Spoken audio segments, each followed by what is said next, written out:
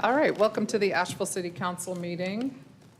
If you could just take a moment to silence your cell phones. If there's anyone wishing to speak during the meeting, please step into the hall and sign up to speak if you haven't already. If you have done so, you're good to go. If you could please rise for the Pledge of Allegiance.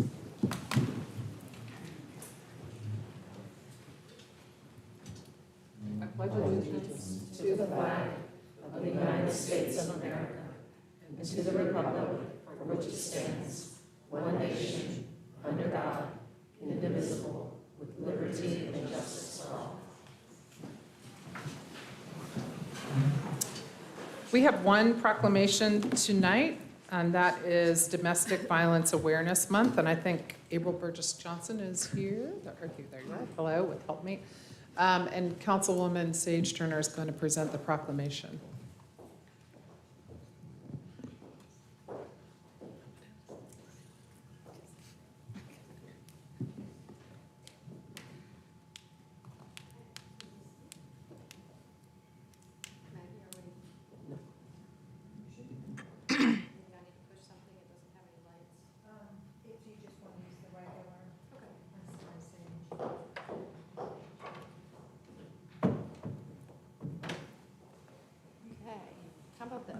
How's that? Can you hear me?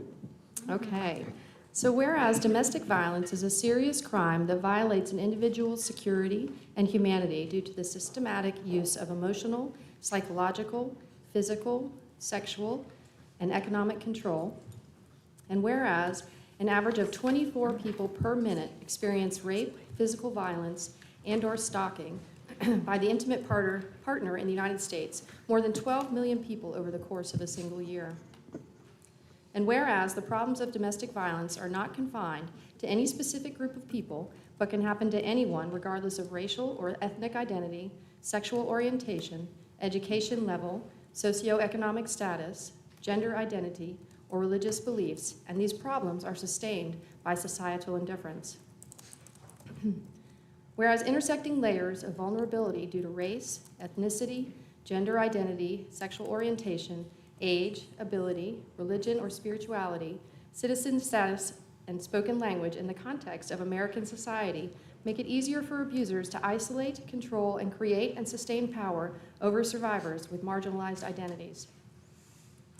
And whereas children who grew up witnessing domestic violence in their homes are deeply impacted and are more likely to have trouble in school, more likely to perpetuate and be victimized by violence themselves, and more likely to experience long-term mental and physical health challenges. And whereas survivors should have help to find the compassion, comfort, and healing they need, and abusers should be held accountable for their violent behavior. And whereas powerful partnerships exist locally between many nonprofit and governmental organizations that are committed to supporting survivors in their journey towards safety and healing. Whereas it's survivors of abuse who have been at the forefront of efforts to bring peace and equality to the home. And whereas Domestic Violence Awareness Month is an opportunity to stand with survivors, to celebrate the progress we have made in combating these crimes, and to recommit to preventing domestic violence in our community. Now therefore I, Sage, on behalf of the Mayor, do hereby proclaim October 2023 as Domestic Violence Awareness Month, and urge all residents to make the commitment to stop domestic violence by speaking out against it and learning more about the resources available to survivors and their families. And thank you for all of it.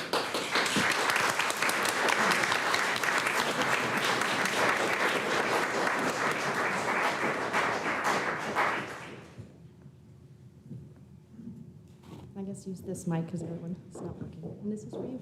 Thank you so much. Yeah. Thank you, Councilwoman Turner. Thank you to all the members of the council, Madam Mayor, Madam City Manager. We're entirely grateful for this moment to pause and to recognize that domestic violence has deep impacts in our community. We're incredibly grateful for the many partnerships that we have with the City of Asheville to try to address the harms caused by domestic violence and, more importantly, to prevent it from continuing to impact our city and our community. Thank you so much for all of your support. It means the world to me, it means the world to Helpmate, and most of all, it means a lot to survivors to see their city take this issue seriously and take a moment to recognize their experiences. Thank you. Thank you.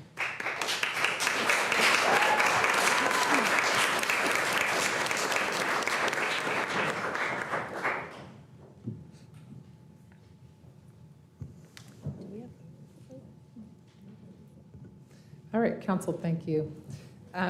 We are going to move on to the consent agenda. Do I have questions, comments, or a motion to approve the consent agenda? No questions, so moved. Maggie, please, Maggie would like to clarify something for us. I want to let council know that we've just discovered that the old ordinance is attached to the consent agenda B, the first section 2. I apologize for that.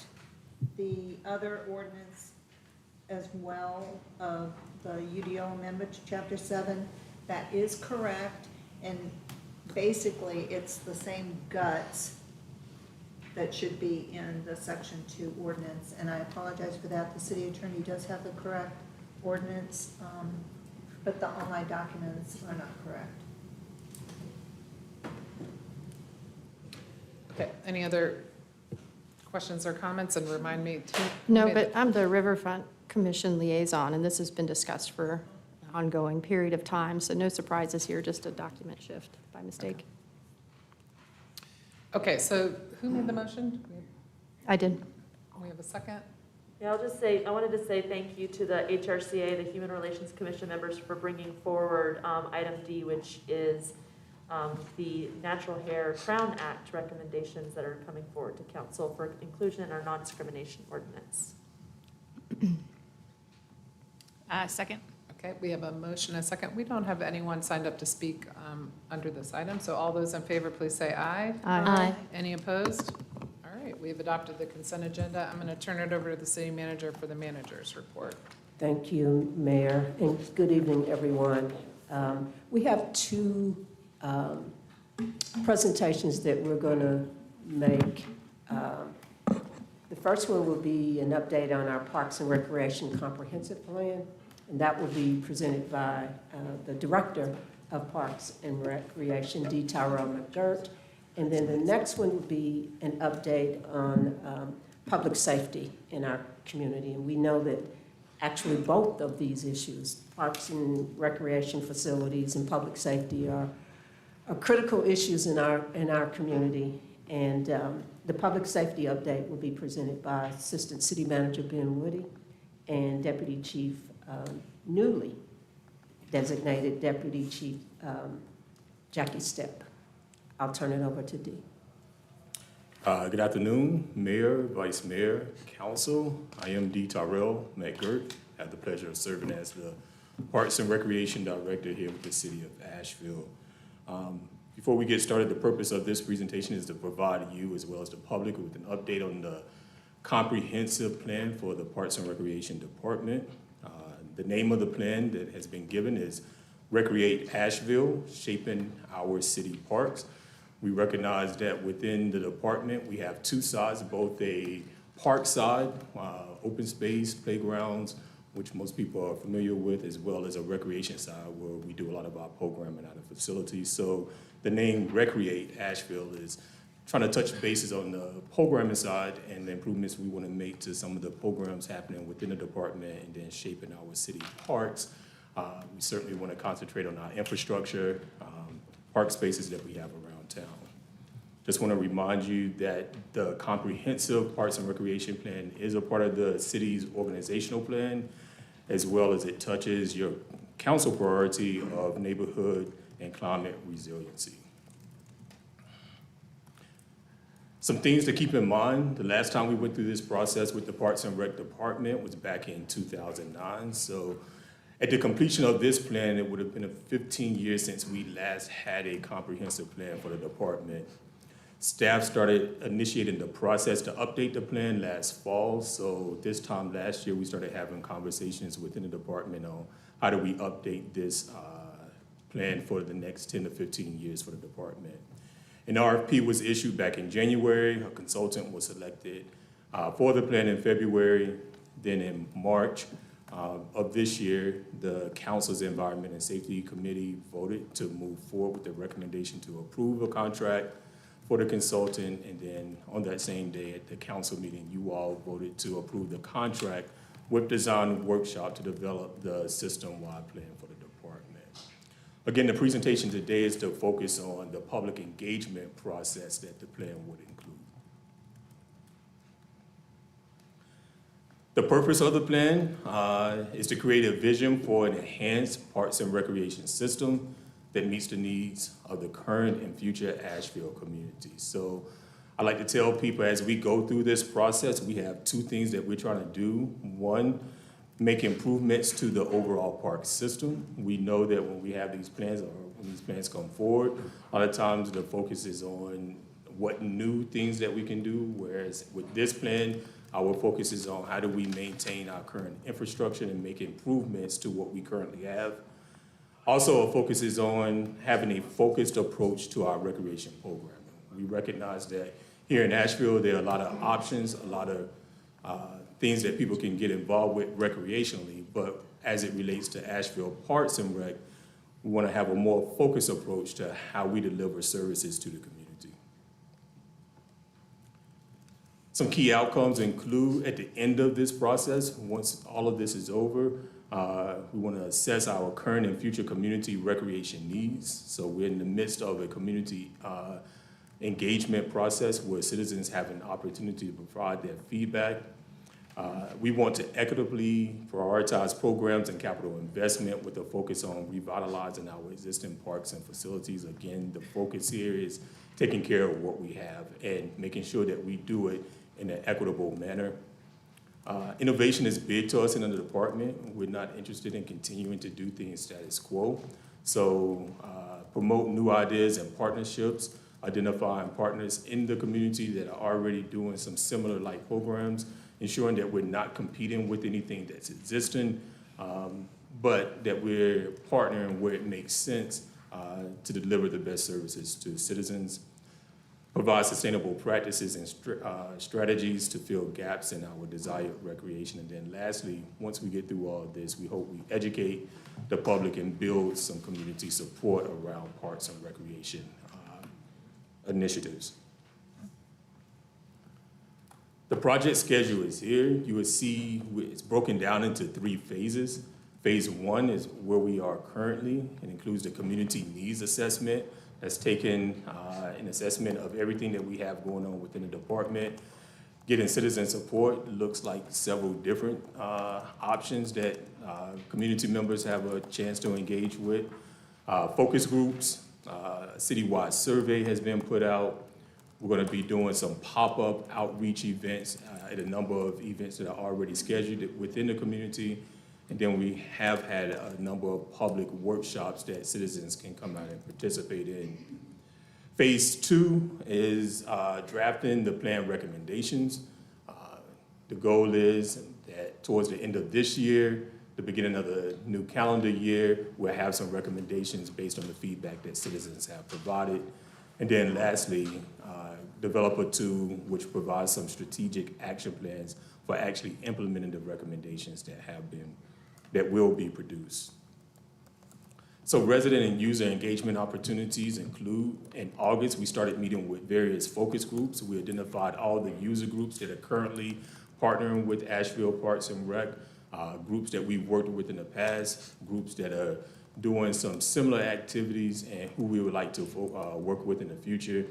We divided those focus group opportunities into 4 different topics, including recreation, sustainability, equity, and place making. And we started meeting with those groups to get their feedback on the plan. This month, or last month, we put out a monthly newsletter, which included updates on where people can find more information about Recreate Asheville. We started putting out banners throughout the parks, yard signs, in any of the parks. So if you visit any of our parks, you should see a QR code that would take you straight to where you can complete the survey and provide your feedback there. We sent out information to all the neighborhood associations that are registered with the city. So if it is a neighborhood group, we have your email contact person for that neighborhood association. Information was pushed out to them to make them aware of this plan coming up, the workshops that have been planned, and ways they can get involved, and even invite us to come out to the neighborhood association meetings where we're happy to share more information. There have been a number of press releases, local media has picked up on it, transit, bus ads, et cetera. We kicked things off back in September, on September 25th. A random, statistically valid random survey was mailed out to select individuals at random. So that is one survey that a few citizens will receive in the mail. Also, the recreateasheville.com website went public. The survey is there along with any other information related to Recreate Asheville. And right now, we're in the midst of having a number of public workshops. We started last week. We have one more scheduled, which is this Thursday at Carrier Park from 5 to 7. This is just an opportunity where citizens can come out. They may have questions. They can engage with staff, ask more, and provide more insight into the things that they would like to see in their parks and rec system. So a number of different ways where citizens can get involved. Other opportunities include any activity, event, or program that the department itself is leading. There are opportunities for those participants to find out more about the planned community events and festivals that are planned now through November 20th. We have taken a look at all of those events here in Asheville. We'll have staff attending some of those events and passing out more information about how citizens can complete the survey. Again, neighborhood meetings, we've already been invited to a few, but there's an opportunity for different neighborhoods to invite us out where we're happy to come and share more information about Recreate Asheville. And then we've identified some farmer markets also happening in town where we'll have a presence. Again, just keep in mind, the last time we went through this process was, once this is complete, will have been 15 years ago. We started going through this and planning for it this last year. Earlier this year, we put out the RFP, selected a consultant, and both the committee and council approved the contract with design workshop. So there are lots of ways to get involved. I want to remind everyone one last time, recreateasheville.com is where you can go to complete the survey to provide your feedback on anything that you would like to see within your Asheville Parks and Rec system. Happy to answer any questions. We thought this was so important. It actually is being reviewed by the Environment and Safety Committee. I mean, they will have, the opportunity to review and make recommendations to full council in terms of action ultimately. But because this is such an important issue within our community, wanted to bring to the managers, reporting to the council, full council, so that we can get and encourage people to participate in the survey and all of the opportunities to have input on this vital service that the city provides. So thank you, Dee. Two things. Yes. One, I always, you hear that the community that parks and recs together stays together. So I really do love the way that we get a chance to convene in our parks and rec facilities and programming. I actually went into a business while I was talking to folks about the College Patton project, and there was a business owner sitting at their desk filling out the survey. I was so excited. Awesome. It turns out that it's a little hard to find on the city's website because it isn't currently included on the engagement hub. So I'm going to just back you up by saying Recreate Asheville one more time. But it might help if we're trying to get folks to engage if it's consistently in the same place. So it's just a little hard to find. But it only took about 15 minutes for me to fill out. I would encourage everyone to do it. It's just a little bit easier if we have it, whether it's a splash on the homepage if it's really important stuff, or at least all in the engagement hub. Appreciate that feedback, Councilwoman.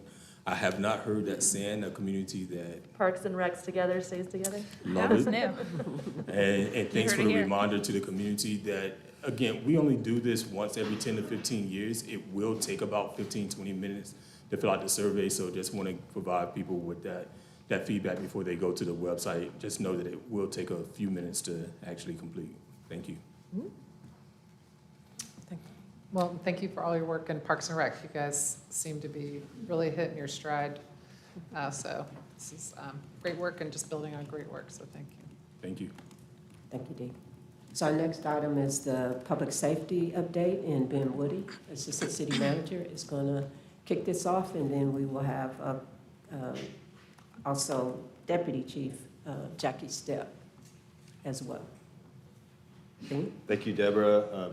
Good evening, Mayor, members of council. Ben Woody, Assistant City Manager. This is a public safety update. I'm going to tag team this with Deputy Chief Stepp, so I'm going to really kick us off, go through the key takeaways, and I'm going to turn it over to Deputy Chief Stepp to go through some of the APD updates.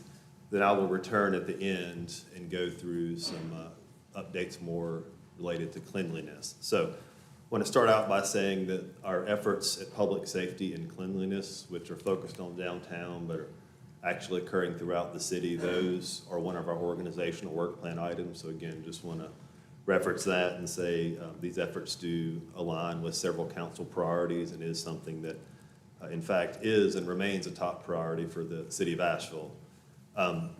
One thing that I thought we did well during the 60-day initiative and that we continue to do well is take an interdisciplinary approach towards the public safety and cleanliness issues that exist. And I just want to reiterate, that's not just downtown, but that's citywide as well. And I'll spend a little more time talking about some of that later in the presentation. Also, since the conclusion of the 60-day initiative, the city service levels have either been maintained or enhanced, and so I want to thank our departments for their ability to do that. And again, I'll give some more detail on that as we go through the presentation. But of course, as we move through this and we begin to enter the budget process, we will also look at identifying resource needs to further enhance those services in the future. Another thing that we're going to do is we're going to roll out some new communication strategies that are really focused on downtown. So we want to make sure that we're getting updates and the latest information to our businesses, to our residents, to the city council, to everybody that's interested in these efforts. I'll talk more about that. We've got some new initiatives and efforts coming out later this month. And then finally, just want to reiterate that public safety and cleanliness certainly is a community-wide responsibility. We need to work in partnership not only with businesses and residents, but other agencies to be successful at these efforts.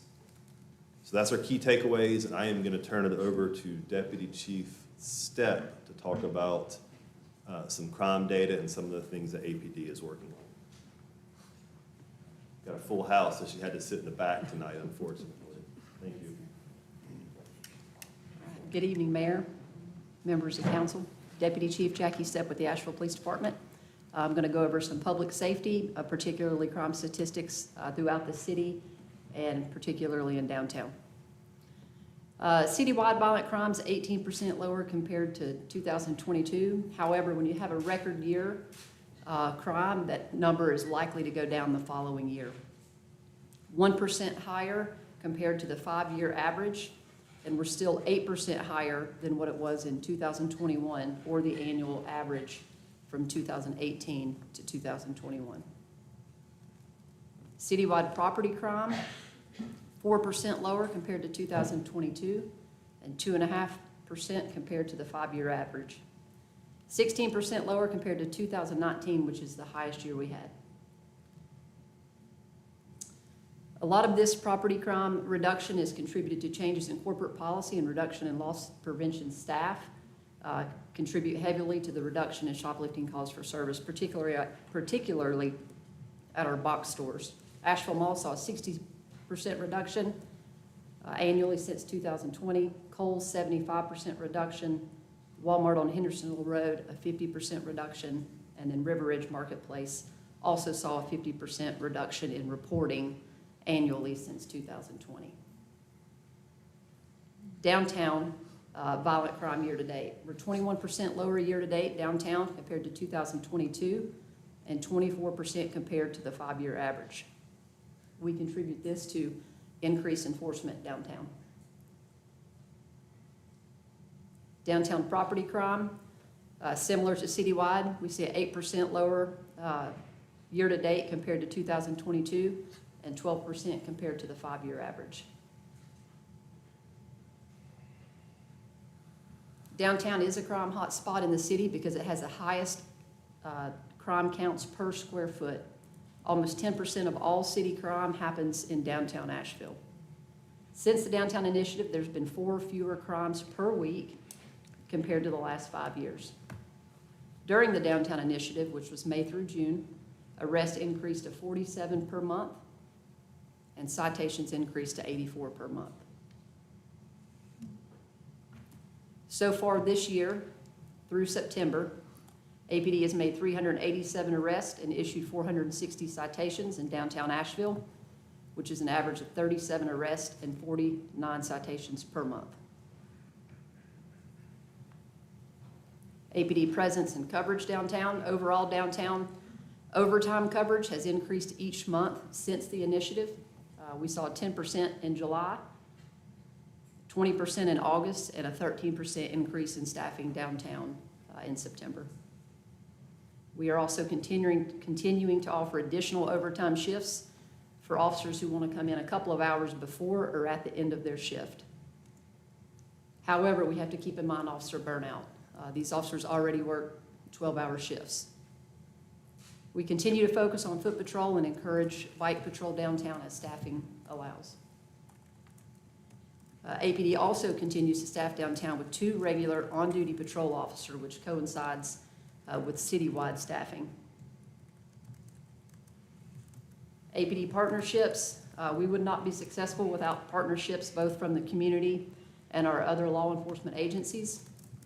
We've been very successful in addressing violent crime downtown due to successful partnerships with law enforcement agencies. While we have met with the Buncombe County Sheriff's Office and we did welcome assistance to address downtown issues, minimal assistance has been provided. Buncombe County could only provide 8 hours assistance during the City of Asheville's 60-day initiative. They made no arrest, issued no citations, generated no reports, and investigated no crimes. APD and Buncombe County recently met to discuss a path forward, particularly to address downtown issues. After the meeting, there were agreed upon next steps. Unfortunately, the recent communications from Buncombe County Sheriff's Office suggesting that APD did not want support from them was disappointing and inaccurate. APD remains willing to collaborate with the Buncombe County Sheriff's Office to address this important issue, both downtown and throughout the city. In terms of recruiting and retention, we currently have 4 in field training. We have 5 BLET recruits. We're expected to have 10 start in January in our BLET class. We've hired 5 lateral officers since May 2023, and that's compared to 2 laterals since 2017. More than a dozen inquiries from officers from outside agencies have come in since May. And that's it for APD's presentation, and this is where I'll turn it back over to Ben unless there are questions that you all have. I have I actually have 4 buckets of concern. One is, thank you for the presentation and the information that we received today. I know we focus on the things we care about, and I heard, I think, Ben, what you were saying that like we're focusing on downtown, but we're also focusing citywide. And I'm just really concerned about how we hold on to duplicity when we can either focus on downtown or we can take care of the whole city. We just acknowledged Domestic Violence Awareness Month. And I would think that we would talk about violence prevention citywide, and I know we want to. But it's really hard for us to meet the needs of downtown and the whole city when our daytime population is so high and we don't have access to the resources of our tourism developments, hotel occupancy taxes. So that's just one area of concern. I want to tell a good story and I want to tell a hopeful story, but I want to tell a true story. And the true story is that we can't possibly focus on 2 things. If we go back to slide 20, I think that was the one that had the arrest statistics. And I was wondering if the ones from October represent the recent special operations. They do. Okay, I've emailed this concern to Deborah and Esther, so I'm just going to highlight it here. This is the opportunity for me to do that since we don't have things like the CPAC meeting, but I'm getting questions about the special operations. where dozens of people were cited and arrested, many with nonviolent charges like panhandling and trespassing. On this weekend, when we had temperatures dropping just shy of code purple, in addition to being really expensive use of resources, these traps place individuals in our community in a more precarious situation as their poverty status just deepened. And I know that we all know this, it costs money to be poor. Since many of our upcoming partnerships and solutions to homelessness and health disparities are not yet available, I feel like we're putting our staff in a terrible situation where they have to enforce laws when they don't have any other option. And I'm a little curious about what is it like when you approach someone in the community who's having a health crisis, behavioral health crisis, is not where they should be. Where do you send them? Because we don't have the shelter capacity. If they're breaking the law, and they're consistently breaking the law, they'll be arrested. Okay. Can you go back? I'm I also wanna- really oh. concerned about the communications from the city, suggesting that we're pitting If I each could, other. by the way, of those arrests, 29 arrests, 17 had felony warrants. So these are not minor offenses. 17 Our of officers 62. have shown repeatedly discretion in every instance, but at some point, when discretion no longer works, we will use all the tools in the tool belt, which includes making arrests. And that is what we will do. Thank you. From the staff side, I'm concerned that the communications from the city suggest pitting people against each other based on class. Some people were acknowledged as residents while others were not acknowledged for their quality of life suffering. So I guess I'm a little worried about when we're sending press releases out about 62 arrests and citations, that the way that we use language is so important when we're talking about people who do or don't have access to housing or health care. When we need special operations to get everyone housed. Like we said that we were gonna do that with the National Alliance to End Homelessness report. We were gonna we're gonna build housing and we're gonna work on shelters. But this is a significant use of staff time and resources. And if we just place people farther away from downtown and access to resources, they will move into the neighborhoods, and the neighborhoods, especially close to downtown, won't have the resources to deal with folks who are displaced. So I feel like these kinds of conversations would be really added to if we had our Citizen Police Advisory Committee meeting regularly. We could hear concerns from neighbors, we could hear concerns from businesses, we could hear concerns from people suffering from poverty and lack of access to housing and healthcare. And it's really unfortunate that we've been stubbornly refusing to have that meeting, but now we're having it here, and there's no public comment in the manager's report. So we're kind of missing our resources, and it's our people power, our neighborhoods. And the people who live and work here and make Asheville special include people who don't have what they need to live. So those are my concerns, and thank you for hearing them. Can we go back, excuse me, were you going to? I want to make sure I understand the first point you were making. Was it that if we focus on downtown, we can't focus on somewhere else? I believe you said something like we can't do two things at once, and then I have a point I want to make, if that was in fact your point. Right, I think we have acknowledged that we're down in staff. So the fact that we would pull in resources from everywhere else, and we're hearing about overtime and the impact on staff, then folks around the city have less access to resources. So here's my thought on that. You know, I've long been a proponent, as have the folks living in the Housing Authority, about more coverage in those areas. But I believe it was in May or June, some of us were invited to a meeting with our counterparts in the county. I think it was Maggie, the mayor, and me. The chief was there. Deborah was there. And I remember looking at the data that was presented, and I was shocked. I especially was shocked by the level of violent crimes. I believe there were like 11 rapes downtown in a 2-month period. So much so that I asked the question, are you telling me that I am safer in Hillcrest than I am in downtown Asheville? There was a pause. And then the answer was yes, you are safer in Hillcrest than you are in downtown Asheville. And then there was a caveat, at least in the daytime you are. When I look at the numbers, it seems like we're making great strides. So when people who work downtown tell you they have an issue with crime, the data supports what they're saying.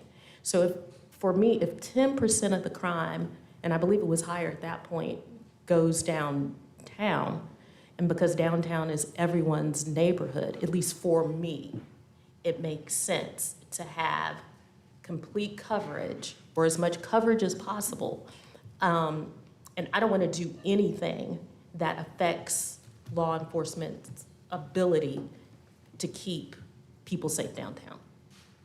So I would love to have some more conversations at the full council level about the types of crime we're seeing. I've also seen analysis that the most intimate partner violent crime is happening in people's homes. And part of that is because they don't have another place to go to. So if we're going to look at addressing really serious violent crimes, especially the demographics of the most vulnerable people in our community, but we're having our staff get people for panhandling and things like this. Like These are priority 1 crimes to which I was speaking. So I mean violent crimes. So I mean rapes, robberies, and especially dangerous, harmful activities. Well, I do think that it would be helpful to have conversations where we can, whether, I know we always talk about work sessions as being the thing. We've had public letters in the TV stations about this. We've had, I need us to be able to have a conversation where we can hear from the public about what they're experiencing, what is our plan to getting to the bottom of it, because just burning out our staff surely shouldn't be the plan. But we do partnering need is to remain something safe in the meantime, because I think what you're really getting at is that we need to have the facilities ready to house folks that are experiencing these crises. And we do not have them all ready yet. They're in the works, but we do have to keep people safe in the meantime. Well, I will point out, we did allocate funding at our Yeah. last.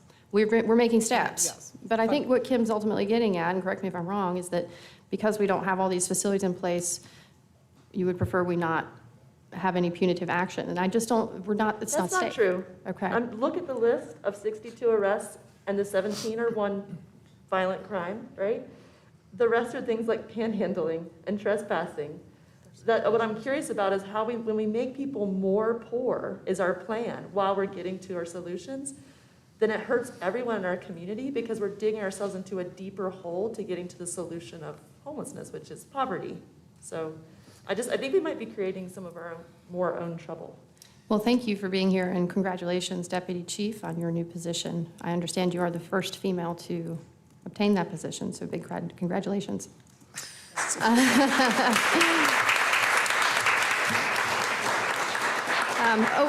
I did have a couple more thoughts. Chief, Deputy Chief, and Deputy Chief. I just had a couple more positive thoughts I wanted to share before you walked away, sorry. But I was excited to see the 5 lateral hires, especially the point that had been 2, I think, since 2017 or something.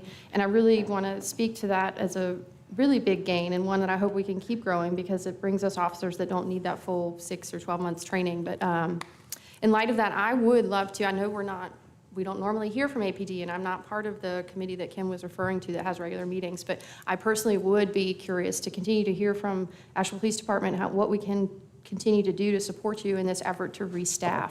If that looks like a mid-year budget amendment, a pay increase, I don't know what it is, more lateral hire support, how we can do that. I would be curious to know what that looks like. Certainly. Thank you. And I know you all are, and we got to let you go. But I want to thank you both and thank your department for what you're doing. I think you have heard from the majority of this council that we have elevated crime, safety in our community to a top priority. We've done that as we come together through our annual meeting, which we're going to have another one in February. And we've set those priorities, and it's the manager's job to work with the departments to carry out those priorities. And you have been doing that. We don't get to micromanage how you manage which is good, because none of us are police officers. So that is not our area of expertise, but also by charter, we're not to interfere with how you carry out your duties. We are allowed to, as a council, set priorities and say that we want a safer community, we are recognizing the issues with downtown and we want to focus there, and you've responded. And as I understand it, that effort will continue. We've heard a lot from downtown merchants about the fall season, and of course it's a big season for Asheville, and a lot of our locals depend on successful businesses in the downtown. So I appreciate all the efforts you're making, and I know it's challenging given the resources you're dealing with. We are up to the challenge, and there will be more similar operations to address issues as they rise. Thank you. And Mayor, I'd just like to add one other thought, which is, even though we lay it with APD, we look at public safety as a community issue. APD alone will not solve crime or public safety issues that we're being confronted with. And that's why when Mr. Woody comes up, he will talk about the holistic view of public safety and the approach that we are taking. The last point I would make is that in no way are we trying to criminalize poverty or homelessness. It is a behavior. And unfortunately, we don't have the types of resources, social service resources, mental health, behavioral health, all of those things that are needed. So we're muddling through, but I think we are connecting some dots, but it is impossible for sworn officers to look away from behavior that is criminal. They're charged with enforcing the law. And they use tremendous discretion as to whether, that's why you see so many citations. Yeah. That's a conversation of saying, don't do this again, please, because, you know, this behavior ultimately can be criminal. And so I just wanted to. I agree, yeah. Thank you for that. And Chief, Deputy Chief, we don't get to see you very often, but on behalf of business downtown and a downtown worker, and please share this with your department. We appreciate seeing you in downtown. We appreciate the efforts greatly.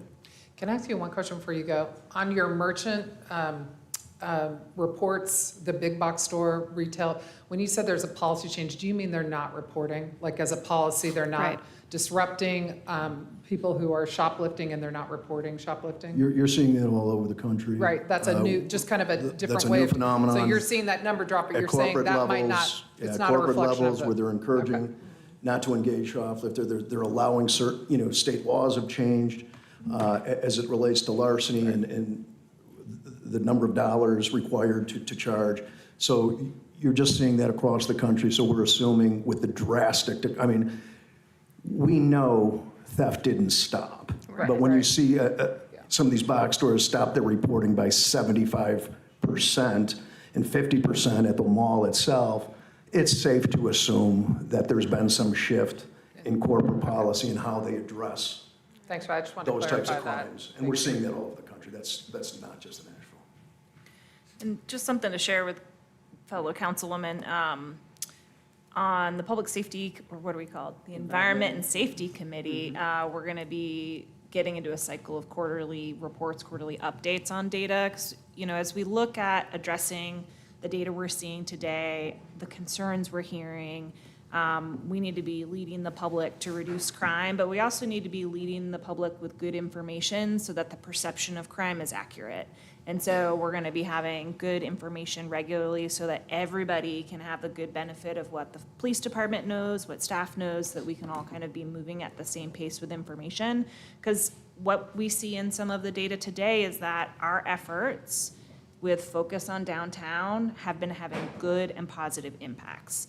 It is necessary, insufficient, but better than it was before. And so having that information is really valuable. And so as we get that in public safety, of course, that's available to the whole community. And again, hopefully we'll have more conversations at the council level as well. Will you bring that? I mean, if we don't hear from the committee directly, it'd be great to have that data at least passed to us. Yeah. Thank Thank you. Simple enough. Thank you.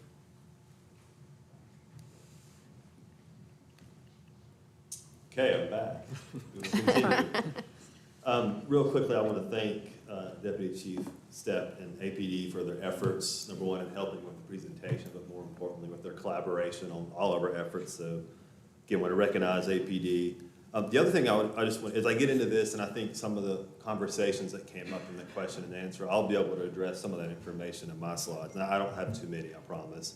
But I do want to kind of address one thing, Councilman Roney, is yes, it is challenging at times to focus efforts in different geographies. I want to acknowledge that, but also just want to recognize our other, I see Dee Tyrell's here, and I saw Christy Bass in the back, so I know we've got some Parks and Rec staff, but I want to recognize the other departments, and I do want to say they are truly making the efforts to show up and provide these levels of service in different parts of the city.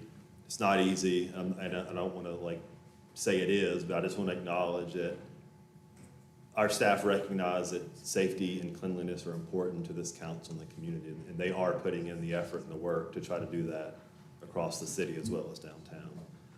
So jumping in, Community Responder Program, this was a program that we piloted as part of the 60-day initiative.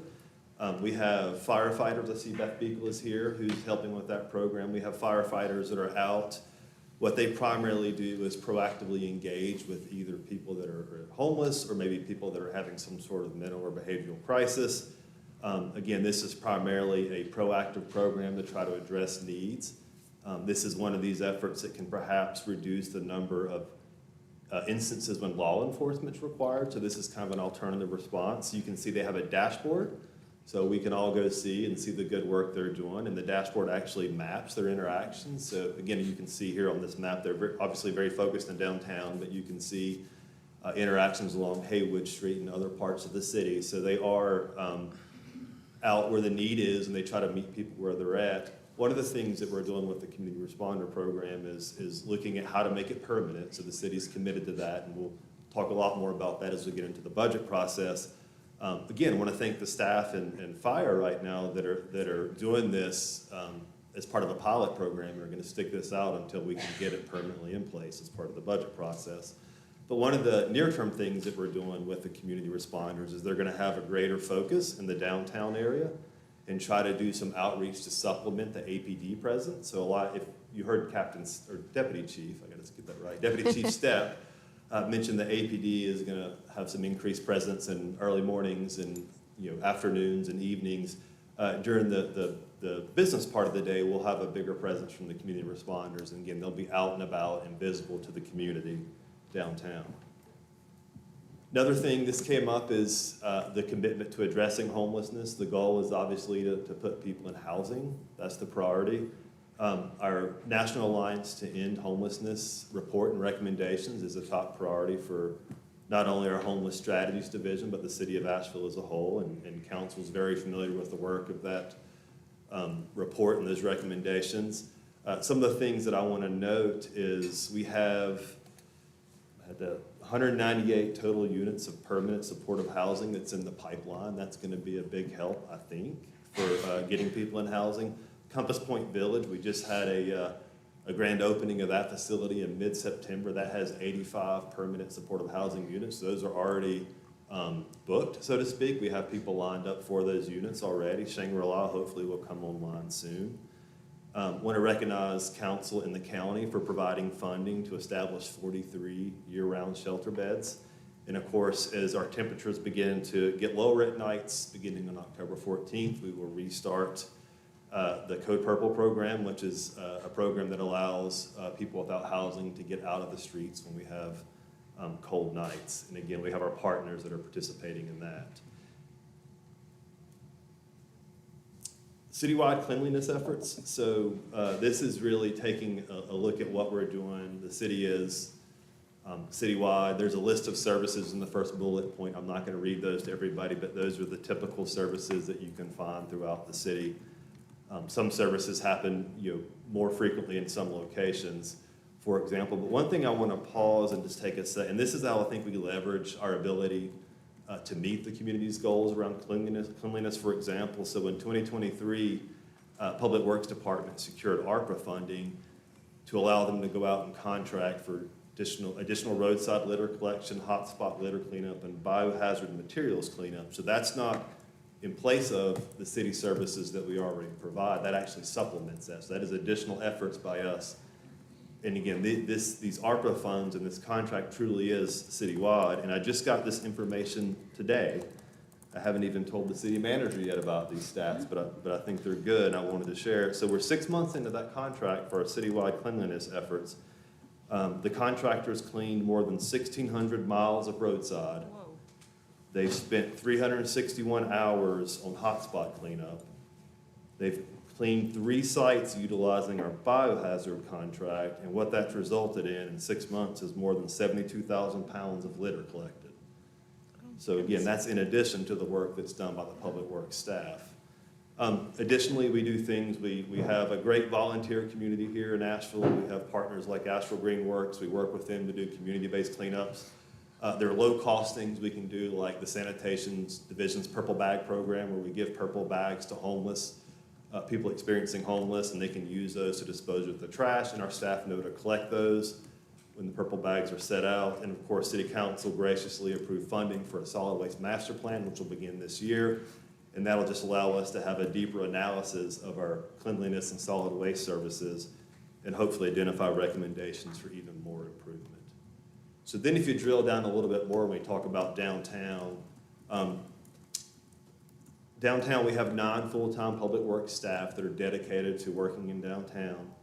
Much like we did for the city, we also have, and this has been in place for many years, we also have supplemental contracted services that exist in downtown as well. So in addition to our 9 full-time employees that clean downtown, we have a contract to have additional cleaning that really focuses on kind of just general cleanup, vegetation control, and that's where a lot of the pressure washing happens through.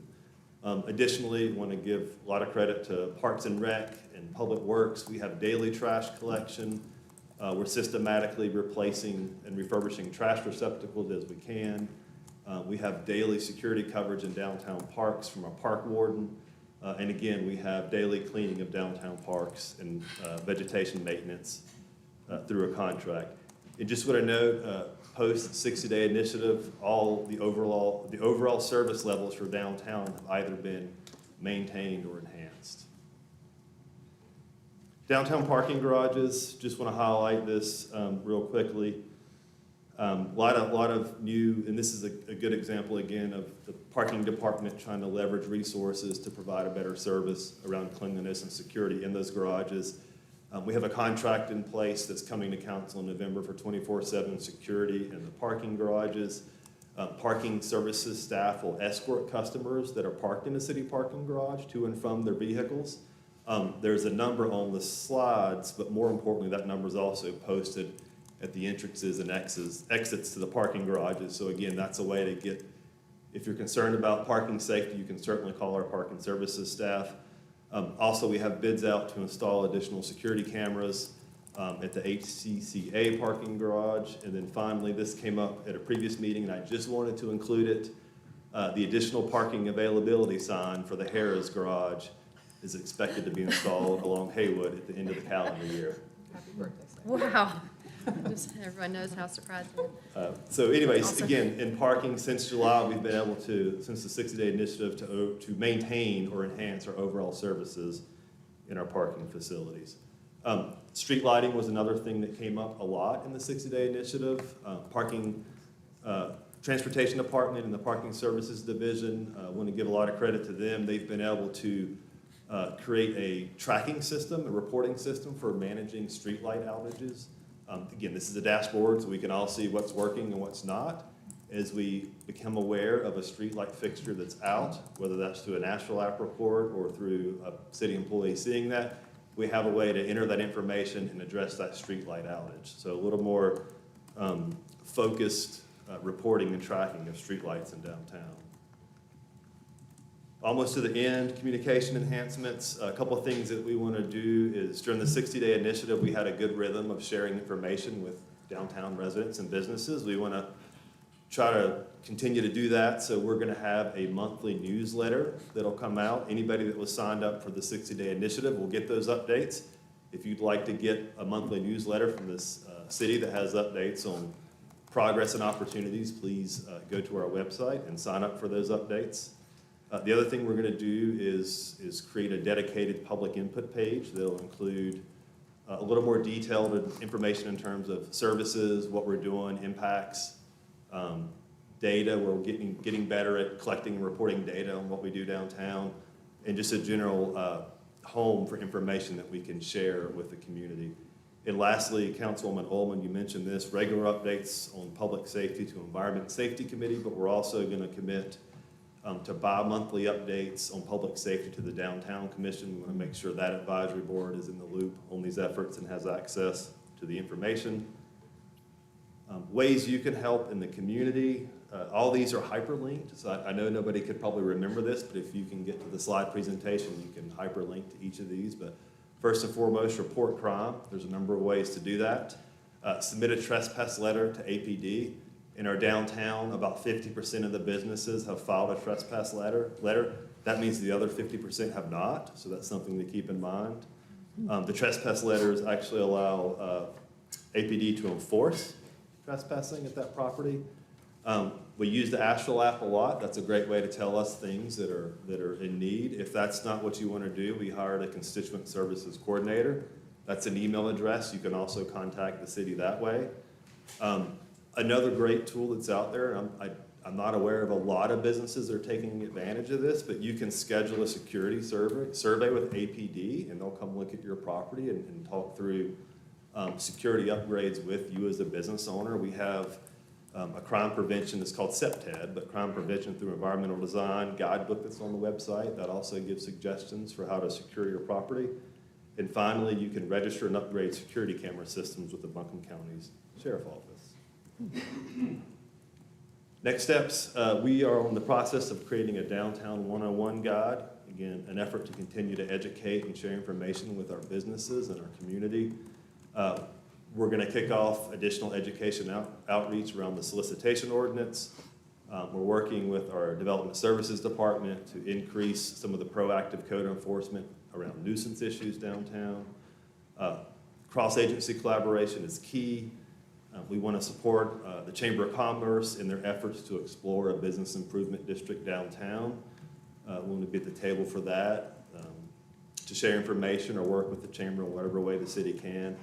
And then finally, using our project pages and our ability to communicate, we want to really track the services that we're providing and the impacts those services have.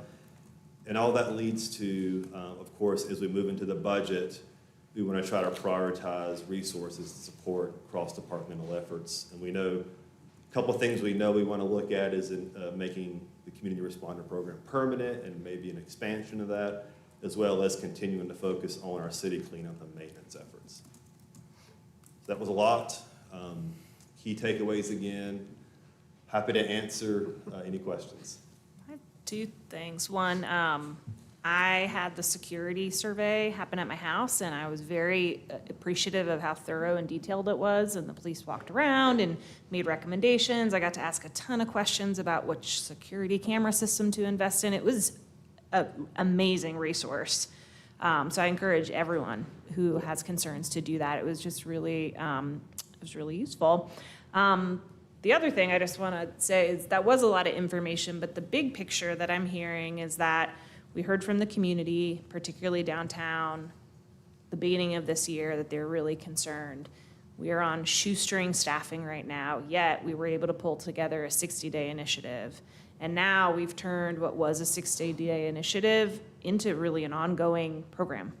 We are continuing to run a downtown safety effort, and that effort isn't myopic. That effort includes a range of things, from providing housing strategies for the unhoused, our new community responder program, to provide support before issues escalate to criminal behavior, cleanliness, safety lighting, and law enforcement. So I'm really proud of the work. I think that in government terms, it's been very responsive. You know, I think that we've come a long way, and I think understanding that this isn't just a 2-month effort, that this is something that we now are doing continuously for one of our most important neighborhoods in the city is really meaningful.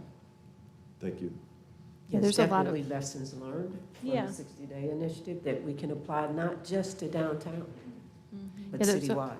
There's a lot of great stuff in here, and I appreciate all the efforts. And for the councilwomen that weren't around when, I don't know, I guess 5 years ago, we had a dedicated downtown unit. So I know when we hear from businesses and the downtown community, I know that that's sometimes what they're referring back to, as having that level of service before and not having it now. So I know it's challenging, like you said, shoestring staff. But I certainly appreciate all of the efforts that are continuing to happen. And I think one of the critical pieces here is this communication piece and folks being able to sign up for more information. I think that's been a missing piece for a long time, and it's been talked about. So activating that and implementing it is a big win, I think. And I look forward to regular updates, both the Downtown Commission, the Environment and Safety. It gives me hope, because we did hear from a lot of businesses and residents downtown recently, and this is why we're having this conversation. So thanks to staff.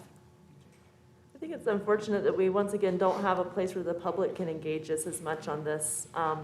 We're dealing with national issues, with choices to have lack of access to housing and health care at a national level. And I really appreciate our staff that are working to try to provide quality, equitable service outcomes with the staff that we have. Imagine what we could do if we had access to our hotel occupancy taxes fully. Imagine how we could take better care of each other and the planet. Especially with our daytime population being so different from the people who live and work here and have to prop up. But we just saw that incredible body of work. One of the things that was on the slides is a conversation about our community responders. And I just wanted to say that I've seen it in action. I've seen them visible and sharing resources and providing a warm welcome that appears to be building trust. But I have to speak to the situation that I dealt with a fellow bus rider who was incredibly ill.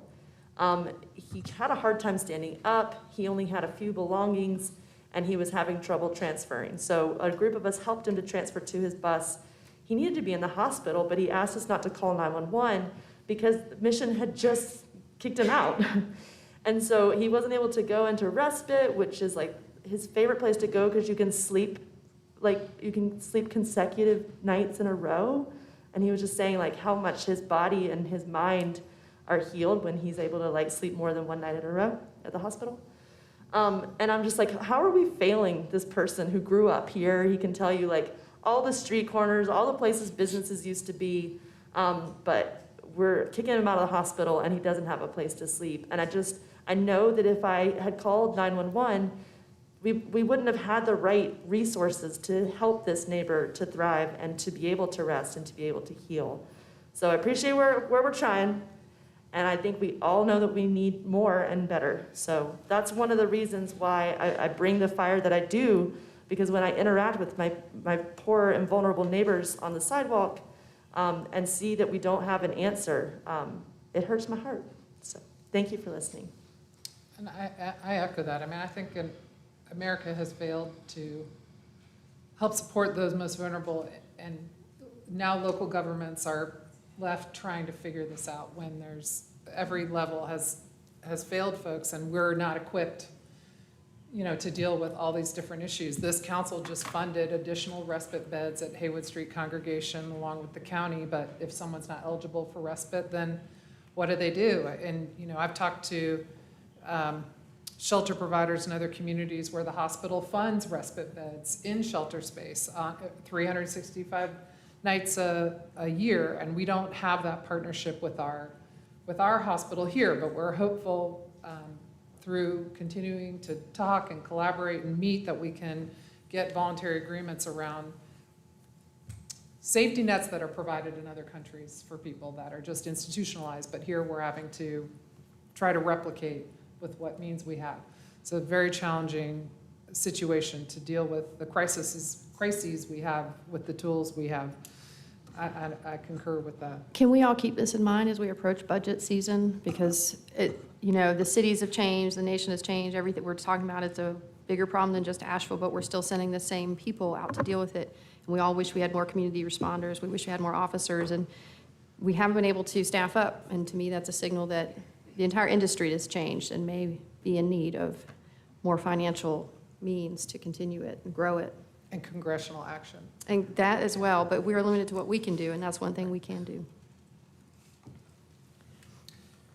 Okay, This our concludes manager's report. Thank you. Longer and longer, I know. Yeah, no, I know. Thank It you was for a the great one, detailed though. Thank you. Sure. Really appreciate it. concludes the presentation. Moving on to the public hearings portion of our agenda, we have one item under public hearings, a resolution to permanently close an excess right-of-way adjacent to 100 Craven Street, and Jessica Morris, wearing her many hats, will present this item. Good evening, council members. Jessica Morris, Assistant Director of Transportation. We have a request from the property owner for this right-of-way closure, and it is intended to facilitate the development of a future multifamily project. This is at 100 Craven Street, and it's generally the corner of Craven and Hazel Mill. This is a very small triangle-shaped area located along the west edge of Craven Street, and the closure, if granted, would not impede any future transportation connections, and there are no conflicts with any utility access. And this is a graphic showing you the purple triangle is the tiny area that we're talking about that the property owner is seeking closure for. And so this would essentially make that a straight line along the west edge of Craven Street. And this is another graphic to show that on top of some topographic lines, you can see that there's quite a bit of steep area in that region. And this project, once developed, will also be providing a sidewalk. That was a question that Councilwoman Roney had previously. And so the sidewalk would essentially go in along the curb line on both Craven and Hazel Mill, and this would be outside of that area. And this is just further trying to highlight where those sidewalks would be constructed with the project versus where the triangle-shaped right-of-way closure is located. And this is kind of what it looks like in real life that we're talking about. Okay, so the Technical Review Committee looked at this on July 17th, and the recommendation was to approve the closure. I believe that was unanimous approval. And the Multimodal Transportation Commission also looked at this in August and recommended approval of the closure, and I believe that was also unanimous.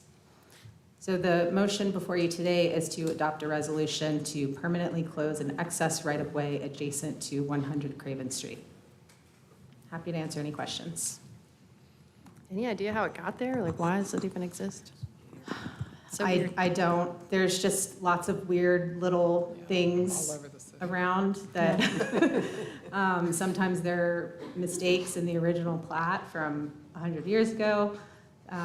So this one was probably something along those lines, but it does have an impact on being able to develop that parcel. And it was multifamily housing. Correct. That's my understanding. I'm happy to make a motion if we're just ready. I'll move to adopt a resolution to permanently close an excess right-of-way adjacent to 100 Craven Street. Second? Okay, we have a motion and a second. I'll open the public hearing and I'll close the public hearing because we have no one signed up to speak under this item. All those in favor, please say aye. Aye. Any opposed? Thank you. Jessica, stay right where you are. That was the easy one. Yeah. We're going to, I am to ask, do you have a vacant seat next to you? If you do, please raise your hand. Oh, 1, 2, 3, 4, 5, 6. Like, let's say 7. 5, 6.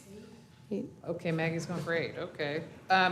We have a bunch of folks in the overflow room. If you're in the overflow room, come on up, 8 of you.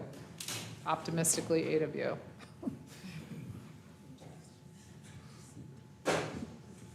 And it would be particularly helpful in the overflow room if you are signed up to speak, if you would make your way up here. Although we don't get to the overflow room till speaker 28, so you have some time.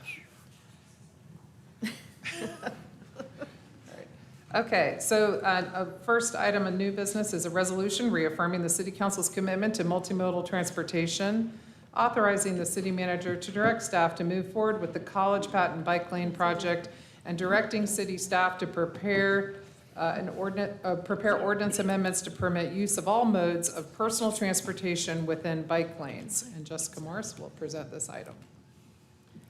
Thank you. So many of these key takeaways are are the same as what we presented to you in, I think it was September. And what we are wanting to reiterate this evening is that this project is intended to implement plans and policies that the city has adopted over essentially the last 10 years, if not longer. The intent of the project is to increase safety for all roadway users. So this is not necessarily just for bicycles, but it's meant to increase safety for vehicles and pedestrians and transit users as well. We began community engagement for this project over a year ago, almost 2 years ago, back in February of 2022, and there have been a number of various types of engagement we've tried to do and methods.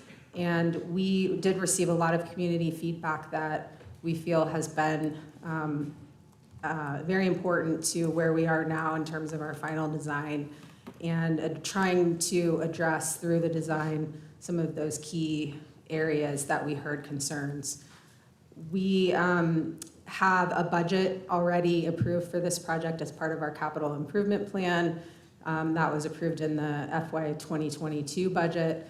And we are asking tonight for council to consider a resolution that would not only provide direction to staff to pursue this project in particular, but reaffirming the commitment to multimodal transportation in general, as well as looking forward to potential ordinance amendments that would permit all types of modes and personal transportation devices to utilize bike lanes within the city. The elements of this project are that it's essentially going to improve safety for all users. In terms of transportation projects and capital projects in general, this is a very low cost, what we would consider high value project, in that it's much less expensive than most of our more capital intensive projects like greenways and sidewalks, where you're spending $300,000 or more for 500 linear feet of sidewalk, or $3 million, give or take, per mile of greenway. These projects are very expensive and they have a lot of community benefit. This is budgeted for $100,000. We've spent about $12,000 so far, and it would provide safe bicycle facilities, a key connection in our downtown of about half a mile. There are many benefits, as I mentioned. Pedestrians also are going to receive a benefit from this project. It's going to reduce crossing distances. My next slide, I'll show. Hold on just a second. Folks coming in, we have 3 seats in the front. I'm sorry, just 2, because Jessica's got to sit down at some point. So we've got 2 more up front, if anybody's.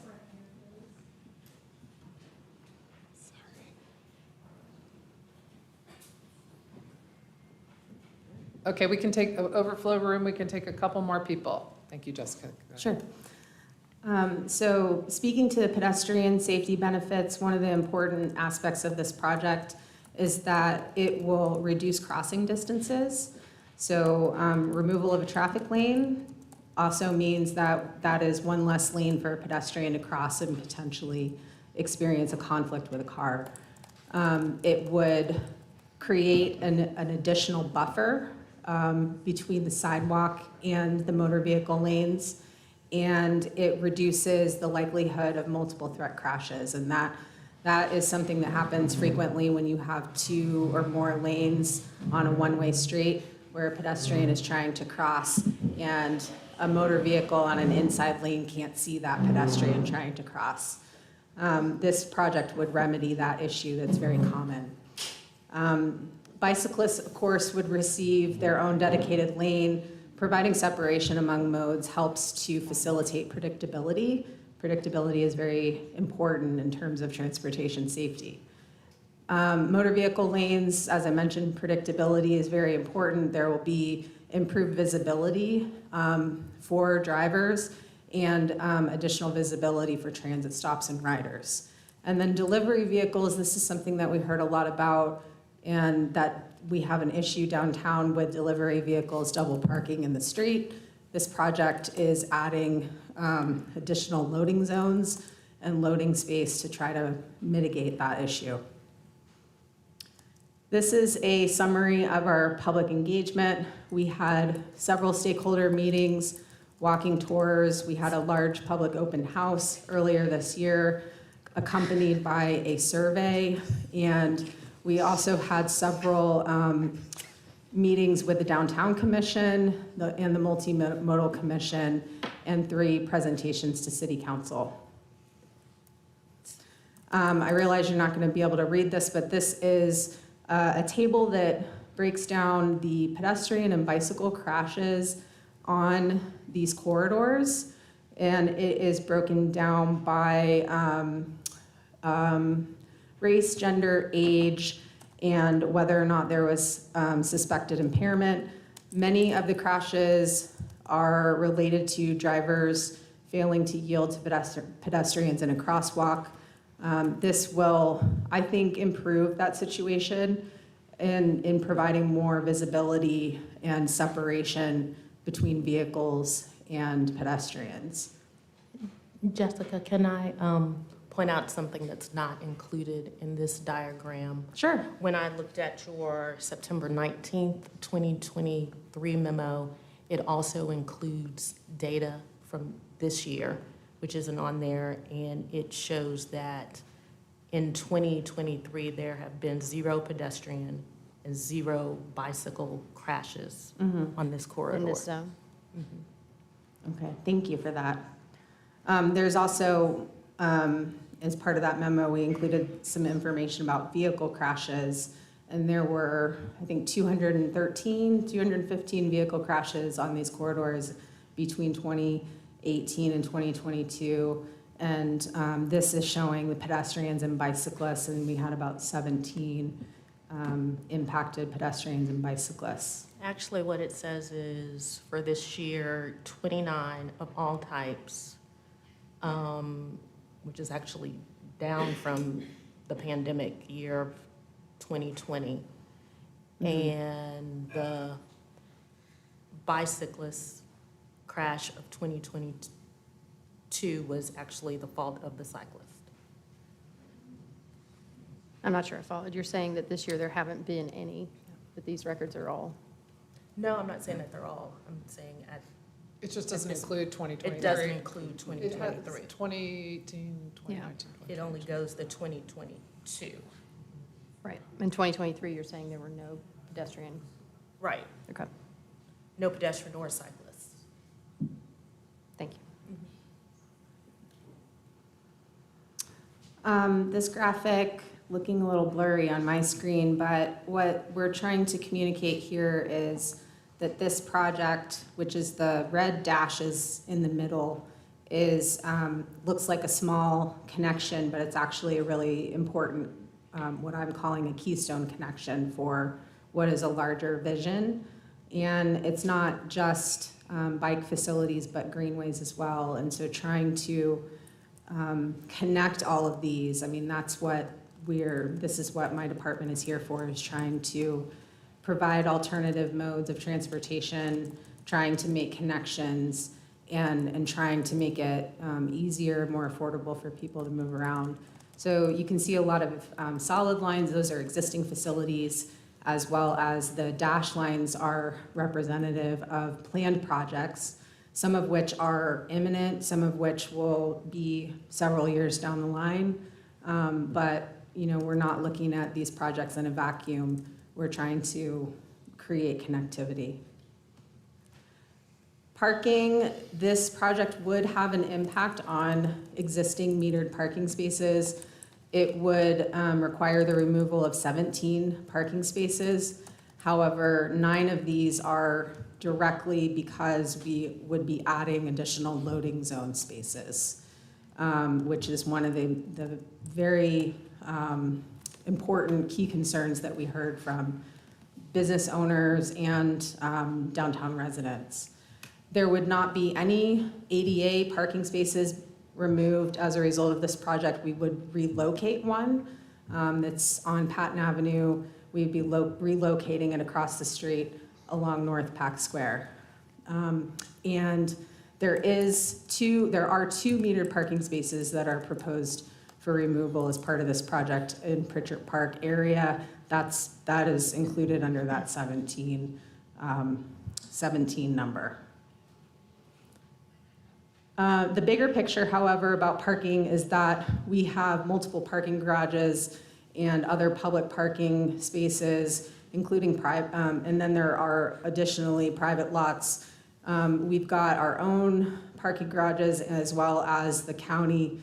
We have just within a 1/10 of a mile parking garages available at Rankin and Cox Avenue, and additional parking spaces in county garages nearby are 1,700. We offer 1,400 parking spaces in garages.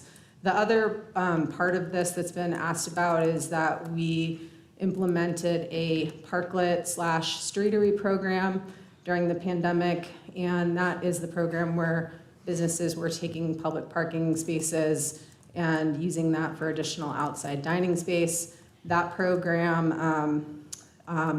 has 13 businesses that are utilizing 25 parking spaces downtown currently. There's also a public parklet on South Market Street that is being utilized. And there were additional businesses during the pandemic that were utilizing an additional 15 spaces. These graphics are, I've got a few of them. I'll just highlight a few things, but we're trying to show what the changes are more or less on a block by block basis. There's no loading zone impacts really on the eastern half of this project. We are proposing to move one loading zone from one side of the street to the other and make it longer. But in this section on both College and Patton, this is where the least amount of parking spaces are being removed as well. So we're removing 3 parking spaces on this eastern half of the project, and those are near the Eris Hotel. But there's no changes to parking or loading zones otherwise. This is the western half of the project, kind of between Lexington Avenue and Haywood Street. This is where we've added a lot of loading zones, not in terms of the numbers, but making existing ones bigger. And so that is also where you're seeing the majority of the loss of parking, because those parking spaces are becoming loading spaces. So we are removing 7 parking spaces on College between Lexington and Haywood, and removing 5 parking spaces on Patton Avenue between Haywood and Lexington. And then this is focused purely on Pritchard Park area. There are some more significant changes in terms of the locations of loading zones. Right now there's a loading zone and a APD parking space on the north side of Pritchard Park. We're proposing to move that across the street, essentially to the curb line, and take some of those parking spaces that would be lost and move them to the east side of Pritchard Park. All in all, there would be a net loss of 2 metered spaces here, but we're adding additional loading spaces, and we are not moving or touching any ADA spaces in this area. So just like with all of our projects, we intend to monitor and evaluate it in general, not just for vehicle speeds and crash data, but also we are going to be looking to increase enforcement related to loading, because that's been a big concern for businesses and others. and has an impact on transportation mobility overall.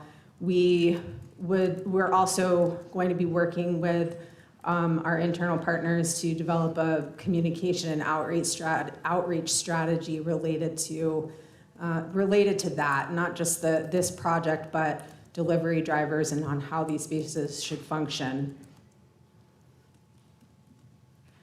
The green line on this graphic is representing where we are tonight. So we are looking for direction tonight from the council. We recently did a presentation to the Downtown Commission, and we are here before you this evening. If we are directed to proceed, we would start to prepare a bid document that we would then issue, and we would then come back to council for consideration of approving a contract for installation. So, wait, go back. So it looks like even if it is approved tonight, it would be early next summer. March contract, 60 to 90 days afterwards. I think So April, May, I June. think I think our goal would be early spring, late spring. So we would need some time to prepare the bid. We'd have to issue it. We'd have to, by the time we get through contract execution, it's a few months. So early spring, For beginning of construction? yes. That seems optimistic. but Yeah, well, it okay. says the consideration of good the to be, contract you is know, in March, yeah, yeah. I think But you're either probably way, right. so it's not now, is my point. It's not in a Correct. couple weeks. Right, exactly. Yeah, there's still process that has to take place internally, but this is a key step in this process that we want to, make sure that we're on the right track. So I will skip all of these key takeaways. I'm just going to skip and go right to the recommended motion. And it is a motion to adopt a resolution to authorize the city manager to direct staff to move forward with the College Patton Complete Streets project and to prepare ordinance amendments to permit use of all modes of personal transportation within bike lanes. I'm happy to answer any questions. Are we doing a motion in a second before?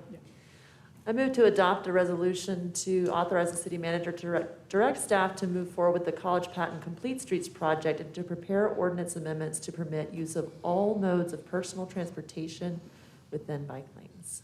Second. All right, we have a motion and a second. Any other questions of staff before we begin Actually the do have public some. comment? Yesterday, I watched somebody making a delivery while parked in the travel lane, though there was a empty loading zone less than 6 feet away. I do know that behavioral changes are gonna take time. They're an issue now. But one of the things that came up while I was talking to a business owner in the neighborhood was there was a discrepancy with lane distances in the initial estimates for the project. Can you speak a little bit about like what's been done to ensure accuracy and success throughout, especially with just like making sure the measurements on the ground work out? Right, so when we started off in January, February of 2022, we had what I call more like a concept design, and it was based off of aerial imagery, and we had at least one location where we had an incorrect width of a buffer for the bike lane, and that was corrected essentially immediately after that was brought to our attention. So the most recent design, all of the numbers have been field verified. So we've taken into account the curb to curb distances. This project is not moving any curbs, so it fits within the 2 curb lines that exist, which generally stay the same throughout both corridors, but there are a couple locations where it gets a little narrower, and we've made changes to reflect that. And then the other thing is just a comment that I was asked to carry forward tonight. There is a petition against pursuing more steps in this project, and it includes over 36 business owners and property owners. And I heard from one of them, Horse and Hero, Justin Raybuck is named on the list. And they did not sign it, and they wanted me to clarify tonight for the record that Horse and Hero and Justin Raybach have not signed the petition. It's possible that building owner might have, but they have not. So they just wanted that to be clear, and that's all I have for right now. I have two things. One, can you go back to the slide around parking?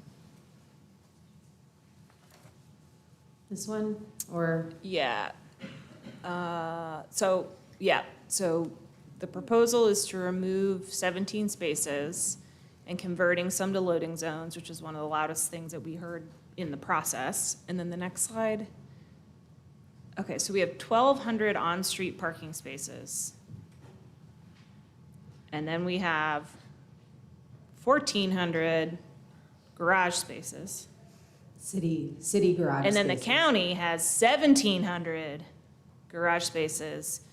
So that's like 4,000 And a myriad of private lots. public spaces. So just wanted to share, when you calculate the loss of parking, it is 0.00049% reduction in parking. Does that sound right from your math, Jessica? I know, that was loaded. Yeah. But what's the loss in the specific area? That is within a quarter mile. Yeah, I mean, the Cox Literally, Avenue downtown deck, is a the quarter Cox mile. Avenue deck I'm not added asking about 650. downtown, I'm asking in the corridor. Well, the Yeah, Cox that's what Avenue she's saying. deck net About added 0.1 so mile. many spaces to this That's all, area in the that's last all in few the years. area. Well, we do add some back too, across from the Wells Fargo ATM. There's 5 added back. So I'm guessing this 17 is a net number, of which 8 are really loss of parking spaces. Right. 9 were converted to loading zone. And I know that I've spent a lot of time talking with businesses and residents downtown about this, and loading zones have come up. I mean, beyond even this project, loading zones have been an issue in downtown for a long time, many years that I've been involved. So I'm guessing that this effort to convert some of them to loading was really a reaction to requests from the community. It was a direct response to the community Yeah. engagement. Sorry, Councilwoman Turner, could you speak in the Am I not speaking? Sorry, I normally speak so loud. I was just saying that, my understanding is on the, I don't know the name of the street offhand, across from the Wells Fargo ATM, Haywood Street, we added 5 spaces that weren't there, so the 17 must be net.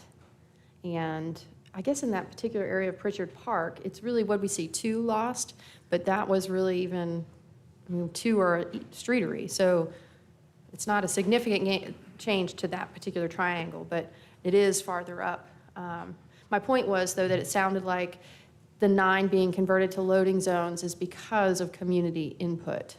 They could be metered spaces, but we've been hearing for years that loading is a key problem. The second point was one, Brad, I'd love you to address before we go into public comment. I've seen and had requests of me specifically to recuse myself from this vote. I will not be doing that. We do not have legal advice to do that. I've been a community activist for a long time on multimodal transportation. That experience in the community has also been beneficial to become a community leader and topics of our public safety and our public transportation. There's no legal conflict if you could cite anything you think you need, but I think people might bring that up tonight and it's a moot point. Yeah, I'm happy to do so. So as an important point of order, North Carolina law clearly lays out the, not only the requirement of members of a city council such as this to vote on all matters, but it lays out the narrow exclusion for which a conflict of interest may preclude them from voting. And it is contained in North Carolina General Statute 168-75. I'll read the pertinent part. No member shall be excused from voting except upon matters involving the consideration of the member's own financial interest or official conduct. There are separate statutes that deal with separate types of votes. One primarily contained in 160D of the general statutes that only deals with land development statutes, and one contained in General Statute 14-234 that only deals with the award of contracts. Because neither of those apply here, 160A-75 is the applicable statute, and it only allows for a member to be recused from a voting of this type if the vote affects their own financial interest or their official conduct. Otherwise, you are obligated under state law to cast a vote. And so me having been a community activist on this does not mean I can avoid my obligation to vote. The fact that I have family members who advocate for things that our community cares about has no standing. There's a point I'd like to bring up that really came to my attention yesterday evening. I'd requested an assessment from public safety, specifically the police department, about their concerns or lack thereof regarding the safety. And what I received last night that causes me concern is that in an email from the police chief, he expressed concerns. In that email, he also attached data regarding response times from Merriman Avenue. He says, our crime analyst examined North Asheville response times going back to 2018. The data is alarming. He also indicated that response times for priority calls, which according to this diagram includes things like homicide, armed robbery, gunshot wounds, and violent crimes. Those calls have increased by 2 minutes, which is a dramatic increase that has APD very concerned. The email also goes on to say that the very question I raised last Thursday was raised prior to, I don't know, when did we do bike lanes? In 2022 on Merriman. And at that point, it was his understanding that once the lanes were complete, data would be reviewed. And as of yet, there is not complete data because the lanes have not been completed. But here's the part that really gives me pause, especially in light of the discussion we had at the beginning of the meeting, where we were shown how downtown is something we say we want to prioritize as far as crime prevention, and it looks like we're heading in the right direction. But the final paragraph in the email says, at this time, it remains the position of APD that research on the Merriman Avenue bike lanes must be completed before any new bike lane projects are to be considered. Our ability to respond to all calls in a timely manner, but particularly priority calls which carry the most risk, remains a concern. So for me, I don't see how I could move in favor of this, knowing that there is a potential, as a result, safety downtown could potentially be affected. I just wanted to make sure everybody was aware of that email, since we didn't get it until late I didn't see afternoon. that. Can you repeat one part? So the data was from 2018? Well, I was just going to add, what the email says is that What it says is what I read. and what you did not include, Okay. Antoinette, is the part where he says, since 2018, even prior to the completion of the bike lane project, response times for priority calls have increased by more than 2 minutes. Well, what I'm looking And then, at, I'm sorry, and then he goes on to say, a number of factors may be affecting the rise, not the least of which is APD's staffing crisis. yes, So I but would- when you look though, let's Ms. go Mosley, back. just a moment. I would just like to say, I'm not sure that the Merriman Avenue project is apples to apples this project. And they are collecting data on Merriman Avenue right now, which I drive multiple times a day because I live off of Beaver Dam. They've just laid May I down ask the police chief, would you Antoinette. come forward and allow us to ask you a few questions then? Well, and I would just like to say that it's my understanding from staff that the police department was asked to weigh in on this. This is not a new project. It's been in the works for months, and they didn't have an issue with it. And I understand, Chief, you designated somebody else to speak for you in that review process, and so you're kind of late in the game coming to review this yourself. I would disagree with that. Just from was- what I've learned from staff. Yeah, I've got some issues with staff as well regarding the APD position. And I've heard different things, many of them anecdotally, of what the APD position was.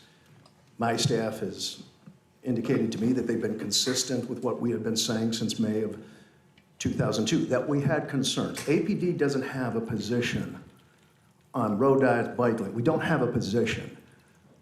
I was asked in May of '22, when that project was being proposed, for our input. You're talking about Merriman. Yes, Yeah. that's correct. At that time, I provided data. Then in 2019, our response time was about 5 minutes for priority calls, and that had risen an additional 4 minutes by 2022. So I said at that time, I have concerns that if we reduce lane size, that our ability to respond might be hampered. I don't know if it will be. We spoke about it extensively, and I said, we won't know until the project is complete, and then we can make an assessment whether there was an adverse effect or not. We don't know, but we don't have the data. At that time, it was, we're going to move forward with the project and we'll study the data. So you're waiting, this isn't the data collected from the road, it's literally your internal data on response times that you need to look at. That's correct. Can you So- elaborate on the correlation between lanes and response time versus staffing shortage? You can't make that determination. Right, it would be- That- Okay. It can't. So There's it's no ever speculation? one, it's like trying to find the causation of crime, multiple factors. So we are already in a staffing shortage, so any additional factors could potentially affect our response times adversely. And what I don't want lost is when when you hear, oh, it's 2 minutes or 4 minutes. More than a year ago, in Buffalo, New York, there was a racially motivated shooting where 10 people were shot and another 3 seriously injured by gunfire. The Buffalo police response time at that event was 2 minutes. It's taking APD 9 currently, going through Merriman. So I expressed these concerns that, hey, I don't know, but you need to be, that's why I was consulted. What's my opinion? My opinion is I'm concerned. Whether my concerns are eventually validated or not by data, all I can do is provide information. So then Chief, is it your belief or suggestion that no more lanes be implemented until you have an opportunity to review all data? I would prefer to have data to inform my opinion. And right now, I don't have that. Chief, do your vehicles have sirens? Do all of the vehicles, are they outfitted with emergency sirens? I think we know the answer to that. Okay. Yes. And are police officers in pursuit legally allowed to go outside of traffic lanes to pursue solving the crime? I believe we know the answer to that as well. Okay. I'm not in a court of law here, I'm just providing you, I'm being interrogated as if I were some sort of defendant when I've been asked to provide an opinion. Sorry, feeling a So I little don't defensive. appreciate it. I can tell that you're feeling a little defensive. No, I I'm don't feeling appreciate- insulted. I don't appreciate seeing an email at 3:43 for the first time in this conversation we've been having for months, hearing of Well- concerns that we've never heard before at this dais. Again, I've requested that information for quite some time. Well, we had been given the information about the position of the police department on multiple occasions. No, actually, because I looked through the data, what it said was police was consulted. What they actually said was never listed. We also hear things like businesses downtown were consulted, but they don't say what the businesses said. I thought we had a Or last discussion time during the we work saw- session about the fact Excuse that me, public safety. last time we saw Internet. that, well, last Okay, time you we get to saw, interrupt whenever. last time we saw also that folks went to WRES, but then when you dig a little deeper, their things were not being told. And so I was just in search of things we weren't Correct. being told. So Back to you, Mayor. I have a question for the chief. Chief, if I understand you correctly, I mean, you're having a challenging time because you're looking at your response times throughout the city, North Asheville, downtown, wherever it may be, and you're trying to extrapolate why are response times what they are? Is it a staffing issue? Is it obstructions in the street? I guess what I'm a little bit worried about is given that response times were, all-time high, even prior to you're using Merriman Avenue as an example, which this project will be different than that. How will more data, no, and I'm just genuinely asking this question, how will more data about the response times be able to tell us whether it's due to staffing or due to traffic, or, you know what I'm saying, if it's due to whatever it is? Mayor, it's like crime data. Until we see it, we don't know. And again, it's never a single factor. You can't say it's just the bike lane when we're also in a staffing crisis. Well, and it could be the type of call. It could be road could be- construction. It could be a number of things that you have to look at. Does anyone So- know when the data will be ready? When the project we is have other completed, we data can start. ready, But- available. Chief, could you speak to the decrease in response time on Charlotte Street? We've seen that data before. Could you pull that up and update us on that? Because I would think that's If a you'd really. like it, I could have it. Yeah, I think that's I was a- not asked for it. I think was that's- asked for Merriman. Sir, I was Well, they're asked for both Merriman. Sir, I will excuse provide it. me. I will provide it. Okay. What I am saying is you're asking for data that doesn't exist yet. We have data that exists on a similar project on Charlotte Street that shows a decrease in public safety response time. So I'm trying to square up the fear of unknown data on Merriman with data we know from a successful project similar. And it's just hard for me to square where this Again, concern comes from at 3:43 the day before a council decision. Whether this project goes through, I was asked for my concerns. My concerns with Merriman, as opposed to Charlotte, where there's much more commerce on Charlotte. There's a major university on Merriman that doesn't exist on Charlotte. There's a Chick-fil-A, there's shopping centers. The commerce on Charlotte is far different than the commerce on Merriman. But a So that's response not- time is a response time. What's that? But a response time is a response time. Which It's is a affected by time. numerous factors. Okay. Traffic, commerce, pedestrian traffic, so many different things. And we're just So- trying to find out. Given that we have this late information that's not available to all of us, I don't have this information that everyone's looking Me at. either, I was just looking for Yes, it. it's in the report we just got. It's But in one of the links that It's we not a got. separate standalone email, and Okay. it just came in. But we do Okay. have about an hour and a half of public comment signed up for. I'd love to hear some more of the concerns, but I'm sure that my Yeah. colleagues may have some too. So we do have a motion and a second, and unless we have other. I just other- want to get some clarity on the Wait, data. do you- So- Are these questions for the chief? Yes, Okay, well, I that's just fine. want to make sure I understand, or staff, someone. So we're saying that because the implementation of all the bike lanes down Merriman aren't complete, that we don't have any data? Is that right? Well, we're not going to start collecting data until we know the project is 100% complete. And it's not? And Okay. it's not. I guess I Well, didn't know it's that. been- Okay, Well, I just that want to. We actually, don't know. that dovetails into one of the questions I have for staff about the project itself, but it is a DOT project, and it is not taking as long as I-26, but it is a very long project. Okay. Okay, so no data, not anytime soon either? Well, they have I mean, it's been in place for almost a year, so they have Yeah. data, but I think Chief's saying, Yeah. you want to finish a project and then really look at how you. And Chief there may be also no said effect something at the whatsoever. very beginning that I don't know. want to pinpoint. He said that there was basically a discrepancy in engagement from the top of this project. Didn't you say something about you had problems with staff No, and gathering I- information? I'll be honest, I've been hearing recently that, APD was giving a thumbs up or a thumbs down. And I've repeatedly said, we don't do that. We just provide counsel with information, and they make a decision based on it.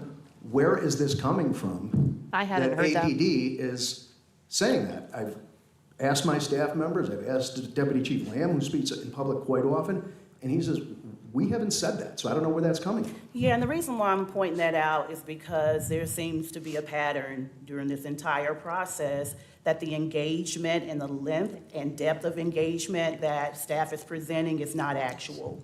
So I'm taking pause tonight because we have a lot of stakeholder requests for us not to pass this through because those who are directly impacted by these bike lanes their positions have not really been taken into consideration. So it seems like a pattern of misinformation shared with council for us to get to this point and make a decision. And it makes me feel very uncomfortable.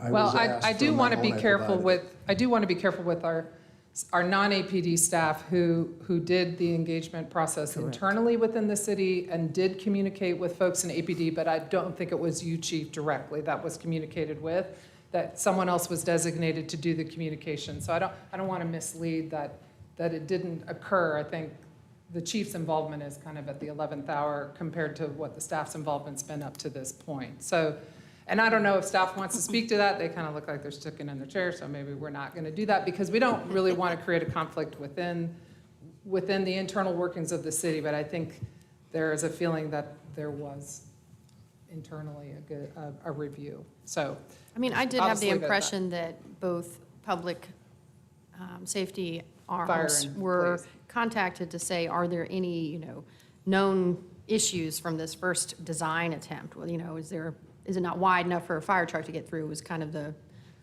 simple way it was looked at. That was the impression I had, not an opinion of APD or anything like that, to your point, yeah. APD never provided an opinion. But I We assume- don't have an opinion. Right. We're asked for our input, we provide it, and you decide. And I hadn't heard that there was an opinion, so I can appreciate that. It's frustrating. The same thing happens to us. But I did hear early on that, we did have our public safety responding units, at least the plan. Let's hear some public comment. okay, thank you. Jessica, just one question I had about the project itself. It seems like when the city does bike lane, bike ped projects, it does a pretty good job in terms of the physical project itself and how it's presented on the ground, so people can see it and they understand what to do when they encounter it, as opposed to the Merriman Avenue project, which I know is a DOT subcontractor, but I have been concerned, as I said, I've used that corridor multiple times a day, that it has varying widths for the bike lane because Merriman Avenue changes widths and they wanted to keep the street lane a constant width.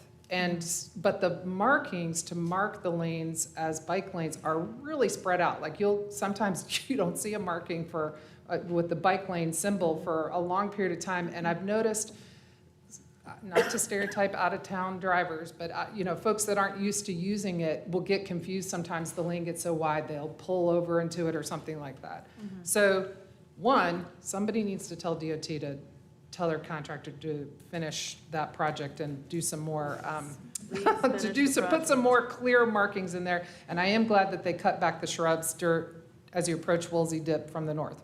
But for this one, we'll be overseeing the project. So I assume, when you're dealing with urban-centered bike lanes, you need very clear markings. A lot of times colors are used and things like that. Do you have any, I know we've seen some of the renderings, some of the, are those kind of how you're thinking it will look on the ground, or would it look differently? Absolutely. Yes, so we follow national standards. We follow NACTO standards and other transportation standards. I don't throw partners under the bus, but I do think there are some improvements that could be made on Merriman in terms of the way those lanes are demarked and signed. But our markings and signage are going to be very clear. We have a detailed plan, which was not the case necessarily for Merriman. Okay. Thanks for that. Okay. I would like to say something before we do public comment. Is it for Jessica, or can we let her sit down? Okay. You can sit down, Jessica. Okay, as we enter into public comment, I just would like to just make a couple statements that people will keep in mind. My concern was, the first question I asked, I think Jessica last time, was I like to look at any project, what are the benefits? And I don't know, only benefit I keep hearing is public safety. It's a safety issue. Yet, if you look at the actual area that we're actually talking about making these changes in, There hasn't been, I think it was 2 accidents within the last 5 years, and those weren't major. Okay, and you're getting still on Hillard, where you have designated or dedicated bike lanes, there have been 11 crashes. And there's also been a lot of reports from cities that have actually put in these bike lanes and which have begun to cancel and take them out because they've been causing safety issues. So my concern is, do we try to fix something that's not broken? And I realize that we're going through this, trying to improve on the city safety or whatever. But like I said, I really feel that these changes will maybe make it more, impact the community more. And as far as we talk about, my concern, major concern, is the reduction of a lane. Because when you start reducing lane, that means traffic backup. That means people trying to go around in bike lanes. Because we cannot control people's behavior. And so that is my concern. So it's not about whether we get rid of parking or whatever. It's a public safety issue. And I'd just like to just put that out here. And like I said, people even in Berlin, Germany, London, Connecticut, Massachusetts, Boston, Atlanta, Philadelphia, places are actually getting rid of bike lanes because of the issues. Thank you.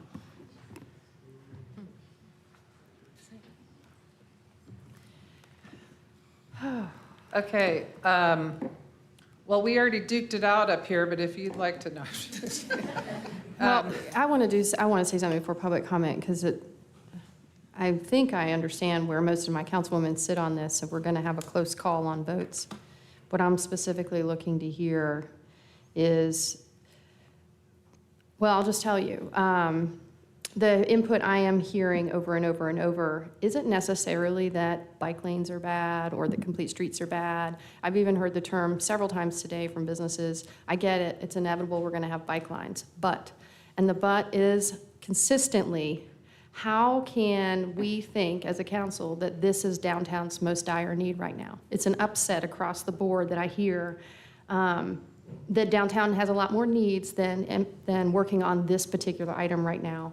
And I'm going to speak to that later, but that's where I am hearing a lot of input. I'm hearing directly from some businesses that they just don't want bike lanes or the reduction of lanes in general for cars. I get that. But just know that we're about to sit through 2 hours of public comment. I feel a lot of pressure because I feel like I'm going to be possibly the swing on this vote. And that's what I'm looking to hear about. If you just hate bike lanes, just say that. But if you have some real issues that we might be able to address, please bring them forth. Anybody have a free seat next to them at this point? No. One, two. Do we have people in overflow still, Maggie? 1, 2, 3, 4. Okay, four spots may be available, overflow room. Okay, we're going to begin public comment. So we have a no clapping means no snapping rule. It also helps us kind of move through this. We have about 2 hours of public comment on this item. If you're really excited about what the speaker said, just kind of, give us that. Or if you don't like them, just, give us that. If you want to share with us how you feel about Mayor, how this. may I ask one question of the crowd? Sometimes what we see is people have come with their 3 minutes exactly comments. I'm going to ask a question. Sometimes in the past, we've tried to go to 2-minute public comments, and that's really upset some people. I'm not suggesting we do, but show of hands, do you have like a really rigid 3-minute thing? Could we move you all to 2-minute comments? 2 minutes like is 2 fine. minutes is okay. Well, it's our other rule is 2 minutes. one hour. So it's 2 minutes. We could get everybody in and So then maybe 8 not minutes pass of out. the 10. Council's doing this crazy thing right now where we do a work session before this meeting. So I'm not hearing a big opposition to that, so I think we're going to move on. Please. Yep. No, they said 3. Yeah, but there was 3. Okay, I didn't hear a big response, it's fine. We can do Okay. it, and we can. Maggie, what were you saying? Yeah, I'll do the on deck, yeah. Okay, so we did the no clapping, no snapping, using the silent hand gestures to indicate your yes or no, whatever, for the speaker. It could get emotional, you could get angry, you could get happy, you could get whatever, but try to just keep that to yourself. And and I will call the name of the speaker, and then I will call who's on deck. And who's on deck can come stand over there next to Maggie. And Maggie, raise your hand. That's Maggie. You can stand over there next to her. So, and you will have 3 minutes to speak. Watch the lights on the lectern. Green means go. Orange means you're about to stop. Red and the buzzer means stop. And I want you to stop. Please stop so we can go to the next person.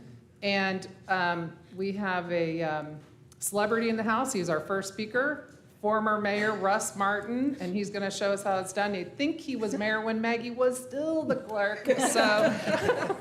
So on deck is, after Mr. Martin, is Hadley Crop. So please.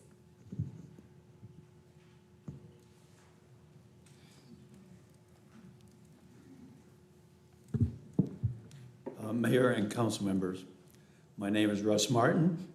I have served as or on council in the past and as the mayor of the city of Asheville. I'm speaking today in opposition to creating bike lanes by narrowing lanes on College and Patton Avenue downtown. I have worked in downtown for nearly 50 years, and I have ridden bikes for 40 of those years. I worked downtown when there was a proposal to level Lexington Avenue and to build a shopping mall. I worked downtown when the Asheville Mall opened, and I saw how quickly businesses vacated the downtown area. I also participated in the revitalization of our downtown in the 1990s. Downtowns are fragile. I've had the opportunity to view firsthand of traffic, including bike traffic, on both College and Patton for all of that time. I'm not opposed to bicycles in the downtown area. It's closing one of the lanes of traffic. Emergency vehicles, maintenance of streets, parking problems, and offloading of supplies essential for our small business and our central business district are all vital parts of the decision-making process council must consider. Some of these items have been addressed, however, not in a practical or live situation. We have fire and emergency situations frequently, every day, in our downtown. Any impediment can be a life-threatening situation.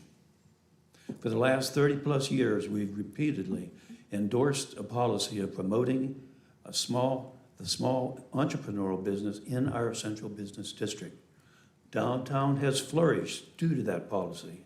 Small business owners do not have the financial capability of large national companies. Therefore, any detrimental impediments to success will have a potentially disastrous effect on success or failure. Access to parking plays a large part in that success or failure. Traffic currently moves fairly smoothly on both College and Patton now. Early mornings, we'll see trucks parked on the right lane of College delivering supplies to small business, or the maintenance on the Eris building in the left lane. Taking even 17 parking spaces off College and Patton creates another problem for small business. All drivers don't want to park in the parking deck. Now, the downtown business community is overwhelmingly opposed to the resolution to narrow these east-west corridors to one lane. Perhaps we need to listen. Thank you. Is that me? That's you. Thank you. Sorry. Thank you for listening. Thank you. Hadley Crop and then Carl Allen. When does it, oh, these are the buttons? Maggie will reset you there. Dear Mayor and council members, my name is Hadley Crop, and I have been an Asheville native for almost 5 decades, actually over 5 decades. I own 2 businesses, one at 47 Patton Avenue and one at 788 Merriman Avenue. My husband owns a business on Charlotte Street. We employ over 70 people in the town of Asheville, and they rely on us. Because of our locations, we have a front row seat to these traffic patterns. What I have seen on Merriman is 3 accidents at the traffic light in front of my office. Daily honking of frustrated drivers. Folks using the bike lane as a turning lane, which is not safe. And our front parking lot has been completely blocked off by the line of constant traffic.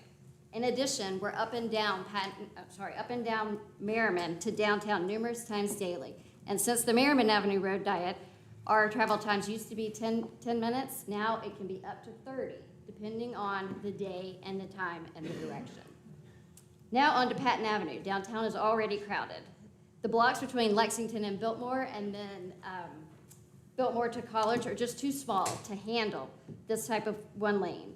Currently, if there's a block in one lane and there's just down one lane, people will sit through numerous lights to try to get through there, and then they'll go through the intersection and cause further congestion. Lexington and Broadway are prime examples of one lane in each direction, and is continuously backed up, especially on weekends, during events, and peak tourist season, which is almost all the time. In a town that's growing, I can't for the life of me figure out how reducing lanes makes sense. To be clear, we don't hate bikes, like the folks of Asheville on Bikes posted on their social media about us. What I do hate, and I don't like the word hate, but what I do dislike is traffic, delays, gridlock, the daily feeling that Asheville is jumping the shark one road diet at a time. I own a bike, my husband owns a bike, my daughter owns a bike. None of us will be riding bikes down Merriman or downtown. To the person slandering the businesses downtown who oppose the road diet, nobody has been inspired to change through being publicly shamed. It doesn't feel good. The daily frustration of Merriman doesn't feel good. The slandering of businesses doesn't feel good. And the constant negative online remarks of this debate does not feel good. It's not the Asheville that raised me. It's not the place that I've loved my entire life. How in the world is the special interest of a small group more important than small businesses, tourism, and the thousands of cars that travel here daily? What's it gonna take for council to support small business and those who drive the economy? Small businesses are gonna be run out of downtown. For someone who has loved Asheville my entire life, the current state of things is making me very sad and disappointed. It doesn't have to be this way. Thank you very much for hearing me. Thank you. After Carl Allen is David Nutter. Thank you, City Council and Mayor. My name is Carl Allen. I ask the City Council approve this motion. I work and recreate downtown via car, bike, and on foot. Live in Kenilworth, and I commute as well to the self-help building where I work daily by both bike and car. In the past 5 years, I've been physically contacted by a car twice while on a bike and once walking. None of those show up in that report. It didn't involve injury and weren't reported to the police.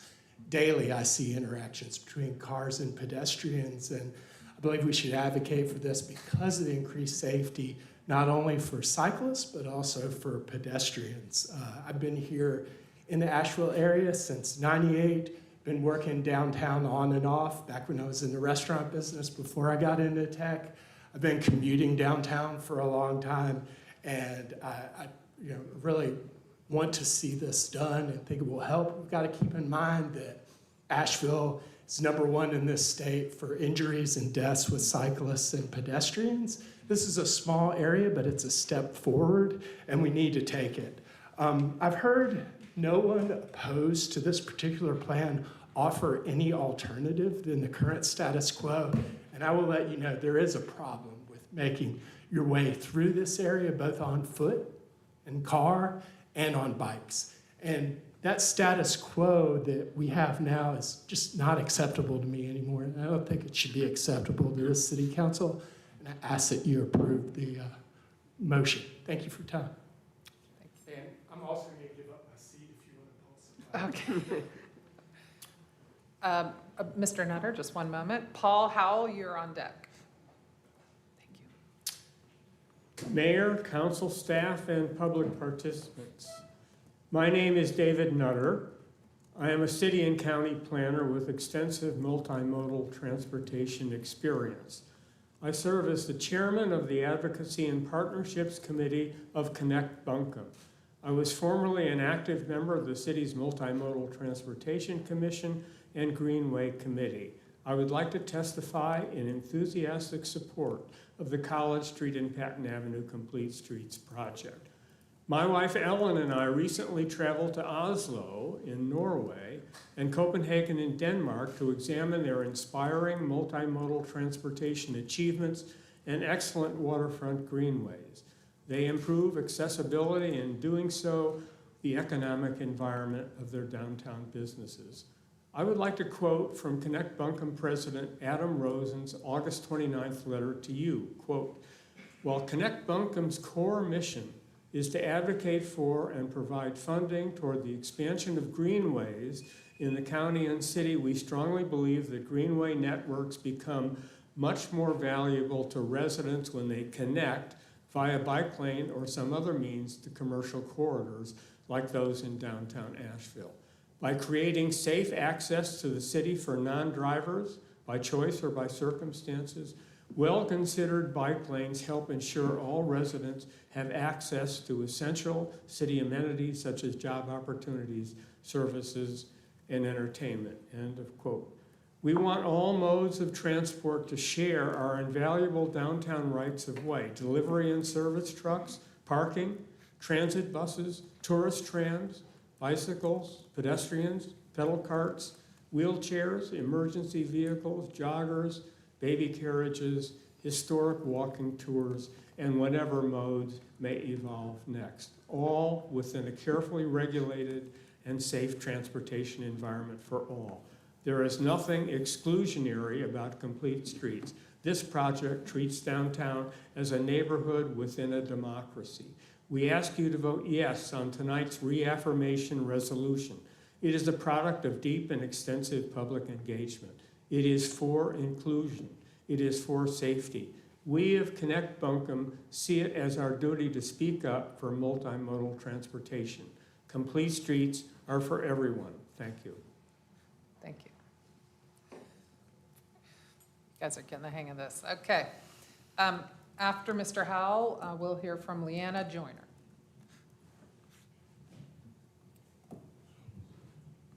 Good evening, Mayor, Vice Mayor, Council Members Turner, Smith, Ullman, City Manager Campbell, City Attorney Branham, and as always, the glue that holds everybody and everything together, Maggie.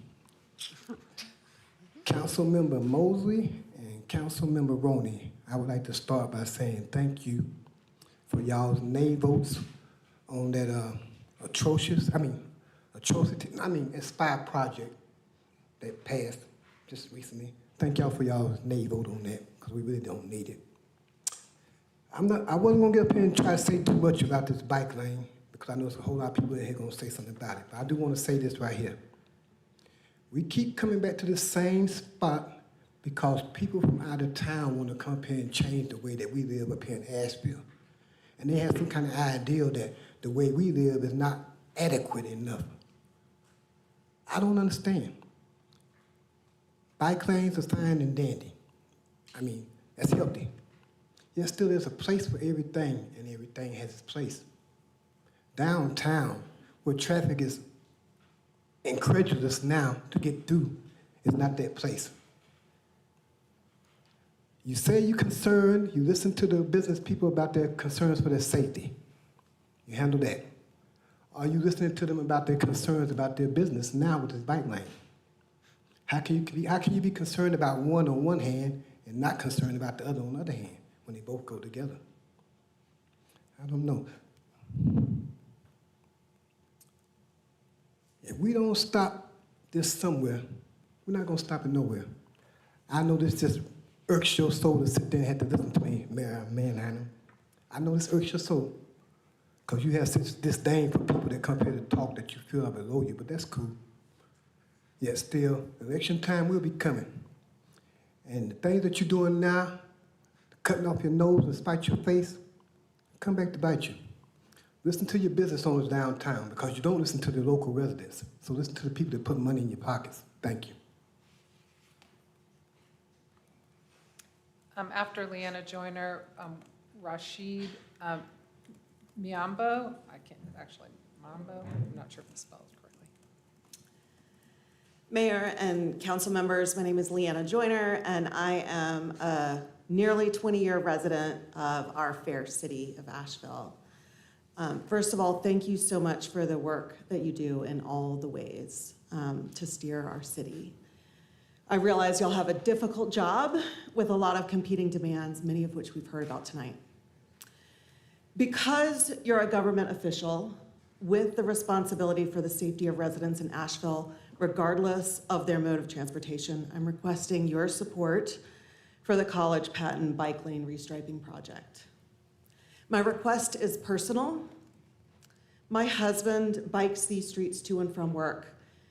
And while we may not have had a statistic on record for 2023 yet that's been recorded, I don't want my husband to be that statistic, ever. And you'll hear from me if that does happen. But my request is also practical because there are DOT plans to bring complete streets across the Bowen Bridge that will invariably bring more uses to our streets. And my request is financial because delaying will increase the costs because we know that across the board, costs keep rising. And as a taxpayer, your financial decisions to be prudent with my dollars is also important.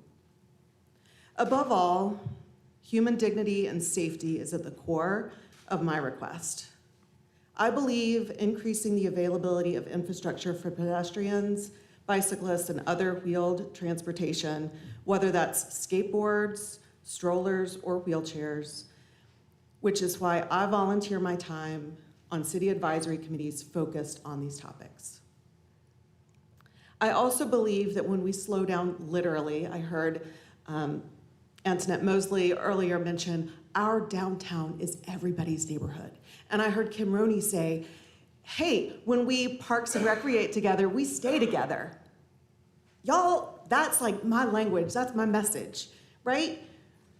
When we literally slow down to the pace of walking and biking, we get to more deeply experience our community.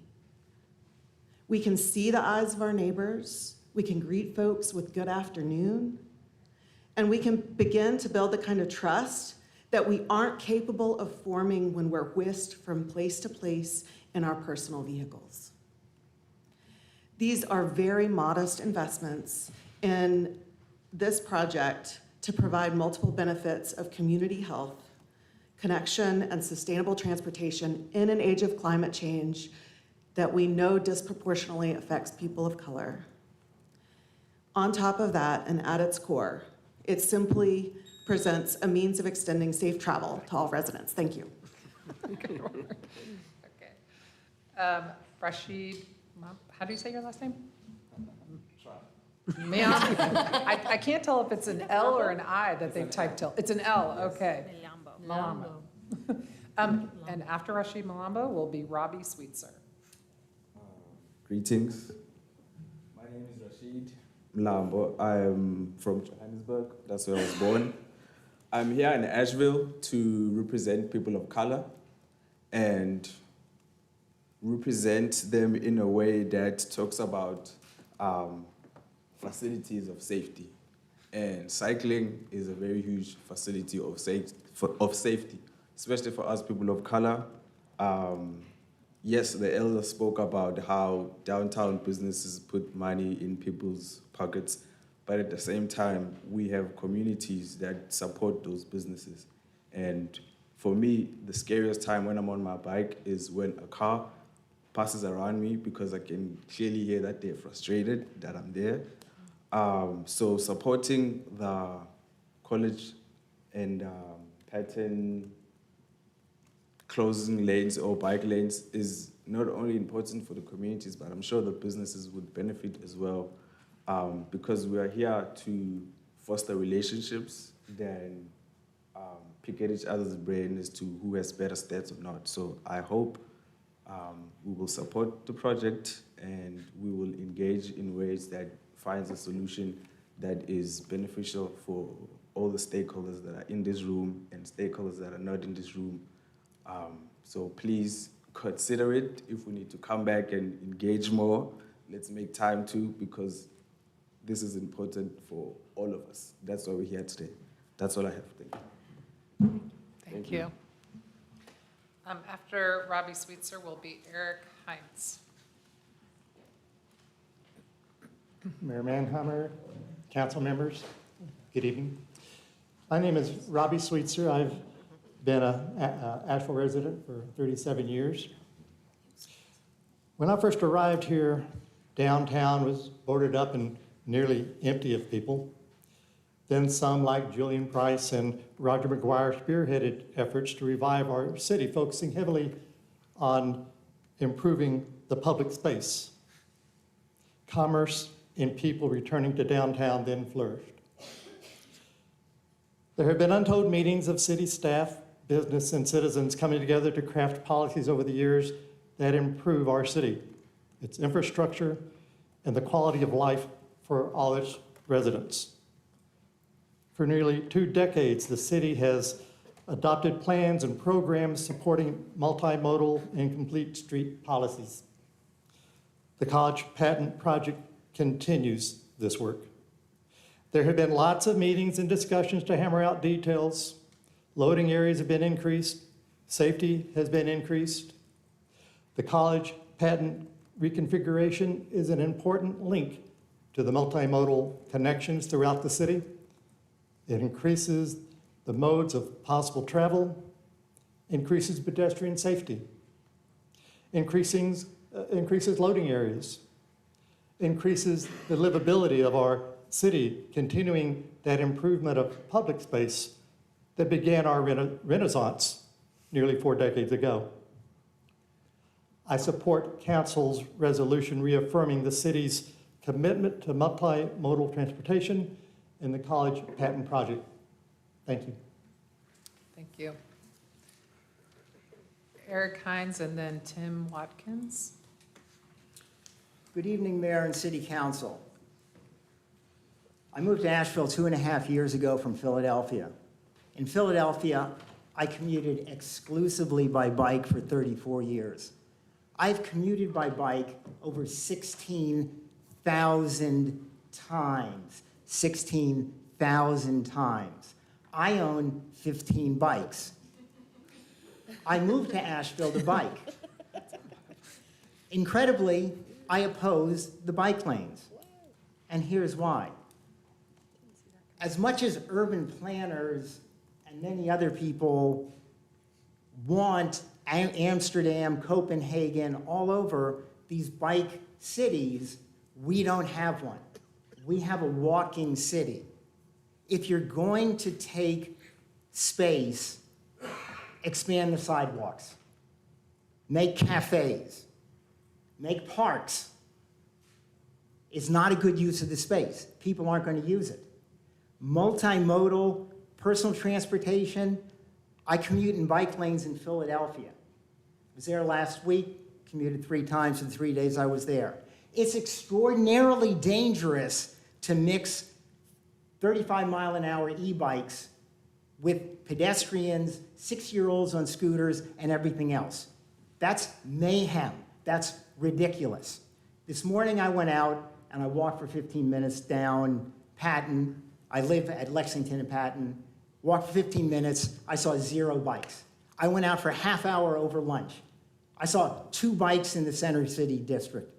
And I saw no bikes chained to poles. 0 bikes. 0 bikes, people. No one bikes here. No one's going to bike here with the bike lanes. It's not going to change. A couple people will, and a couple more people will. No one at the hotels is going to bring a bike and say, now I can go 4 blocks to dinner. This is great. I'm going to bike.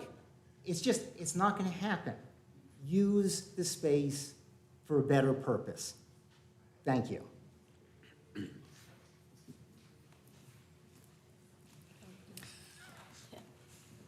Oh, wait, hold on, let me say who's on deck. I got caught up in the thumbs and I know. the hands. I couldn't tell if it was a pro or Yeah, a there was, con. it It was did a little lot. confusing on that one. Tim Watkins is you, and Joe Chesler will be next. Correct. Good evening, City Council. My name is Tim Watkins, and I encourage you to support the resolution to reaffirm City Council's commitment to multimodal transportation. I'm here to talk about pedestrian safety, since everyone in this room at some time today was a pedestrian, with pedestrian defined as someone who walks or uses a mobility device. The North Carolina Department of Transportation has a public data set on all police-reported car crashes that involve a pedestrian from 2007 to 2022. According to this data set, Asheville had 741 crashes that involved a pedestrian, with over 10% resulting in serious injury or death. I compared Asheville to Charlotte, Greensboro, Raleigh, Durham, Wilmington, Winston-Salem, and Hickory, and Asheville had the highest rate of pedestrian crashes when adjusted for population. And it wasn't close. The next highest was Wilmington, and Asheville was still 23% higher. We have a 32% higher rate of crashes than Charlotte, and a 43% higher rate of crashes that involve pedestrians, higher than Raleigh and Durham. If you look into Asheville's crash data a little deeper, it becomes even more alarming. Residents of color are 27% more likely than white residents to be the victim of a crash. And black residents specifically are 90% more likely to be the victim of a car on pedestrian crash. Data shows that people are at risk for simply choosing to get around without a car. And that's especially true for our communities of color. The College and Patton project, despite being branded as a bike lane project, will include multiple safety improvements for pedestrians, including higher visibility crosswalks, shorter crossing distances, and likely lower traffic speed. Asheville has an array of problems. We can all agree on that, but pedestrian safety is absolutely one of them. The decision you make today will not only have an impact on the heart of downtown, but it sets a significant precedent for the future of safe mobility in Asheville. Our streets are dangerous by design, and now is the time to make our streets safer for all modes, ages, abilities, incomes, and races. Thank you. Thank you. Joe Chesler and then Robert Grasso. And also, I think we have a bunch of seats open here. Maybe a few over there, maybe like 5 overflow room, because it looks like there's still a bunch of people in overflow. Thank you, Madam Mayor. Members of the council, my name is Joe Chesler. I'm pleased to speak to you today in favor of the College Patton Bike Trail or Bike Lane Project, and as a member of your Multimodal Transportation Commission, the MMTC. I'll be brief in light of the MMTC's August 29th letter to you, expressing the project's consistency with established state and city plans, policies, and vision that encourages safe and complete streets and important connections, like Jessica's reference to Keystone connections here in the city, linking our rich amenities here in Asheville. Besides improving the multimodal traffic flow through our center of our city, the project represents a unique opportunity to connect non-motorized commuting and recreational traffic to and from our businesses and cultural sites around downtown with our expanding regional greenway system. Opportunities like this remain elusive without bold action on your part to preserve and enhance the fabric of our city now and for generations to come. We're also encouraged by the show of support from local groups like Color My Outdoors in their October 5th letter to you, where they recognize the value of projects like this one to emphasize the importance of providing, quote, equitable access to the outdoors and, quote, maximizing the utility of public spaces, improving pedestrian crosswalks, and enhancing the buffer between people and moving vehicles. These factors provide often overlooked advantages to low-income communities where mobility can be challenging and alternatives to transportation offer new and enhanced value. I don't pretend to be an expert in social science, but I do see tremendous advantage to having safe and attractive non-motorized connections between adjacent neighborhoods and our downtown core. We are committed to building a safe and connected transportation network that serves all people of Asheville, and look forward to continuing to advise you as we work collaboratively to make our streets safer, more inclusive, more sustainable, and more vibrant. A vote in favor of this project will reinforce the commitment, your commitment, to achieving those goals. I also want to just, hearing some of the comments, I want to add that driver education, I think, would be enhanced by this project, helping drivers understand how to drive safely in this congested area. Thank you very much. Thank you. I'm sorry. After Mr. Grasso, we will have Crystal San Juan. Oh, people lingering in the doorway. There are seats in the chamber if you would like one. And anybody left in overflow, I think should be down to just a couple people left in overflow.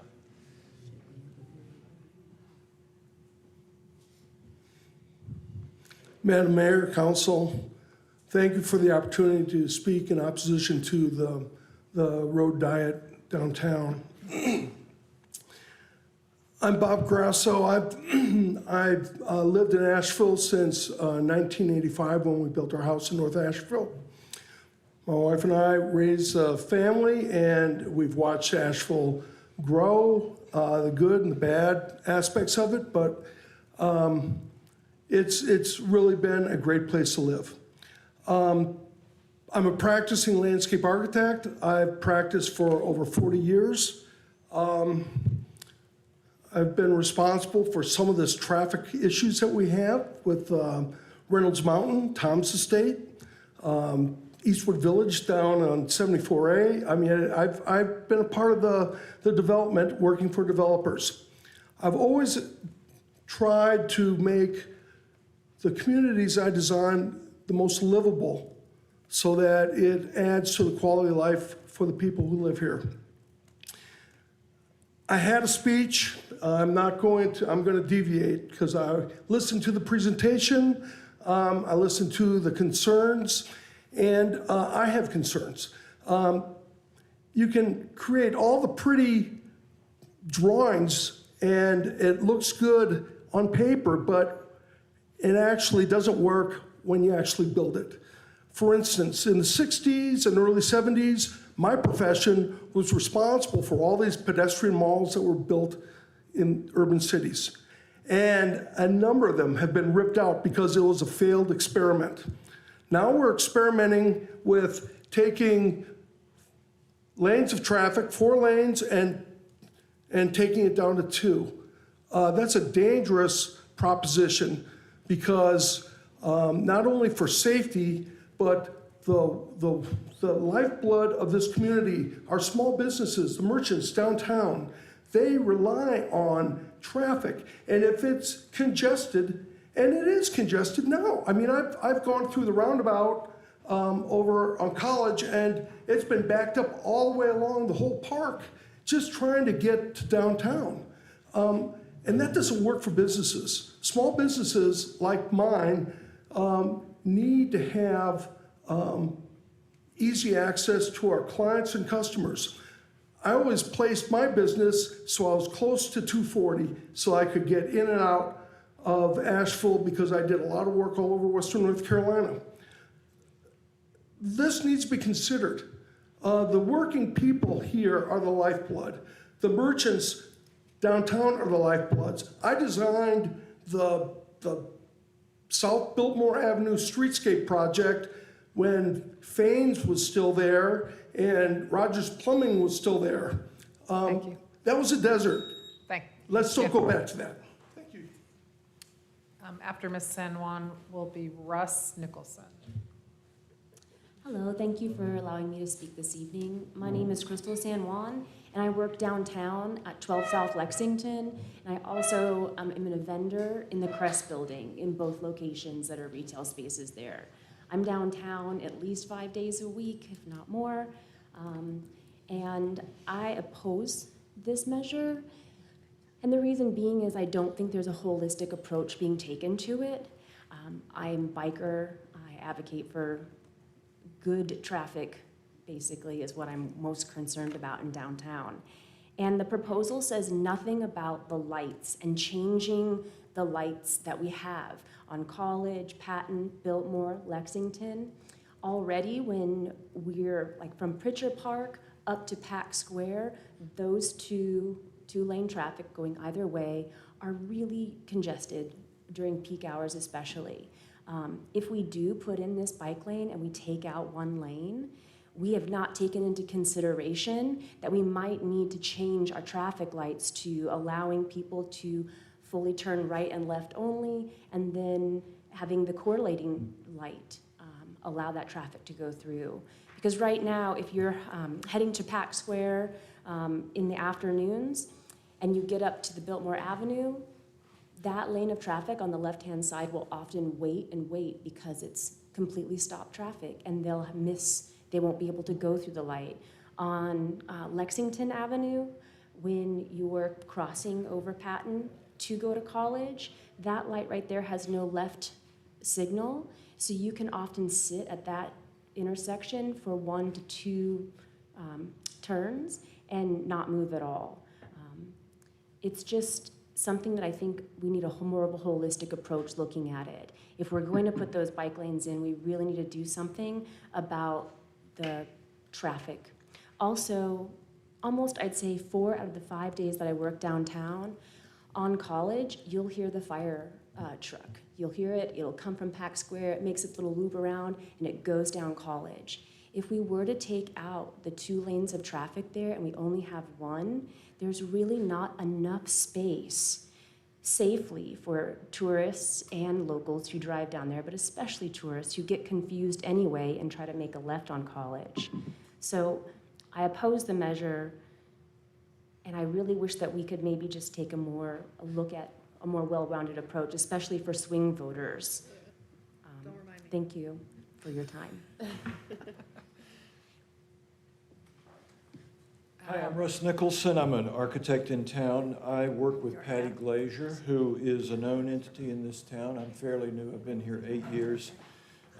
Patty has been here for 40, and she was part of the Save Downtown Asheville in the 1980s. She's always been a voice of reason, and she opposes this as I do. We are not anti-bike. I've been a bike commuter for 14 years. I rode my bike from San Francisco to Raleigh one time. So I love riding bikes, and I think it's a great thing, but I don't think this is the solution. Several members or several comments have come up about alternative streets. We have South French Broad, we have Haywood, Hiwassee, Woodfin, we have Central, Clingham, Astor, Market, South Charlotte, and MLK. These are all viable routes for bicycles that don't overload this particular area. I'm not opposed to bicycles coming through here. We are not opposed to that. We are opposed to reducing the lanes to 1 lane. We think that is not viable. We think it's dangerous. And we hope that you will follow the recommendation to oppose this and not to approve it. Thank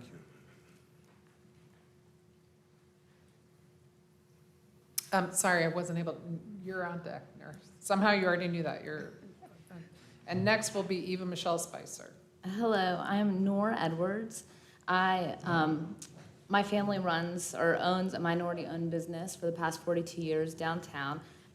We arguably serve one of the most vulnerable populations in Asheville. And you've all heard me speak before in opposition to this project, not in opposition to multimodal transportation or complete streets, but to reducing our roads to 1 lane. For my opposition, many of the reasons include the loss of essential street parking, which eliminates the ability for people that are medically fragile or physically handicapped from accessing healthcare, shops, and restaurants on this corridor. If you look at, well, it's gone, but the map of parking spots in the Pritchard Park area, it would essentially leave 2 parking spots from Spiritex through until you leave downtown Asheville. Yeah, because that's a streetery, and then you have a loading zone, you have an ADA and a metered spot, and that's it until you leave downtown. That loading zone on this part is valet for the new hotel, which is beautiful and fantastic. And then there's a couple of metered parking spaces and another loading zone. The issue surrounding deliveries is a huge issue. We've seen what deliveries do to downtown. We're businesses, we rely on daily deliveries, and we're gonna create a gridlock because they're going to park where they have to. Ultimately, you have beverage trucks that have to unload from both sides of their truck. So you're asking a beverage truck at this point to unload into the only lane of traffic. So your driver's in the lane of traffic unloading beverages, which makes an unsafe situation for the delivery driver, but also stops traffic. Public safety, we have a lot of encounters where we have to call the police, EMS. We had an overdose last week outside of our pharmacy. We had an employee assaulted on Thursday. I don't really want to see an increase in response times when already we feel like we're drowning. I will say one thing. This process has made it very apparent that the city will prioritize personal desires and completely disregard business owners' actual needs, which is a repetitive move by some members of council and staff. There are other routes that can bring recreational riders safely into town. Locals want to come downtown because it's a vibrant community built and maintained by the efforts of many small businesses that you continue to drive out of town by misappropriating data in order to fit your narrative. Thank you. Thank you. After Ms. Spicer, I have Michael Rosen. Thank you, Michael. Good evening, members of council and Madam Mayor. Thanks for the opportunity to be here with you to oppose this bike lane. I am Eva Michelle Spicer. I own Spicer Green Jewelers, which is just outside of the corridor, but I'm sure that we'll be on the next round. My deepest concern is for the increase in traffic coming into and out of our city. It's already a little chaotic right there. We have a front row seat to it, and like some other folks have said, I could set that giant clock by the fire truck going by at 5 o'clock every day. We don't have the space to reduce the lanes of traffic here. Having been robbed at gunpoint, I also can't afford for response times to be increased. It is dangerous. It is dangerous. We need that traffic to be able to flow through here. Those are my biggest concerns. I, like Hadley, grew up here, and downtown Asheville was boarded up when I grew up, and my grandparents helped change that, and I'll be damned if I let it get back to that. Like Mayor Martin said, downtowns are fragile. We have to protect it. So I thank you for your deep consideration in opposition of this bike lane.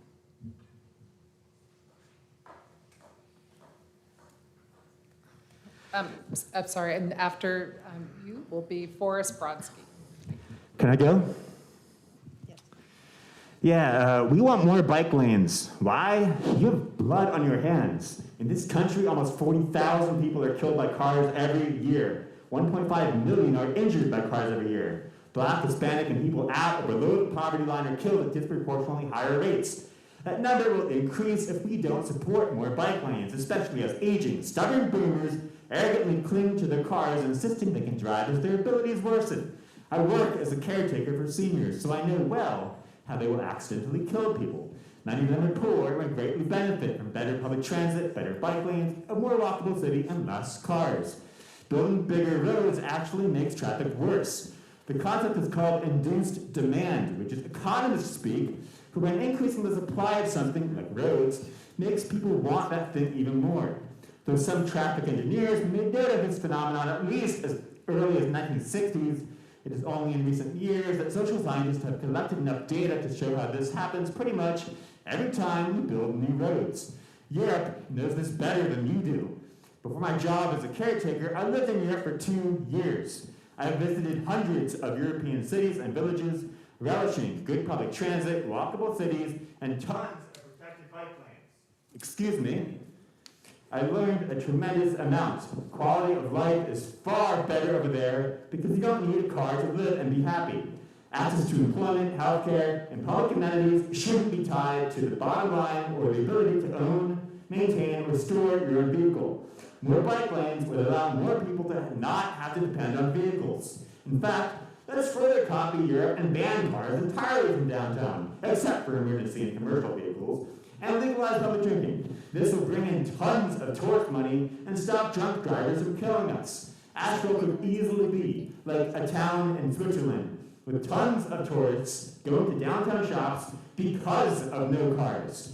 Banning cars will also let emergency vehicles get through faster, because bikes and humans more easily get away from ambulances than cars can. It's a lot easier to move a bike to a sidewalk than a car. Europe also taxes the rich more. You can tax the rich too. You are opposed to taxing the rich because of neoliberal dogma, which is killing the planet. A fifth of greenhouse gases are from cars. Support more bike lanes now. Thank you. Thank you. And next up is Forrest Brodsky, then Nick Dugan. Good evening, council members. My name is Forrest Brodsky. I bike around this great city for many reasons. I bike to work. I'm a nurse. I bike to local stores to buy groceries, to pay those people the money that, for their goods and services. I also bike for recreation, but mostly I bike because of something I call bike joy. And even with that being said, every time I get on my bicycle in this city is very hostile.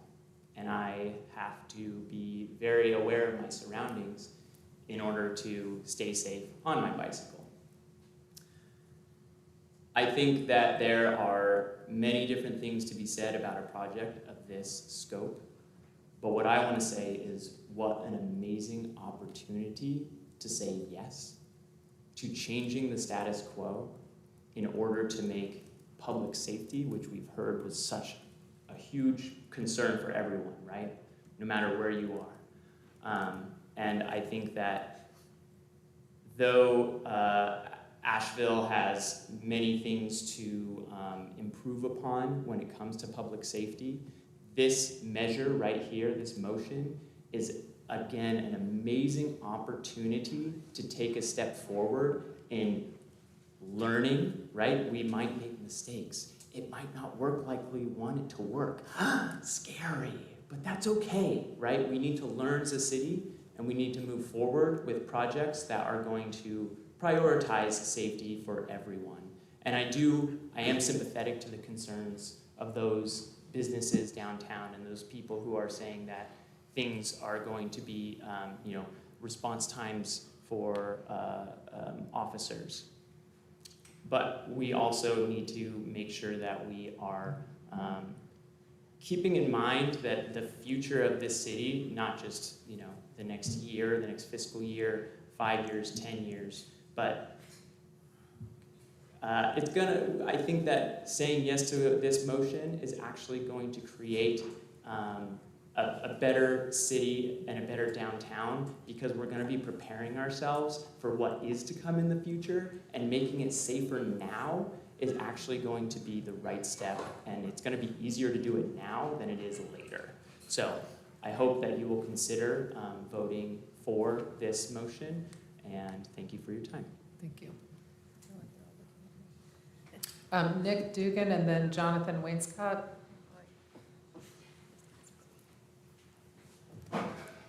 Hey y'all, my name's Nick. I live just right up downtown in the East End. I'm here, voicing my support for the project, but I'm also voicing the support of several of my neighbors who weren't able to attend tonight. I work at Mission Hospital, and I'm fortunate enough to be able to commute, walking, or biking. There's been some discussion tonight from business owners about this not really being a feasible project. I do feel like numerous urban environments across the world support that bike lanes in downtown settings work. And there's been some language discussed about London or Oslo. And I think it's worth finding some regional comparisons.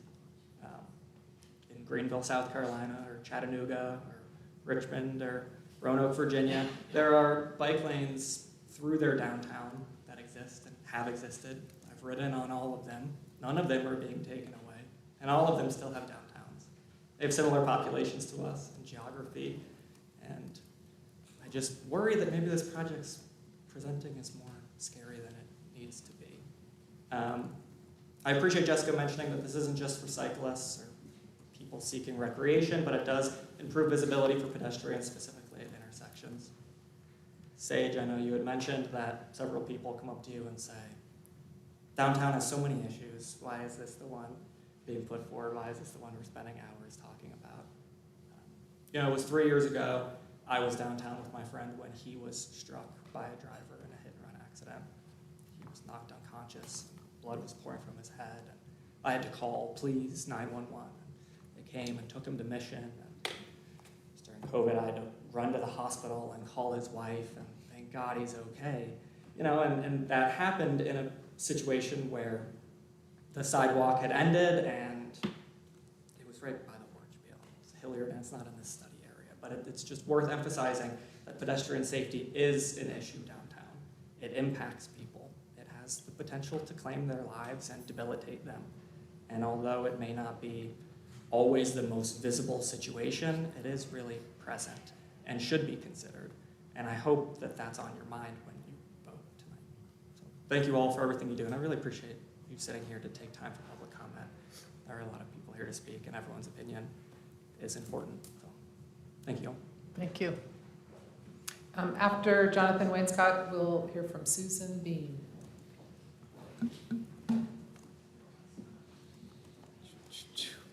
Hey, my name is Jonathan Wainscott. My picture is actually in the city presentation. I went on the walking tour, and I was with Maggie there that day, and I lost my mind and had to leave because I think this plan is so preposterous.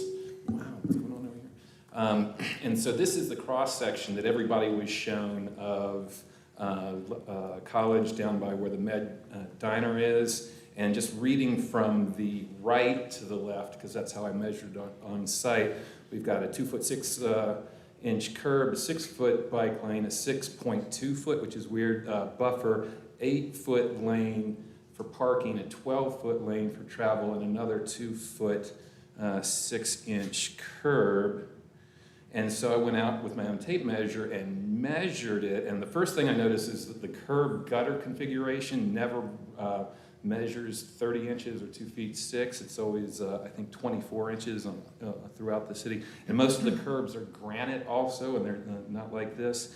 And so anyway, so that's 6 inches off, and so I took my measurements from the interior of the gutter right there and started marking off, and that's me marking the 6-foot bike lane, right? And then the 6-foot 2 inches buffer zone. All right, and then I go over 8 feet for the parking lane, and then by the time I got over to the 12-foot end of the traffic lane, I was on the other sidewalk, and you can see the granite there, and then by the time I finished drawing the other gutter and curb, I'm all the way over there, and so really it's, you're like 4 feet off over 40 feet, so it's like 10%. It's sloppy. It's really sloppy to be shown all of this information. Now, let's go back to the regular layout. All right, instead of having a travel lane on the left with a car in it, show a city bus. In the parking lane, this is where you put this is what's been changed to loading. That's the loading zone. So you need to put a big truck where the parking lane is, and then tell me again how the fire trucks are going to be using the bike lane and the buffer lane when they come out. That's the emergency lane now. The fire engines are supposed to use the bike lane and the buffer lane. Does that make sense? Does that make any sense that we're going to use the bike lane and the buffer lane to drive emergency vehicles down? That makes sense to you. I don't want you to do this, but I kind of do want you to do this. I kind of want I do, because I think that failure is a learning experience, like the guy just said. So do it. I think it will be hilarious. And then, those who supported it, you'll have your name in history for doing such a spectacularly stupid thing.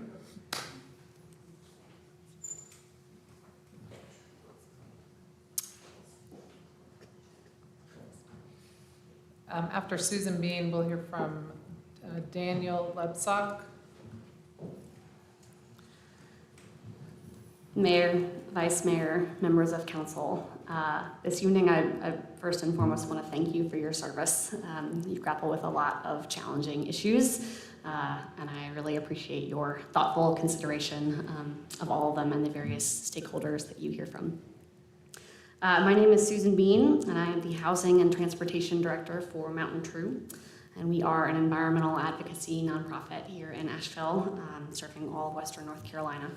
I also represent Neighbors for More Neighbors, WNC, which is a program of Mountain True that advocates for housing and more housing in our town and city centers.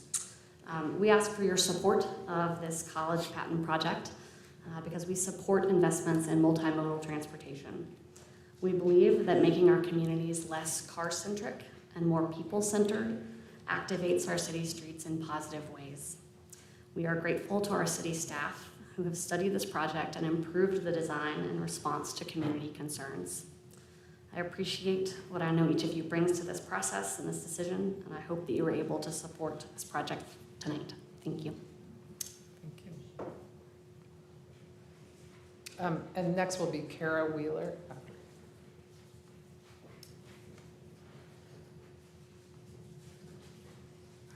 Hello, I'm here to request support for the Complete Streets initiative for the College and Patton project specifically. When I was a downtown resident, I walked through this area frequently. The current wide berth given to motor vehicles causes drivers to proceed too quickly through this intersection, increasing the likelihood of a fatal collision between a pedestrian, cyclist, or other road user. It's no secret that Asheville is a dangerous city for non-car users. Asheville is consistently ranked one of, if not the most dangerous city in North Carolina for pedestrians, cyclists, and other non-car users. North Carolina itself ranks 11th worst, so Asheville would be at the bottom of the pile in US cities. Councilmember Mosley made a comment about a cyclist fatality being caused by the cyclists themselves.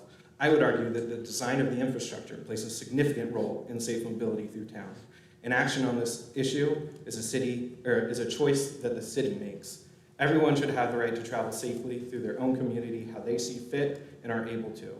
Without proper infrastructure, this is unreasonably dangerous for people who travel outside of a motor vehicle. It's time to deprioritize the car and create a balanced approach to mobility through our city. I'll finish by sharing a quote from Strong Towns, an advocacy group for building safe, livable, and financially resilient cities. They write, prioritizing cars and street designs means deprioritizing the mobility of everyone who doesn't drive, including the elderly, children, pregnant people, disabled people, people who have lost their driver's license, or those who can't afford a vehicle. Building places around the vulnerable benefits everyone. Thank you.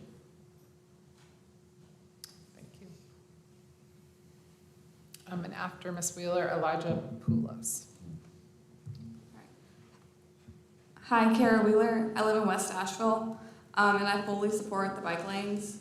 I just want to talk about the human experience. I drive, bus, and bike into downtown on a weekly basis. Of all these modes of transportation options, biking is very scary. When I have visitors come into town, I'll take them on the bus, we'll drive into downtown, but I will not take them biking into downtown. It's incredibly scary and dangerous, and I personally have had a lot of close calls.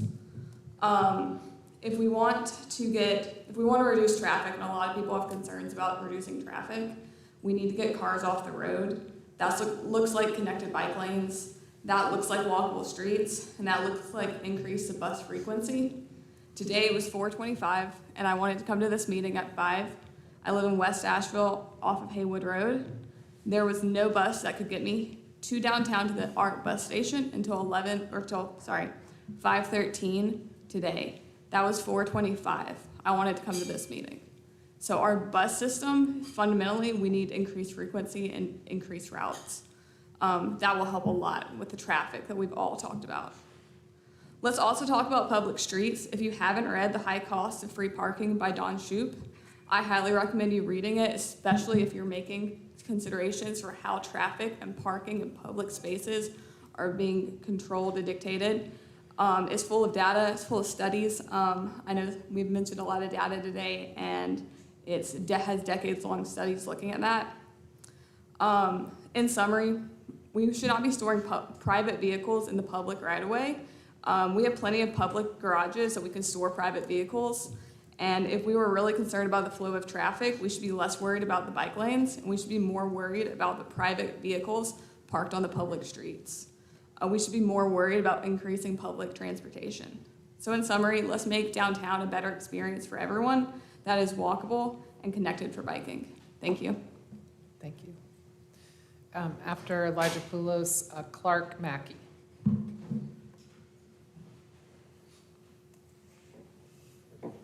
Good evening. My name is Eli Poulos. I am a longtime downtown worker. I've been working downtown and commuting there every day for nearly a decade now. During that time, I was also a bike delivery person. I've spent about 5 years delivering food to businesses all over downtown Asheville. This experience gave me a really up-close perspective on downtown Asheville streets. I biked downtown all day long, in every season, through many construction projects, and I've had a chance to see how pedestrians, bikes, cars, everyone interact in all sorts of different conditions. So I've seen it all. My overall experience is that moving through downtown outside of a car is often a chaotic experience and it's difficult to predict what's going to happen. But in spite of this, I think it's a lot more of an interactive experience, and we should be doing what we can to facilitate these kinds of interactions. Cars are often unaware of different kinds of transportation, and the lack of clarity will inevitably lead drivers and pedestrians to act in unsafe ways. I've been personally involved in a number of incidents that might have been avoided with the addition of some of these measures that are proposed tonight, bike lanes and other measures. So yeah, I think that allocating specific space for traffic of all kinds is the best way to make sure that downtown is safe and inclusive for everyone. So I urge you to pass this motion. Thank you. After Clark Mackey, then Tony Hauser. I simply have to use the restroom, but I know what you're going to say, Clark. Sage, it's all for you. Make sure you Just take email your microphone off, comments Sage. after. We want- My name's Clark Mackey, Mayor, Council, Manager. I would urge you to vote in favor of this project. I don't know if the overhead thing works, but I do have a map of my own. You can, if you Google downtown Asheville co-working, you'll see there are 6 co-working spaces in downtown Asheville right now. And it's really okay if this doesn't work. If this doesn't work, it's okay. I want to tell you my story of my advertising agency. I have 16 employees. I have been committed to keeping an office in downtown Asheville for 20 years, or almost all the last 20 years. We have been in the Miles Building, the BB&T Building, Lexington Station, and 3,500 square feet on Hilliard. And my staff come and go through all modes of transportation. They bike, they walk, they also drive cars. Coming out of the pandemic, we are one of the many businesses that, because we don't serve in a retail way the public, our clients are all over the nation, we will move to fully remote. Some of my staff wanted an office space. And so we went on a tour of the co-working spaces in downtown Asheville, and I was thrilled by what I saw. I met venture capitalists, I met YouTube influencers, I met hundreds of small businesses. And as buildings like the Flatiron have been closed, as I'm one of the businesses that got forced out of the BB&T at one point, as things have been converted to hotels, the slack is being taken up for entrepreneurs and small businesses in these co-working spaces. And each of these businesses is hundreds of small businesses and some large businesses. Each of these depends on those people using the co-working space coming and going safely. They don't have large parking decks. And a number of the people that use these spaces come by bike. They come on foot. So putting these resources in the center of downtown Asheville is something that my own staff use. It's something that we have used consistently over the last 20 years, and we want more of it. I have lost out on the ability to hire employees over the years at times. I've had employees locate to, or near employees locate to Greenville and Chattanooga over Asheville over this very issue, because when they looked closely at our infrastructure, they found it lacking and they wanted to bike and walk safely. So please vote in favor of this project. It's a good project for downtown Asheville. It in particular will enrich the small business community that is occupying all of these co-working spaces now. This is a community that did not exist in this form 10, 15 years ago, but it's thriving now, and they need more transportation options. Thank you. Thank you. Up after Tony Hauser will be Mike Sewell. Good evening. My name is Tony Hauser. I'm a 20-year resident of North Asheville. I'm a husband, a father of 3 sons, a brother to 3 siblings, and a son to my 88-year-old mother, who shouldn't be driving anymore. I'm also a landscape architect and a civil engineer. There's a scene in the movie The Matrix where Morpheus says to Neo, many of them are so injured, so hopelessly dependent upon the system that they will fight to protect it. The reference is to a system that has actually enslaved them. Automobiles once represented freedom, but we have made them a necessity. They were once a faster mode, but we now accept sitting in bumper-to-bumper traffic as a given. Go back and watch The Matrix from the viewpoint of a pedestrian in a motorist-dominant culture. We have prioritized cars for the last 80 years or more. We have reduced our urban centers that once accommodated throngs of pedestrians to thoroughfares for motor vehicles that have relegated pedestrians to the 5 to 10 foot strips of concrete sidewalk along their edges. I'm sure you've all seen the cartoon showing the precariously laid ladders connecting sidewalks across the bottomless canyons that represent our fatal streets. We have divided communities, destroyed neighborhoods, ruined our health and our environment, and we have and continue to design for motor vehicles over designing for people. We willingly give our hard-earned income to oil, tire, and automobile companies in the erroneous pursuit of freedom of travel, but in fact remain enslaved by the system that they have laid out before us. The typical car owner in the U.S. will spend around $800,000 over their lifetime on owning a basic sedan. Nothing special. What might they do with that money if they had the real freedom to get around by their own means or by an efficient system of public transit? And that is not to disrespect Asheville Transit. My family and my sons in particular regularly use Asheville Transit. Art does a great job with what they have and with the level of ridership they experience. The dominant land use in every city in the U.S. is the public storage of private motor vehicles, parking lots. Prioritizing cars in street design, and this may sound familiar, means deprioritizing the mobility of everyone who doesn't drive, including the elderly, children, disabled, pregnant, and people who have lost their license or can't afford a car, or simply those who choose not to participate in the matrix. As we have learned through the implementation, thank you. I would just like to applaud the reference to the matrix. I believe that's a first in the city council meeting. Next level, Not next be the level. last. Mike Sewell, then Prior Ray. Good evening, Council. I am Mike Sewell, Executive Director of Asheville on Bikes, with the mission of cultivating the culture of urban and commuter riding through advocacy, education, and celebration. And I'm sure it's no surprise that I'm here this evening to support continued investment in downtown complete streets. You've read all the letters, you've heard everyone tonight, so for just time's sake, I'm going to be very brief. I have heard this idea of like this is a special interest project, and I just want to push against that quite a bit. This is our codified city plans. It's expressed in the comprehensive plan, it's expressed in the AIM plan, in the Close the Gap plan, which many of our council members who are here tonight voted for.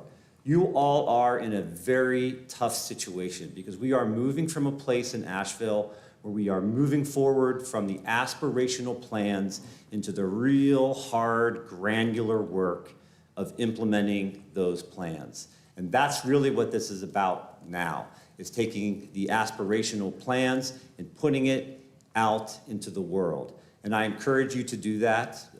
Follow the plans, follow the good guidance, follow the hard work that's been done.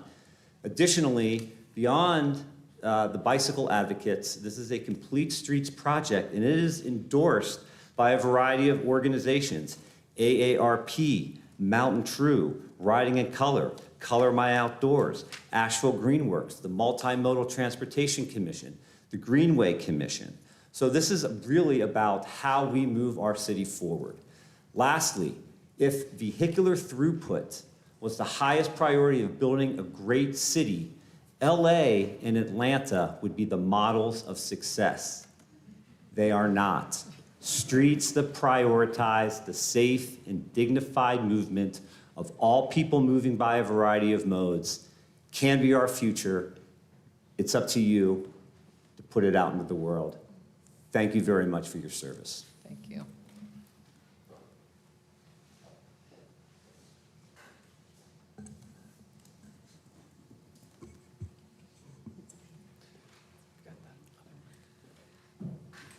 The next speaker will be Robert Price.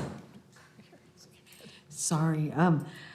Hi, everyone. My name is Priya Ray. I am the founder of DIY Able, a nonprofit to create informing people about disability and how accessibility benefits everyone. From everything I've heard today, what I've heard is people assume that the way we're living now is how we're going to be living in the future, but that's just really not true.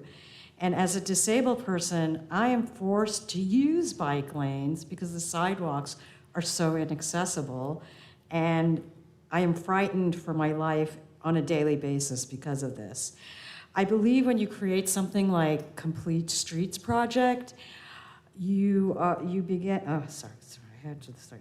How you begin to change the mindset of how people choose to travel.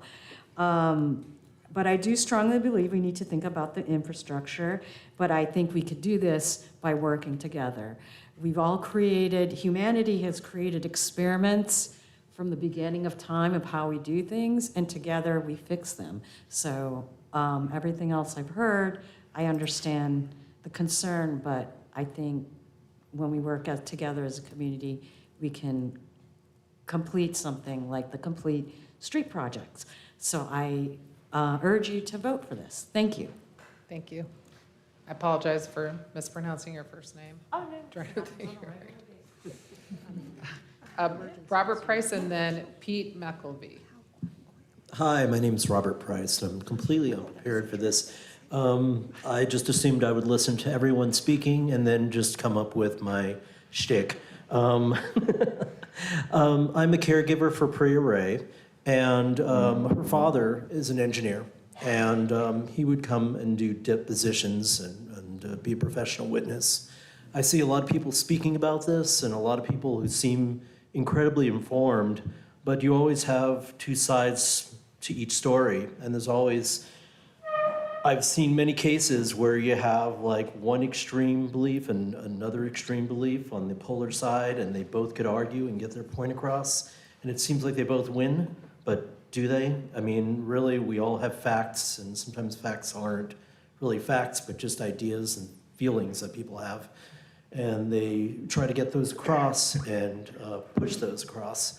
I think in the long end of this, I mean, really, when it comes down to it, you need an individual who is an engineer that does specialize in this sort of thing to come up with a plan of how it can be done. So it would work for everyone, so it wouldn't fall into the context where businesses are losing out, or bikers are losing out, or walkers or people in wheelchairs are losing out, but everyone wins in the end, and that's really what it comes down to, I think. Thank you. Thank you. After Pete, who will tell me how to emphasize the pronunciation of your last name, then Claudia Nix. All right. Hey, my name is Pete McKelvey. I'm here to speak in favor of the Patton and College Complete Streets project. As a cyclist and commuter living on South French Broad Avenue, my support is obvious. I love being close to downtown Asheville and all that comes with that. We're a growing city, and the decisions we make regarding our infrastructure should reflect it. We should strive for our streets to be safe for all users, and for the record, I drive this section of road just as often as I cycle it. While the inconvenience of this change has been greatly overstated by its opponents, at the core of your decision today is this: we are weighing safety against convenience. For that, instead of speaking to you as a cyclist, I want to speak to you as a carpenter, because weighing safety against convenience is something I do every day. Please bear with me for this metaphor. I've got a picture window to install on the second floor of someone's house. I can go the convenient route, run 2 ladders up the wall, send 2 workers up them, 1 hand on the ladder, 1 hand on the window, and hope for the best. The good news is I'll be done by noon. Or I can go the safe route. I can spend the money to rent scaffolding, spend most of a day assembling it, another half day taking it down, and be confident that my workers and the window are safe. I'll be done by the end of the day tomorrow. I've seen builders go both routes, and sometimes going the convenient route works out, but a lot of the times it doesn't. Much like the OSHA regulations, the College and Patton Complete Streets Plan was designed by professionals. Professionals who are tasked with understanding the risk, convenience, and inconvenience of all the options. They have weighed convenience against safety. I've heard commenters express concern based on feelings and beliefs, based on speculation, anecdotes, assumption, and false correlation. The designers of this plan did the research. They based decisions on facts and numbers that we have. I think they made some smart choices. I'm asking City Council to do the same.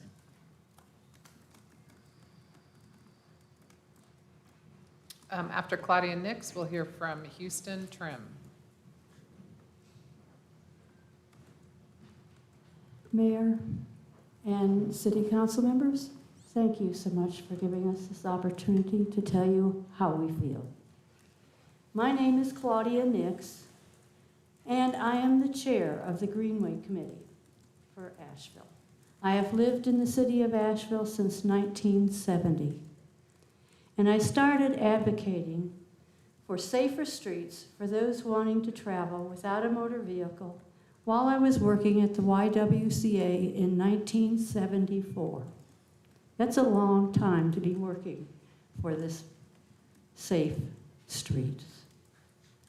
The city of Asheville has made commitment to making our streets safe and complete for all people and is slowly moving forward on this process. I am here today to talk in favor of the College and Patton bike lane. The bike lane will move pedestrians a little farther away from the moving vehicles, giving them more protection. Everybody moving along our streets has the right to do so safely. Many people do not have funds to purchase and maintain a motor vehicle. Those people have the right to travel however they can afford. The bike lane may make our downtown streets a little slower. Slow streets are safe streets. Someone hit by a motor vehicle traveling at 20 miles per hour has a 90% chance of surviving. If hit by a motor vehicle traveling 30 miles an hour, their chance of dying doubles. I often hear people complain about the city spending money on bike lanes because they only see a few people riding bikes. Well, that's because we do not have safe, connected facilities for people to get around by bike.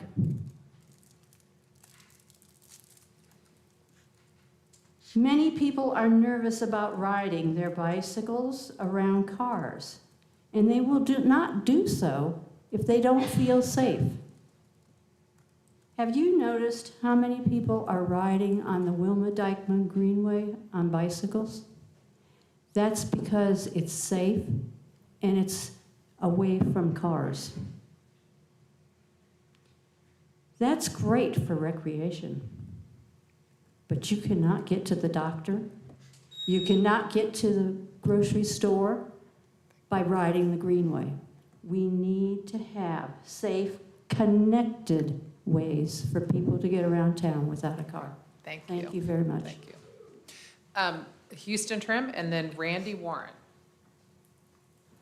Hello, City Council. My name is Houston Trim. I'm a cyclist, a parent, a downtown commercial property owner, a business owner, and a contractor serving the downtown community. While I do support the bike lane project, as I believe it will improve our community's access to Asheville's bustling downtown. As a contractor serving downtown businesses and residences in their remodeling and reconstruction projects, I feel it is important to ensure that the city permitting department is prepared to handle bike lane closures when they can't be avoided for construction projects. This information could be in a brochure provided to contractors when the need arises on their projects. This will help prevent outrage and help contractors to bid closure costs into the projects downtown, as well as streamlining the project schedules as these become quite difficult to navigate for both short-term and long-term closures. My experience is based on lane and sidewalk closures and feel it is pertinent to moving this project forward for the benefit of Asheville. Additionally, the lane changes and additional delivery zones will help to alleviate traffic issues that are often presented by delivery trucks throughout the city. At all times of the day, we have witnessed throughout all of my commercial and residential work within downtown Asheville. As a cyclist, I have had multiple close encounters with cars, people who didn't even see me riding, to those who have attempted to take my life, as I caught on video out on Pearson Bridge Road. Riding a bicycle throughout downtown is probably one of my most favorite things to do during any point of my riding. Our lives are so busy that we often forget to see the city as we zoom through it to get to where we need to go 5 minutes late. To get to see the city from the bicycle is a gift that everyone should get the chance to enjoy. As a contractor, my clients should also be able to have their projects completed just as in the rural areas. This work is better completed when the system to close parking, etc. is made easier through the permitting process. The city has recently approved many condo buildings that have began construction. These buildings aren't constructing parking decks large enough to handle its own occupants, which result in more street parking needed. Please, when approving these projects, don't allow them to add the need for street parking. It may reduce the condo amounts from 300 to 150 in order to address the parking requirements. These condo owners often look to multimodal transportation for their livelihood. Please vote in favor of the bike lane project, but help to ensure that the proper processes are put into place when approving future construction projects as to not take away from our already delicate city park.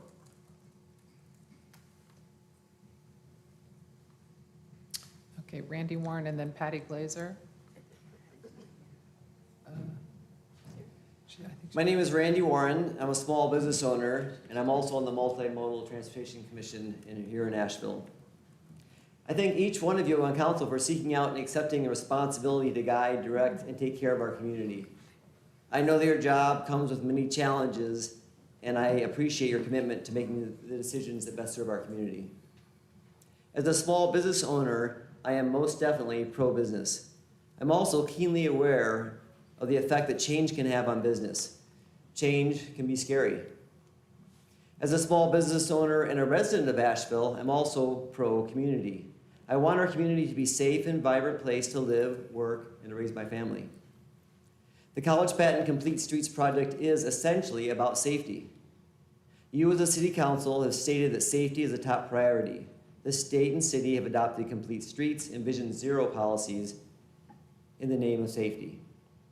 If we want to have a vibrant community, we need to have a safe community.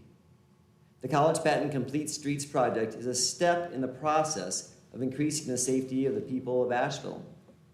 When people can be downtown on foot, in a wheelchair, on a bicycle, or even in a car without the constant fear for their safety, they can enjoy all that our downtown offers. Our car-centric culture has killed off many downtowns in our country. The revitalization of downtowns across America is largely due to making our business districts more people-oriented by increasing the ease and safety of movement. I know that some downtown business owners are concerned that this change will hurt their business. As a business owner myself, I can understand how scary that can feel. But also as a business owner, I know that providing a safe atmosphere for my clients is of paramount importance. Anything that I can do to help my clients feel safe is good for business. We can look to our own neighbors for examples of successful safety projects. Before Greenville and Hendersonville narrowed their streets and built safe places for people to walk and bicycle, there were very few businesses downtown, and now both downtowns are thriving. We are fortunate that our downtown is thriving now. We also see warning signs that people are choosing to go to places like Hendersonville and Greenville instead of Asheville. Unless we take steps such as implementing the College Patton Complete Streets project, we risk falling behind some of our own neighboring communities. By increasing the safety of our community through this project and others, By following through on the plans that we have already adopted to make our community safer and better, we can make this a place, not only who we are now, but who we want it to be in the future. Thank you. Thank you. So apparently Patty Glazer's not here, even though she was. My name in to give her extra minutes, but she's not here. Yeah, she's in Maine. She's not here. So go ahead. Sure. I shouldn't take 3 minutes. And then Brad Carpenter. Sherry Padula, ECF. She is next on the list. So.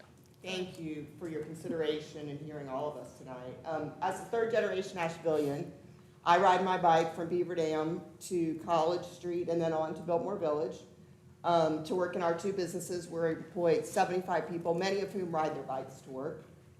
I use the marked bike lane that already exists via markings on College and Patton, which is what we've been told is the missing gap. So that's just really confusing to me. It is marked on College, and it is marked through Patton and back around. And riding the bike with traffic in that area currently. The clog that's been created on Charlotte Street and Merriman Avenue after the road lane reductions isn't anecdotal. It's a fact. And we're all living with it. And we're slower, but we're stopped in many cases. Certainly we understand that we don't need a study to show that this could be a hindrance to emergency responses and affected businesses on Merriman that I know you guys have heard from directly.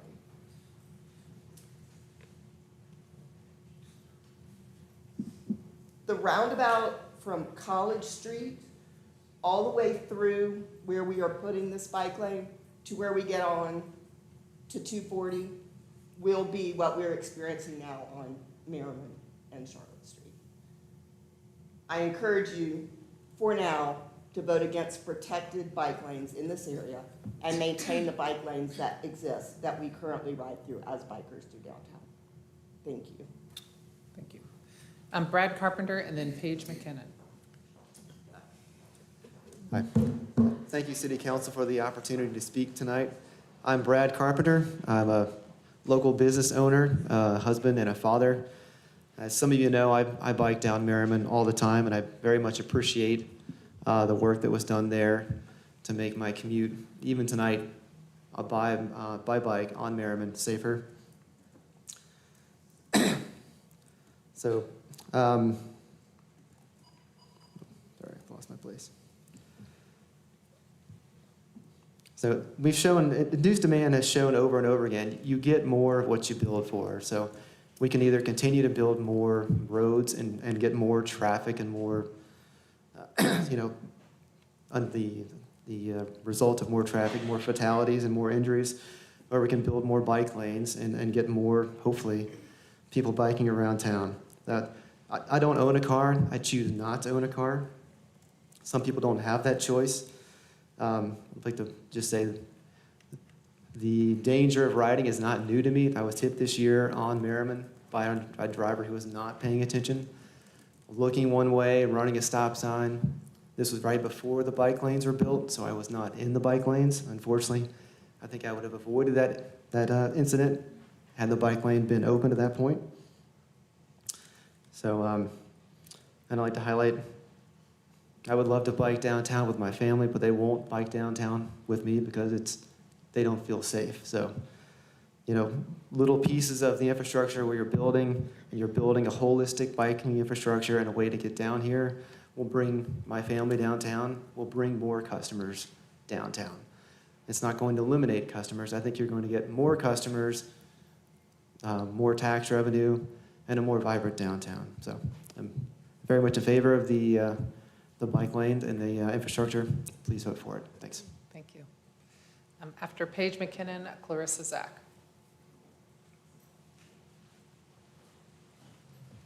Hi, my name is Paige. I do work downtown. I work downtown often, and most of my week, 5 to 6 days of the week, I'm downtown. I do have public safety concerns. You have a lot of public safety concerns here tonight. I have been threatened at my job. I've had to go to court. In the last week, a man OD'd out front of the store. He had to be Narcan back. You heard Nora Edwards talk about an employee who was assaulted. That was me. A few minutes for responders is a lot of time. That's a life. That was that person who OD's life. A few more minutes, he would have been dead. It's very traumatizing to watch somebody die on the sidewalk. My life. After being trespassed from the property, this man came back and assaulted me in a store full of people. A few more minutes, that would have been my life. And coming back, the police officer talked to me. He assisted in the arresting of a drunken, disorderly person outside of the pharmacy. After talking to me, another individual came in from the park, and he talked about a man who had thrown a cup of urine on his wife and his baby. This was my Thursday from the hours of 9 to 5:30. A few more minutes, that would have been my life. Public safety staff is already shortened, and you want them to use a bike lane to get where they need to go.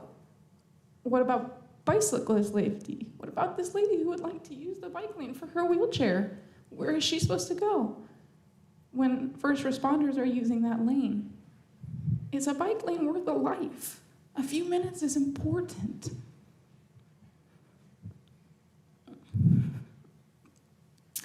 You would already make a bad situation downtown much worse.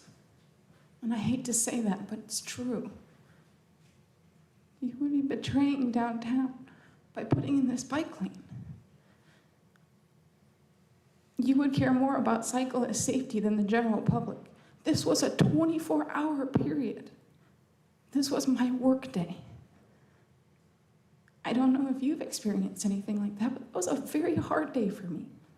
I had people cowering and screaming behind counters because they thought this man had a loaded gun. It's very hard. Please think about the lives. A life for a life. Just think about that. A few minutes is really important to people. This will be the second time in recent months I've gone to court because I have been assaulted at my job downtown. I'm 25. I just want to feed my family. Thank you. Clarissa Zach, and then Ben Wiggins. Hello and good evening. Thanks so much for all that you guys do. I've voted for many of you and I really appreciate your service to the city, and I certainly couldn't do it. The businesses along the Patton College corridor are truly the beating heart of downtown. We have experienced so much in the past couple of years just fighting to stay alive. First with COVID closures, then with the loss of the dedicated downtown police unit, then with vandalism and destruction and theft on the rise, and even one business on Patton being burnt almost to the ground. We have dealt with feces in our doorway, our employees being spat on, and haven't lost hope, even though it seems like nothing changes, no matter how loudly we raise our voices or voice concern. We collectively often feel as if the city doesn't care. This College Patton bike project seems like another slap in the face to us as residents and business owners downtown. 40 businesses signed a petition against these bike lanes months ago, and that seemingly has just been tossed aside. Bike lanes are being chosen over businesses, and we are real people, real families, employing hundreds of people and locals in our community. And we know our businesses, and we know what we need more than you do.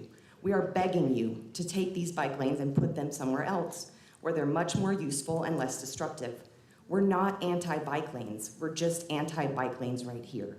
With respect, I will use the remainder of my time to name these businesses so you can be reminded of the people, the owners, the employees, the families who are imploring you to vote for businesses over bike lanes on College and Patton Avenue. The Thirsty Monk, Wine House, Jan Davis Tire Store, Red Ginger, Capitol Club, Glacier Architecture, Jerusalem Cafe, Asheville Discount Pharmacy, Breakout, Restoration Hotel, S&W Building Owner, Asheville Realty Group, Lobster Trap, Cress Emporium, Hazel 20, Farm Burger, Salsas and Bombas, Twisted Laurel, RS Hotel, Green Sage, K2 Studio, Tops for Shoes, Zella's Deli, the Mediterranean, Spirit X, Mayfels, Tupelo Honey Cafe, Pepper Palace, Claudel, the Yacht Club, Clarissa Sells WNC and EXP Realty, the Blue Dream Curry, WRES FM, Jack of the Wood, Sonora, Foggy Mountain Brew Pub, and the residential condo owners above the Lobster Trap. Thank you so much for your time. Thank you. And Ben Wiggins. Council, I'm sure you're all as hungry as me, so I'll be very brief. I've listened to a lot of small business owners in here express their concerns about everything, but if we're measuring the vitality and success and the barometer we're using of the downtown, if that cornerstone is based on those small businesses, then it needs to be brought to the attention that the backbone of a downtown is the labor force that supports those businesses. As cost of living rises in Asheville and wages stay pretty stagnant, people are going to need alternative ways to get to work. Not everybody can afford a car. Vehicles are more expensive, maintenance, fuel, groceries, rent. None of that's coming down, and wages aren't escalating to match that. As long as we have that problem in town, we're going to see more people using alternative mode of transportation, one-wheels, bicycles, feet, skateboards, whatever it is. We call ourselves a progressive city, and we need to think about the future of the workforce that actually keeps these businesses open. If you small business owners want to lose your business, lose your workforce. That's the quickest way to do it. Think progressive, as we claim to be, and vote yes. Thank you. Okay, that was the last speaker signed up to speak on this item. We have a motion and a second. Council, I'm assuming some folks have comments. Are there any other questions of staff? Hopefully not, but just in case. All right. I have one question for staff. Oh, okay. Just real quick. Since I'm not on the transportation committees and so on, historically, I don't know. The first time I saw this project come to us, it looked like this. Were there any other renditions that were maybe not protected bike lanes, were more sharrows or not 12 feet, maybe 6 feet? Yeah, could you just speak to that, or is this the only design we ever reviewed? Well, I believe we have sharrows now on the street. I think that was what one of the commenters was referring to. We looked at a right side lane design or a left side lane. We have the space to do that. So I think she's asking, has the plan changed in response to community input over time? Is that what you're asking? I'm asking if there was ever a different version that wasn't a protected lane that still had an option for 2 travel car lanes. No. You couldn't fit, if you added a bike lane without a buffer, like a 5-foot bike lane or a Right. 6-foot bike lane, you doesn't still work. have to take a travel lane away. Okay, 'cause that's what I'm getting at, okay. After the Jonathan Wayne Scott explanation, I got Hey, confused about all the Jessica, can you widths. wait? I got one for you while you're here. I think it was Crystal San Juan that asked about changing the signal timing, which I think is some of the concern that folks are, it's bleeding over from the Merriman conversation, because my understanding was the signal timing is part of Merriman that isn't done. Like, Merriman's not finished because DOT hasn't fixed the signals. Correct. So I get that folks are frustrated, and they should be, because DOT needs to finish it. So is that part of the concern that we'll need to address here as well, as signal timing? That is something that we'll monitor post-implementation. I think that it's important to say that there will always be a peak period of time where there will be more congestion and it won't be free flow. Same for Merriman, same as we experience now on pretty much every street. There are peak periods where there will be congestion, and those are relatively short-lived throughout a 24-hour period. But that would be something that we would monitor and potentially be able to make some tweaks to traffic signal timings post-implementation. Thank you. I'm going to add a little weight to that, because in a recent flurry of input from downtown businesses, one thing that came up is the extremely loud vehicles that are racing through downtown. And the suggestion from the business owners along that corridor was adjust the light timing, because then they couldn't race through. So just to layer that in while you're on that. I have comments, but I know you have some comments, Sandra, go ahead. Oh, Go ahead. I'm just going to say, I'll just go ahead with some comments. I am supportive of this project. I've been sitting in the seat for a long time, and we have been voting for and supporting plan after plan after plan for the city that, many of which were mentioned here tonight, that move us in this direction. And I think it's an interesting point to make that, well, you know, you do adopt plans. They're somewhat theoretical, and so now when you implement projects, it's interesting to see that process. And I think it's very difficult to adopt plan after plan after plan and be headed in a direction, but then stop the work of staff and the movement of the city when we hit the approval of each project individually. So I just try to think about this in the big picture. But I also very much believe in the direction that we're trying to move in here. A lot of other cities were mentioned in the comments tonight, and I would just echo that. You go to lots of other cities and see all modes of transportation being used and infrastructure being altered to accommodate all modes of transportation. And when new streets are put in now, this is kind of a standard operating procedure. I was just in a new area between Raleigh and Durham, and bike lane infrastructure is just put in. It's so we're struggling with this because we're retrofitting older streets, and that's always a challenge. But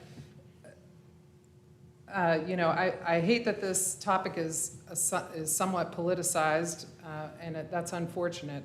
I'm a downtown business owner and property owner. My law firm is on Market Street, and right around the corner from college, and I see lawyers riding their bikes to work, or staff, and I had a seminar the other day, and someone rode their one wheel over. So I see where we're headed with cities and the vibrancy of cities and the modes of transportation we need to offer people, especially as we feel we need to replace surface parking with multi-family housing and other infill density housing in our cities. There's going to be less and less places to park traditionally, so we need to be able to retrofit our infrastructure to allow for workers to be able to come downtown and people to be able to get there safely and easily. I did have the chance several years ago to travel to Minneapolis with a whole contingency from the city in Western North Carolina to get on a bike and experience a city that's done a great job of retrofitting their city to accommodate bike transportation. It's pretty phenomenal. When it's done right and it's done well, it's very accessible to everyone. I think there's a perception in Asheville that you can only get on a bike if you have a lot of money and you could buy spandex outfits or something. And the idea here is to move away from that and to allow bicycle and other modes of transportation to be accessible for all folks.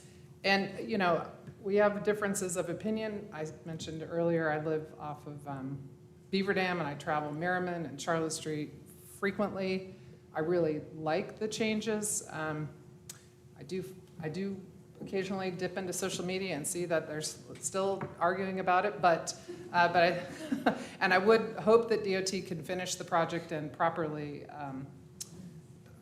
however you use the right term, but put all the signalization, and that has gotten better, but the way the project has been laid out of marking it, I think still has a little bit of work to do to be able to get that right. But we have been able to see some data on crashes on Merriman. We know there's been a significant reduction already, and I see that they've laid out the rubber tubes, so they're probably getting some data now about speeds and times a day and that sort of information. Anyway, that in summary is kind of where I'm at on this project, and I really appreciate everybody who came here tonight and sat through all these public comments, all the people that have been to a lot of these meetings, walking tours, you name it, answering surveys, all the staff time that's been put into this helps us do this better the next time. So I do appreciate that effort, and I'll conclude my comments there. Anybody else?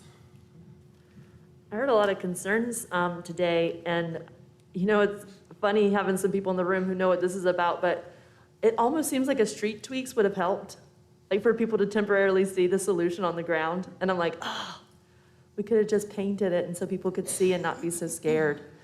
For me, this isn't just about bikes and cars, just like it's not just about downtown. For me, it's about connecting the whole body of the city to its heart. We've skipped the heart.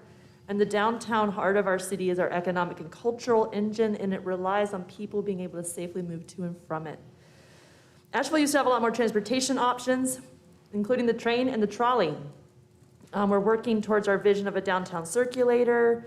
It makes me think of our history of the trolley, like the one my great-grandaunt Faye used when she worked here as an educator who worked with deaf and blind students. But it also makes me think about a hopeful future for our youth.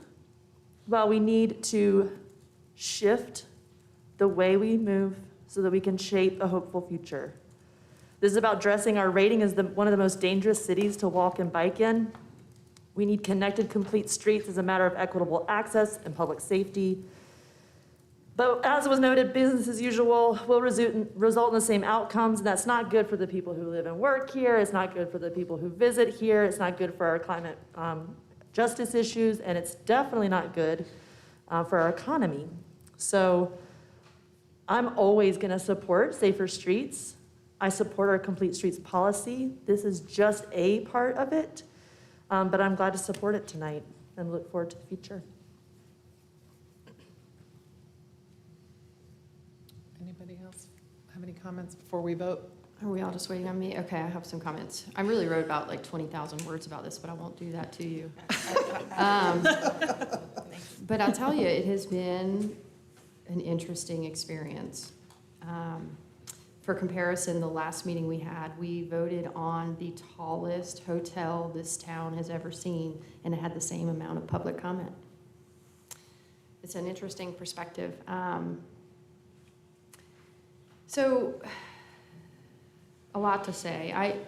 I serve our downtown community on the Downtown Commission and on the Design Review Board, and I have a business downtown that I'm part owner in. It's community owned. And I've been in downtown and focused on downtown for at least a decade, and I've been there through a lot of the change, reviewed a lot of the design, so a lot of what I'm going to say comes from that perspective a little bit. Two things really stuck out to me tonight. A lot of y'all made great comments, and I appreciate those who spoke, and some of you have already left, but I was really touched by many of them, including Priya's declaration of needing more space for access for her wheelchair. It's not a surprise to me the running bond pattern we have on our sidewalks is not fair or safe or fun for wheelchairs. I often see people riding and wheeling in the road to avoid the constant pattern that we have on our sidewalk. So that really struck out to me. I'm also on a lot of our housing boards and work a lot on affordable housing. And we cannot talk about affordable housing without talking about transportation. In fact, we have something called the Housing and Transportation Index. It's not our tool, I think it's a federal tool. And you can look it up, the H&T Index, and you can look up Asheville, and you can see that the average Ashevillean spends 25% of its income on transportation. So when we talk about affordability, we have to consider that too. And you know, as Asheville has grown, we've clearly just pushed more and more folks out. And I'm not suggesting anybody ride their bike from Sandy Mush, but I am saying that there is a correlation between accessible transportation that is affordable and housing and the vibrancy of our downtown work area. You know, this is hard for me because I am so dedicated to downtown. I do consider myself to be an advocate for the small businesses of downtown and long have been. And so when this came to me, I want to say May or February, one of the first or second times, I quickly said, wait a second, I'm hearing from all these businesses that they haven't had input. They didn't receive the letters that we sent, and they need walkthroughs, and they need more information, and they need more help and guidance. And I appreciate that staff took that time to do that we stalled right then and there and said, hold on, we got to go right back to where we started because it was COVID and maybe not everybody heard us, and let's do the walkthroughs and let's ask transportation staff to show up and talk to everybody that has an issue. And we did that. And we were able to adjust some things, I will say. That's where the loading zone adjustments came. That's where the fire change across from Pritchard Park in front of the pharmacy came. You know, it's where we kept things like the 2 parking spaces in front of Tupelo for streeteries instead of converting them to loading or more meters. There's been a continuum of input, and I will say a continuum of changes and updates from staff. It did not solve every issue that's been brought to us. I have a lot of concerns about these public safety and time and accessibility of emergency vehicles. You know, in my experience as a daily car rider, I don't ride a bike to downtown. Maybe I would if I felt safer. But my experience is that when there's an emergency vehicle coming by, that people do get out of the way. We have not lost all humanity. We have not started blocking our fire trucks or our EMTs. We do get out of the way, and I think that will be the same here. And I understand that there's concern about how that works. And I think we need to pay close attention to that if this moves forward. And we need to be ready to answer questions about that if this moves forward, and be ready to react if that were to become a problem. But because of all this experience with downtown, I want to share, and I'm not going to belabor this, I'm not going to talk for 10 minutes, but I've seen a lot of changes on this corridor. The majority of those businesses on the petition were in one part, and it was from about where Thirsty Monk starts to where around Amos stops. And I was thinking back of all the things I've reviewed there, and it occurs to me that maybe when the Restoration Hotel came, I reviewed that project. And the recommendation in our own ordinances is that we recommend loading zones for these hotels be on a secondary corridor. And I sat there and said, this loading zone needs to be on the back of the building. It needs to be on the back of the building, not on the front. It's a busy thoroughfare, but it's not. And that's not a dedicated loading zone to that hotel. It was not granted to them. So maybe we should have looked at it then and said, we can't afford to give up this traffic lane.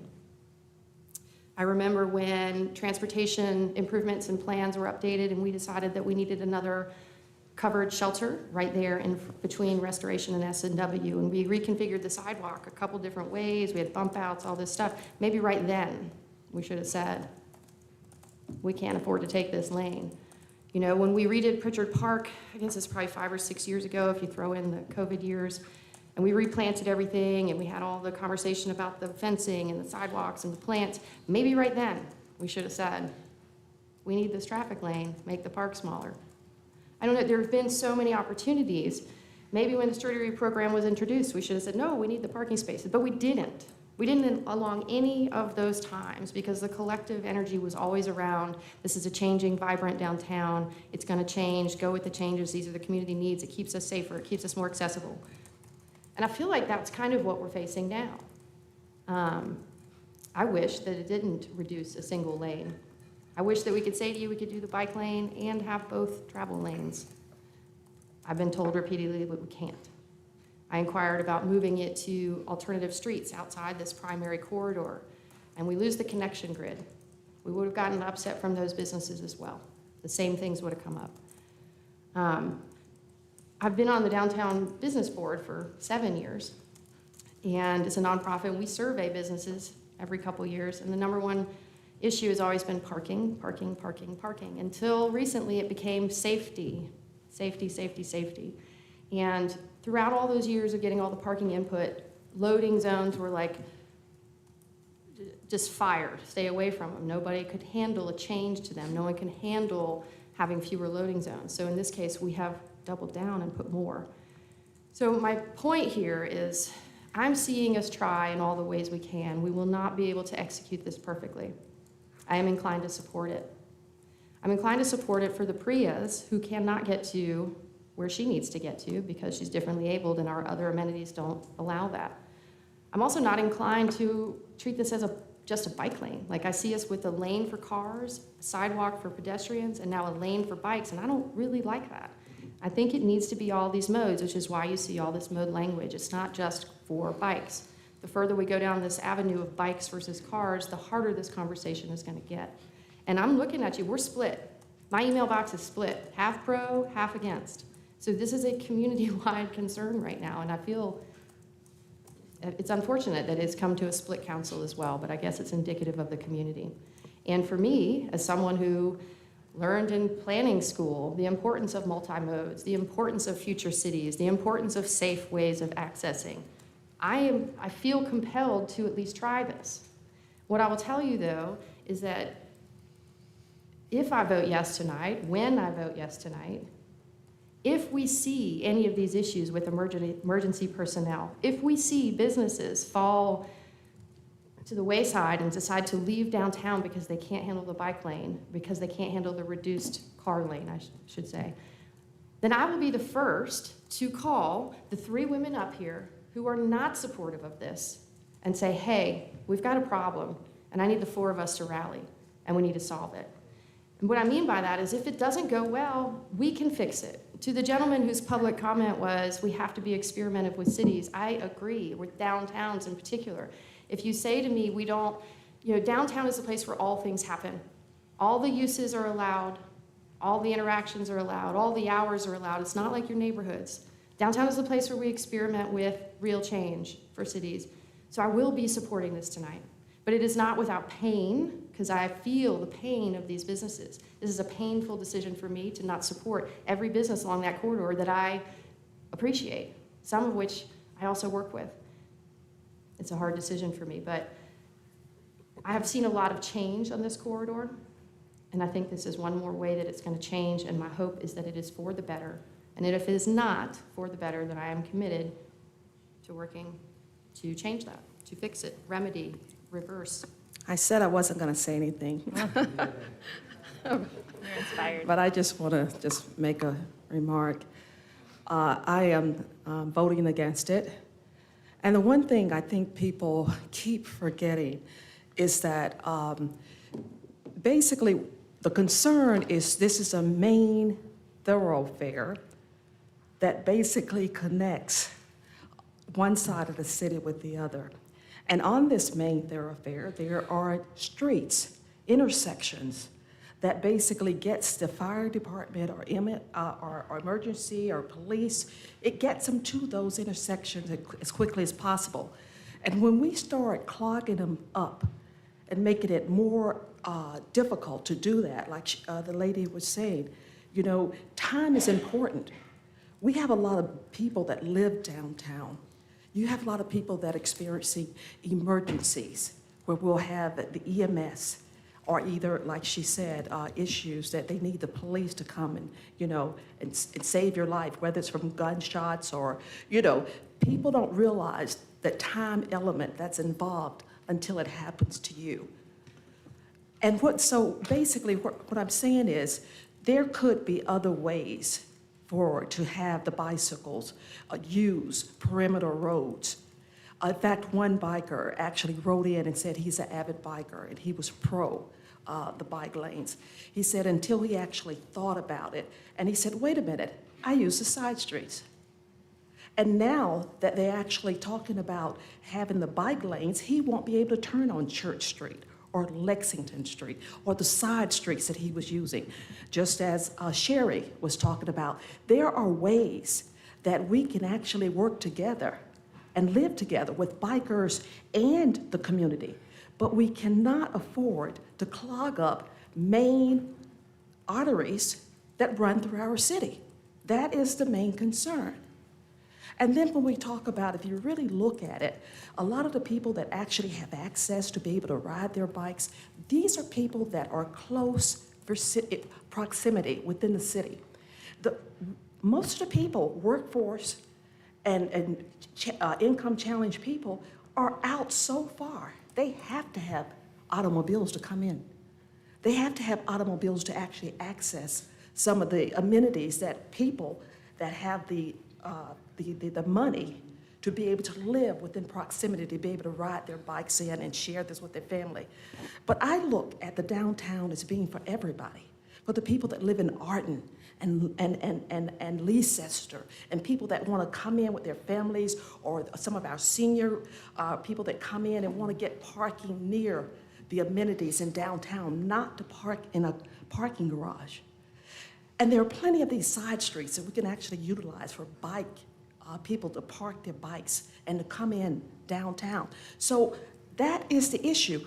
Why must the city, our EMS, our police department, and the cities and the people in this community be impacted because of the people that have access and time and energy be able to make it convenient for them?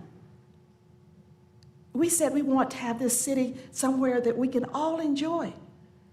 But we're not making it somewhere that we can all enjoy. And then we talk about the tourists. Guess what? The tourist has nothing to do with us or people being able to access our downtown. But by doing some of the things we're doing, we're causing people to not come downtown because of the traffic. And I think that's sad for what we're doing. Like I said, I truly believe that there will be a time and a place that we actually can have the biking community that we want downtown. It's just not now. I think it's premature. We're in the process right now of building affordable and workforce housing downtown. That will actually change the complexion where people will not need as many automobiles. But we can't force it by wanting our agenda for what we want to put forward without thinking about the most of the people. We've got to think about what it does to the entire community. And like I said, in safety, when they say we're doing this for safety, I can't see the bike lanes being put in for safety. I think it's actually going to cause more safety issues. Thank you. You know, I planned on not saying anything either, and now that I know how you're going to vote, I know how it's going. But I was speaking to a colleague earlier, and I mentioned how passionate people are about this particular issue in this particular place. And so it made me think of, you know, when you're having an argument, it's not really about the argument. It's about something that's underlying the argument. And I've been trying to figure out for months what that is. And I've been able to recognize some commonalities. You know, at first I thought people would think, okay, maybe the 3 Black women aren't gonna vote on it, but then it wasn't lost on me that we happen to all 3 be natives too. So that's in one section. But the common thread that I've been hearing is more along the lines of people believe that the house is on fire, right? Coming out of COVID. And instead of dealing with the fire, we're focusing on measuring nice silk draperies. So it sounds to me that a lot of people, including the businesses downtown in marginalized communities, are not saying, no, we hate bike lanes. It's, what about us? You're overlooking us. You're being performative. And so I just want to let people know that I hear you, I support you. I especially believe that some people are believing we do things more for tourists than locals, and they see this as an instance of us catering to locals more than businesses that cater to locals. You know, it's an interesting point that you're making, because I know another councilwoman who may or may not speak about it. When I reached out to her, it was a similar thing, that this isn't, I don't hear anybody up here saying we don't want bike lanes or we don't believe in multimodal. I actually hear them saying, but not here and not now. And it kind of alludes to what I started this conversation around, which is before all the public comments, when I said what I'm hearing from people most is, why is this what you think we need right now? And I empathize with that, because frankly, I don't think this bike lane is going to fix the majority of downtown's current issues. I don't see how it would. I don't even see how it's going to touch them. And I have 100 more issues than I do for downtown than I do for this bike lane.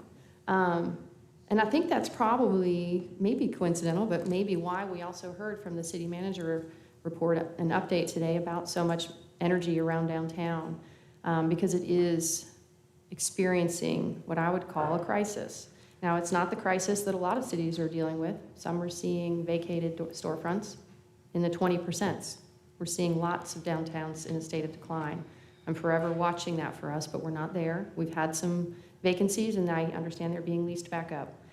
So I don't want businesses downtown to leave here tonight feeling like we don't recognize that there's an additional problem, that this bike lane is not somehow what we're doing for you to offset all of these other issues. I hear it loud and clear. I've been working on it. Most businesses know that because I've been calling them. And council has taken a group effort and a group position on it. Needs help and it needs resources. So, and I also mentioned earlier, that's why I brought up the calendar. Like, this doesn't happen until next year. So I would like to see a concerted effort for all things that are occurring in downtown to get some attention right now while it has some momentum and council's attention, so that when this bike lane comes and is striped, it doesn't feel like a death march. It feels like, okay, we got these other 10 things done too. And that's what I can commit to on y'all's behalf. This is a hard decision. It's been a hard decision. I did not expect bike lanes to be one of the most pivotal decisions in the city, but here we are. And if there's no other comments, I'm ready to vote. Yeah, I'll jump in. I mean, I hear that sympathy as well. I feel like we are hearing a lot from downtown businesses, and I can understand the feeling of, we're asking you for A, B, and C, and you're giving us C. But I also feel like we're a complex organization. We have 20 different departments, and we can pursue a lot of different goals at the same time.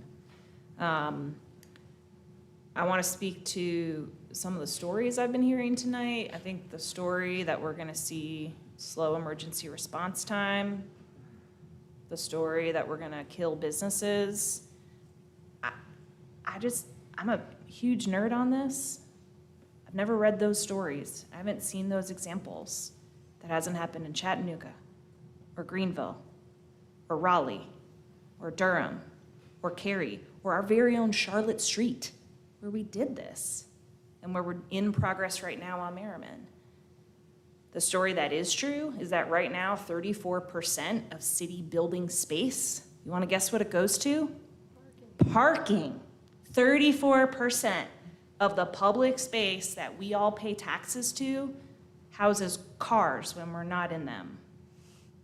The other story that's true is that this past year, the state, our carbon footprint, the transportation sector has surpassed power plants. So we are experiencing more pollution contributing to climate change from cars. Those are true stories that I'm very concerned about. And I want to build our future to address some of those stories. I want to build a future where our infrastructure is for people, not just cars. And then you go, well, gosh, how am I going to do that? And it makes me remember when I had the privilege of going as a delegate of this city, a US delegate, to go to Copenhagen in 2014. And I got all those tours that people hear about and talk about, how isn't Europe great? And I was sitting there with the city planners and the transportation planners and all these folks, like near tears. I'm not hyperbolizing here, of just looking at the glory of what multimodal infrastructure, what complete streets can do, what activation of streets can do for businesses. And I was just at a loss for how on earth our little city in the mountains would ever get there. And I asked the head city planner, and he, in a very Scandinavian way, just said, mile by mile, year by year.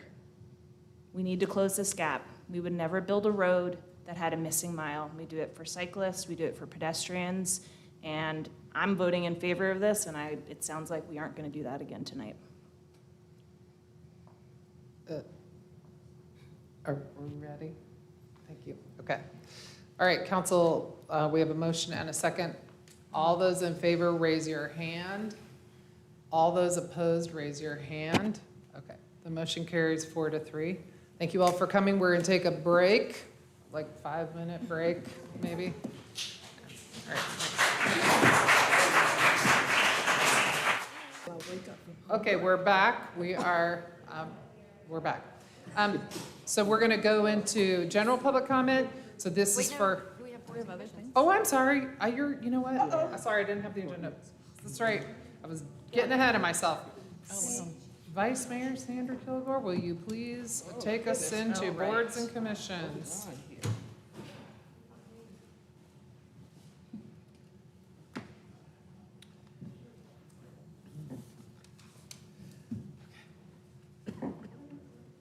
does Nina know, Nina, do you know you have 4 people signed up? So if somebody is waiting. But they Oh, have to be they here, left. so they're not. They yeah. left, never mind. Nina's not in the room. It's- Nina's not in here. Well, they just all left, huh? No, they're on there, so there's still seating time. But there's 4 people. Yeah, but they're not here now. Oh, all 4 are not here? What are we I was just gonna say the 4th could go home. I don't know. We're gonna find out. Sarah left. We're Okay. stalling for time, Sandra, how are we doing? Okay, Sarah. I could sing a song if you'd like. No, just kidding. We're doing boards and commissions, but. we're wait- we're Public all- comment will be after that. You're next. We're just making sure you had your 3. We're seeing people drop. I was in there trying to eat, right? Okay. Hold on. Were you worried about the things? Huh? Look at that fancy thing. I know Jerry's the one sent Do it. you have, do you have it, Maggie? 305, is that what it is?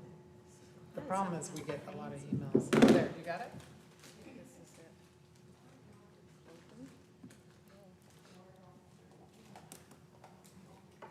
I was in there trying to eat, I forgot about it. Okay, here we go. Okay.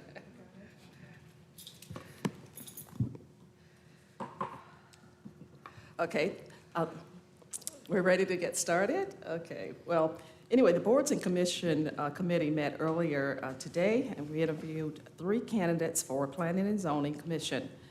And this is an addition to the 5 that were interviewed on August, and one of those 5 have removed their name from the list. So the candidates that we have tonight for Planning and Zoning will be Alvarez Abernathy, Joseph Chesler, Andrew Fletcher, Byron Griner, John Michael Henson, Scott Lewandowski, David Moritz, and Jared Wheatley. So I So would you, like to we're know. gonna jump right to Yes. planning and zoning.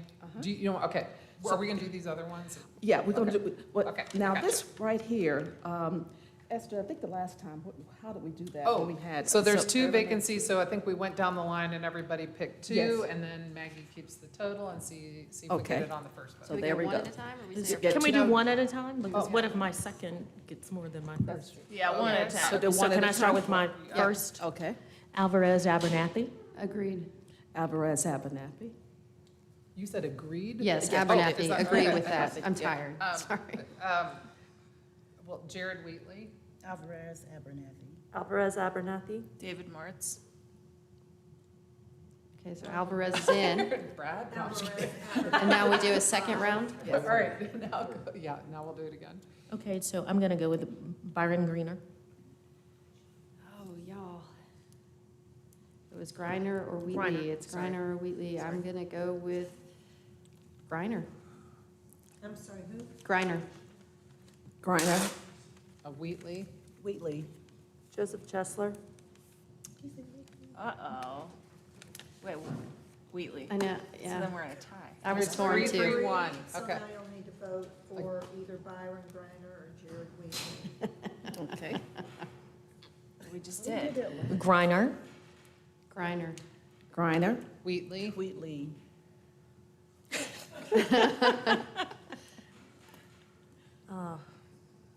Jared Wheatley. Wheatley. Okay. Great, both great choices, so. Yeah. So what?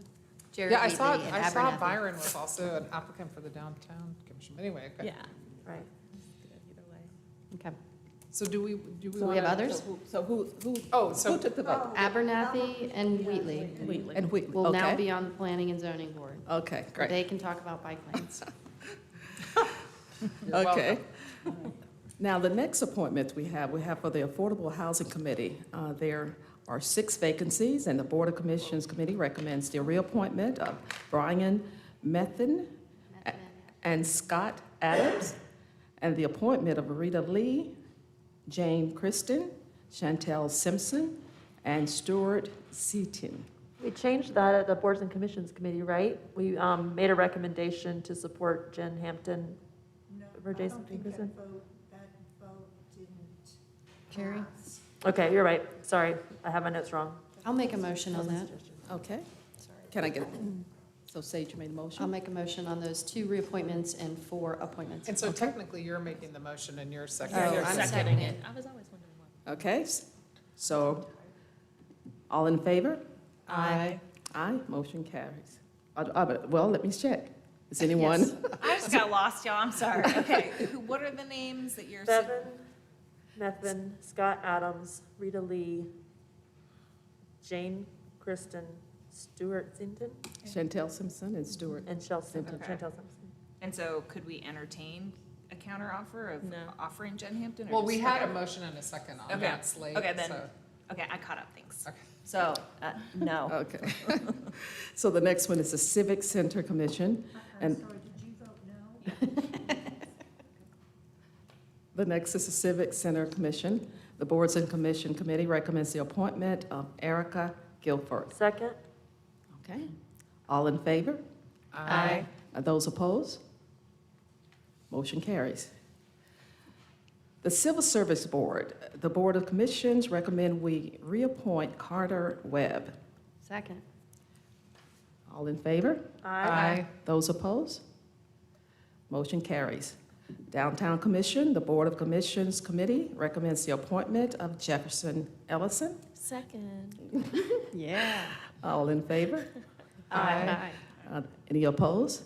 I just want to make a comment that there were a lot of really great applications for Downtown Commission that also were folks applying for other boards and commissions.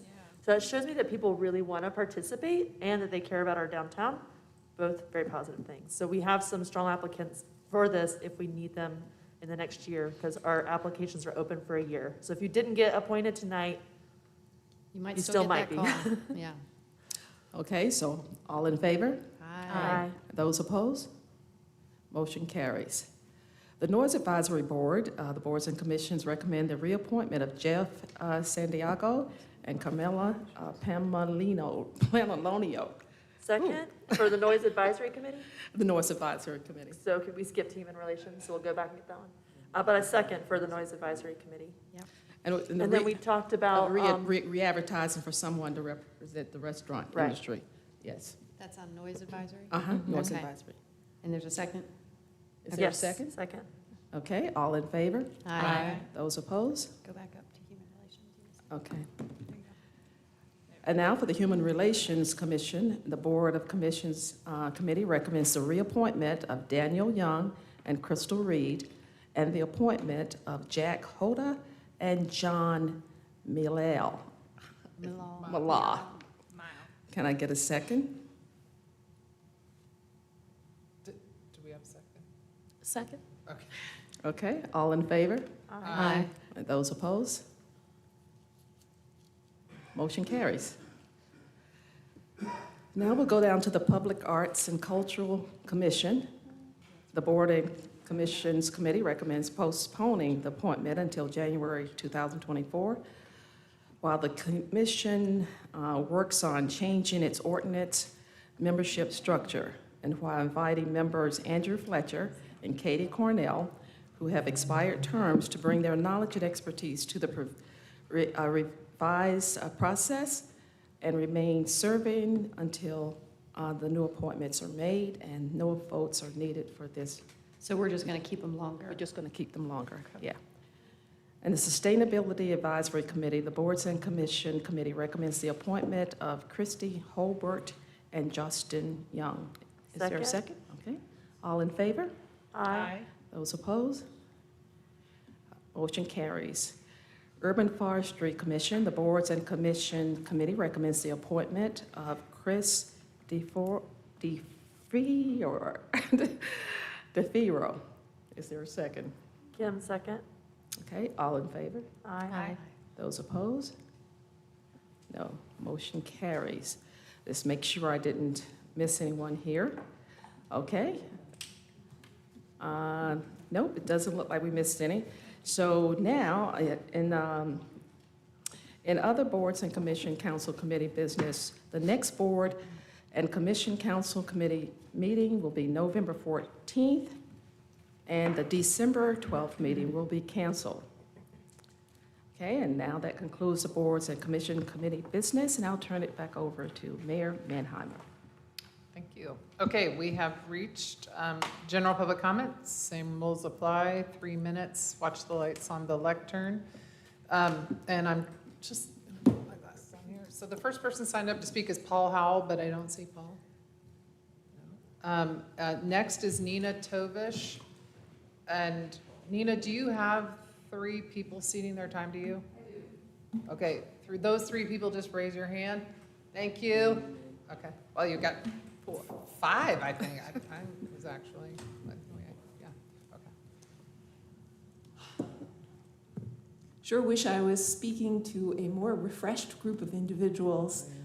My apologies, this will be 10 minutes. I hope you will find it exciting and interesting, and that you will stay awake along with me. Good evening, Mayor, Vice Mayor, and Council members. My name is Nina Tovish. I am president of Sustain ADL, a local nonprofit organization. The goal of our organization is to help Asheville, Buncombe County, and our region pivot towards a thriving, sustainable economy. Every project or collaboration we undertake must be congruent with these 3 pillars. It's got to be aimed at the sustainability sector, economic development. It has to align with the residents' values. It has to have broad benefits for our community. First, sustainability sector. This represents an extraordinary opportunity for our city and our region. The sustainability sector has well-paying jobs for an educated workforce. And Asheville and our region have a promising start in this. We have lots of businesses already in this sector, and we have great educational institutions here to help out. Climate change is here to stay.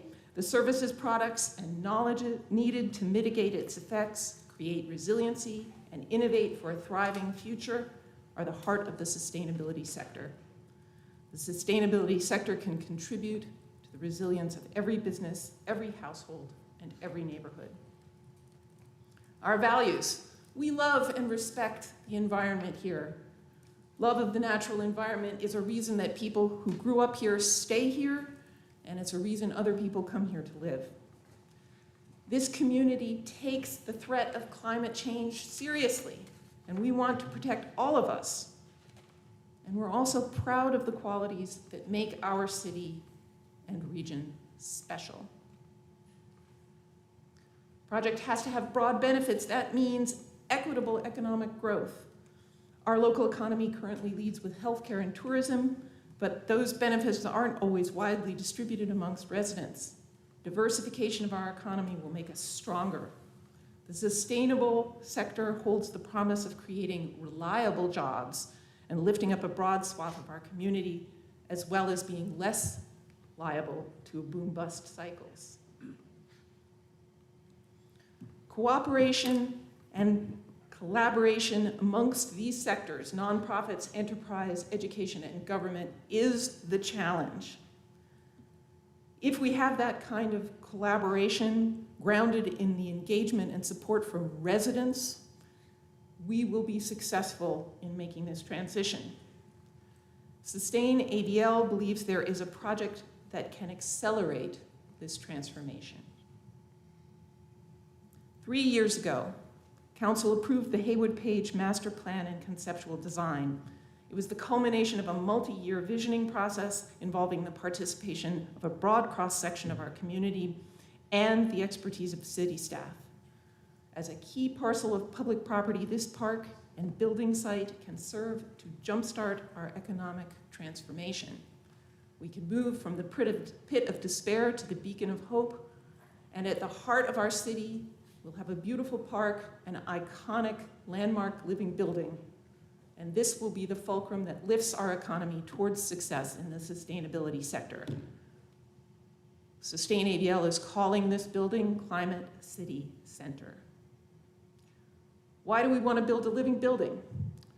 The living building is a specification that represents the highest standard of environmental excellence. You may have heard of LEED certification and its highest designation, Platinum. The living building specification is far more comprehensive. It thoroughly embodies the values of equity and sustainability. A living building makes a net positive contribution to its community across the 7 different criteria that you see here. I'm showing you just an example of a couple of different buildings. There's the Bullitt Center in Seattle, the Kern Center in Amherst, Massachusetts. Living buildings are arising around the country. Ours is going to be the best because we're going to have a national design competition. The closest living building to Asheville is the Candida Building on the campus of Georgia Tech in Atlanta. I had the privilege of touring it with its director, Sean Aurora, who was the possible person responsible for shepherding it into existence. Just to give you an idea of what it means to be a net positive building, this building produces 8 times more electricity than it uses. And that's just one of the dimensions in the ways that it contributes to its community.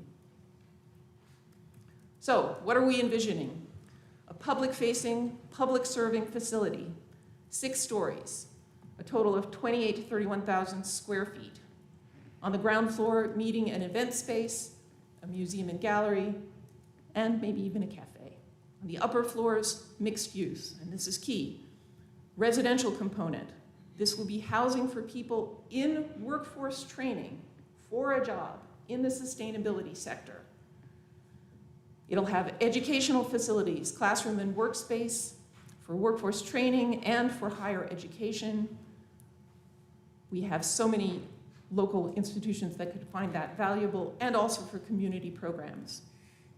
A portion of it will be office space with priority for nonprofits in the sustainability sector, for enterprises, also aiming at this growth sector of our economy, and maybe even for governmental use.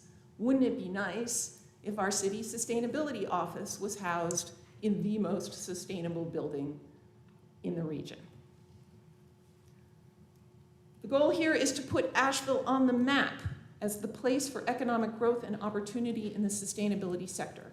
For that, we need an educated workforce, a committed local government, and the support of engaged residents. Climate City Center serves as proof of concept for this in 2 ways. The first, in its architectural, technological, and multi-use excellence. And second, because its very existence will demonstrate the deep cooperation and collaboration across not-for-profit, private, governmental entities, which our community is capable of. That kind of commitment makes a big impression on the national stage. Climate City Center is also aligned with the city's stated visions. It'll contribute to our goals for equity and sustainability. It'll enhance our urban landscape. It supports educational access. It grows an economic sector with jobs that pay well.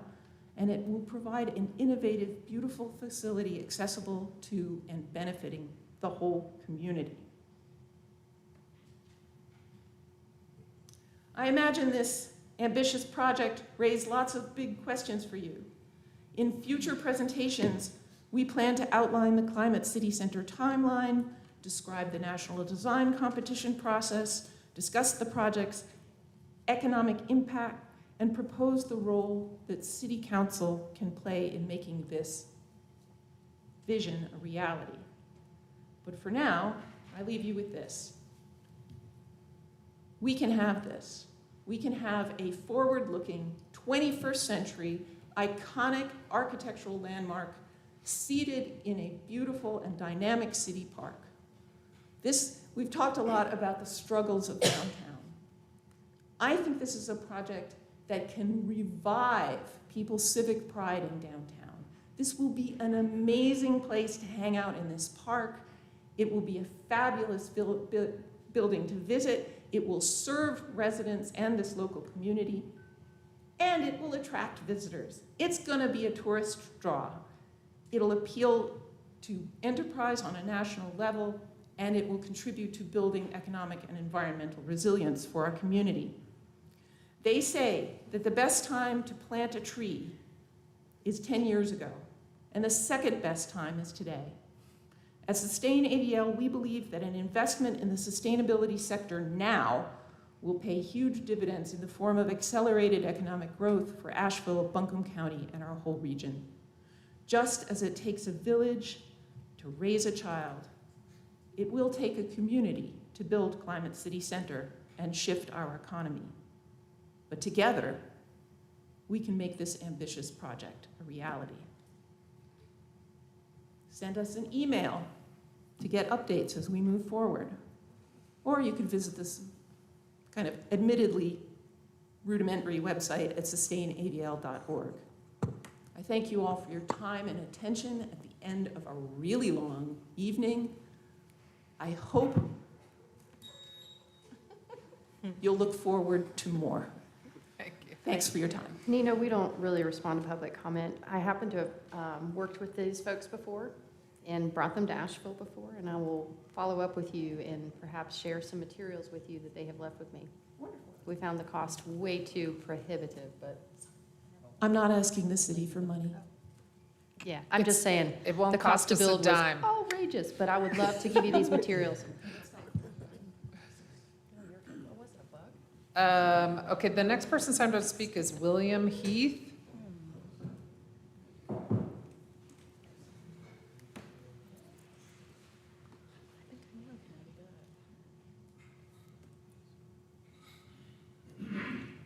Good evening to the council, to the mayor, and to, excuse me, my city managers. My name is William Heath, and I thought I'd never be here before you, standing and commenting in this city of Asheville to the city officials today or night, especially under the circumstances that I'm here, because it is kind of a concern for me. I have a grievance, yet here I am. This is, I think I've sent you all an email regarding this. I did send it to the council. I heard something from the city manager, from a consultant who basically said that she spoke with the officer involved and that the officer said that the case was closed. This is the problem for me. On May of 2022, on a rainy afternoon, I was hit from behind in a seemingly minor and innocent fender bender while turning into a parking lot off Asheville Road. The young woman and I exchanged insurance information immediately. However, she wanted to file a police report. Police arrived, we both submitted statements, I was allowed to leave the scene. Months later, in December of 2022, I found out that I had been faulted for the accident and that my statement in the police report was not included. I never received the police report directly. I did receive a copy of the police report from my insurance carrier via PDF file. I never received a citation on the scene or in mail. The police was forwarded to, the police report was forwarded to a data center in Atlanta, which awarded points to my driving record, causing my insurance rate to substantially increase. My North Carolina DMV driver's records doesn't have any points. I never had any prior infractions. It's upsetting to me because usually I'm a pretty good citizen. I'm a pretty good guy, I think. I don't go around making wild accusations. I help little old ladies across the street. I pride myself on being that kind of a person. So I don't know how or why this one-sided narrative exists, but it does. And I seem targeted.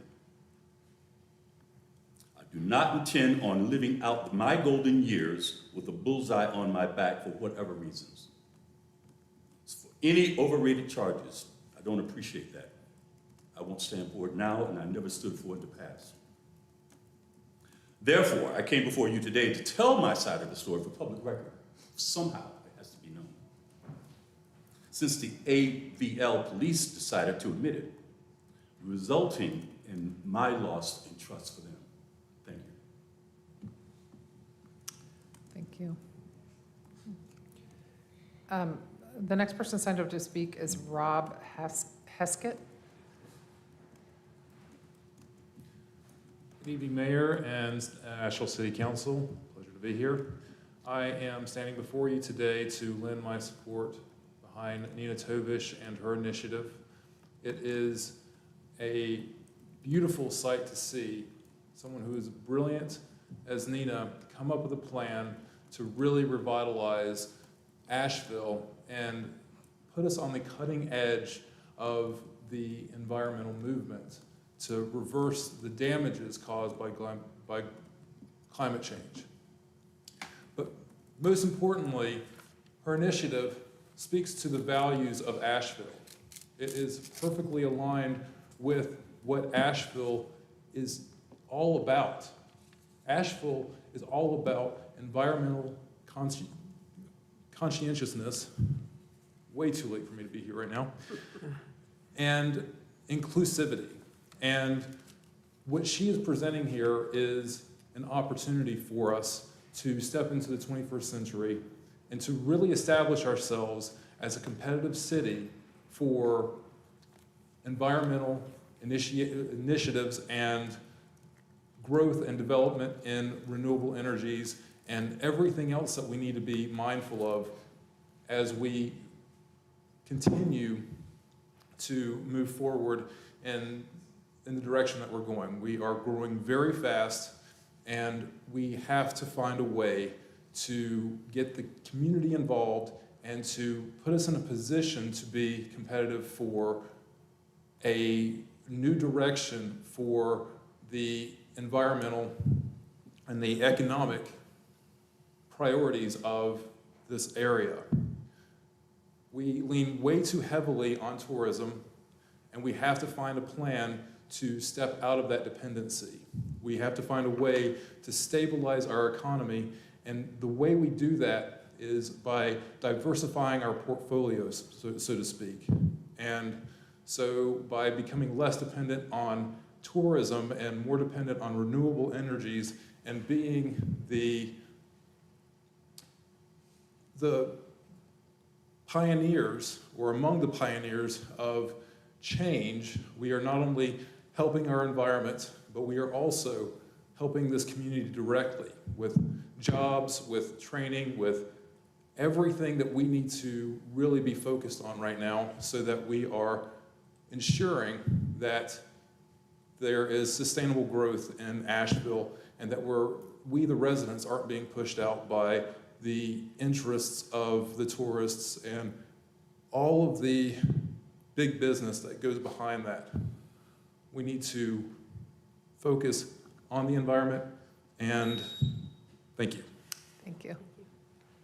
We need your really tall microphone somehow, yeah. Okay, the next person signed to speak, I don't think is here anymore, but then the last person signed to speak is Jonathan Wainscott. Bring us home. Man, I got a short microphone up here.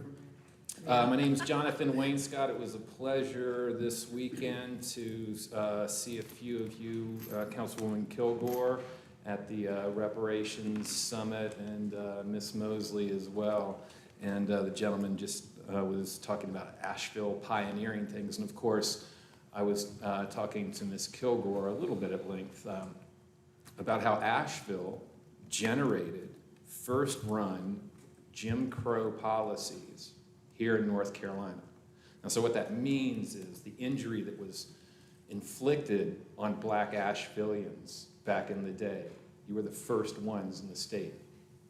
And then from Asheville, our precedents spread, specifically when it comes to having abolished the aldermanic form of government in, I believe it was 1916.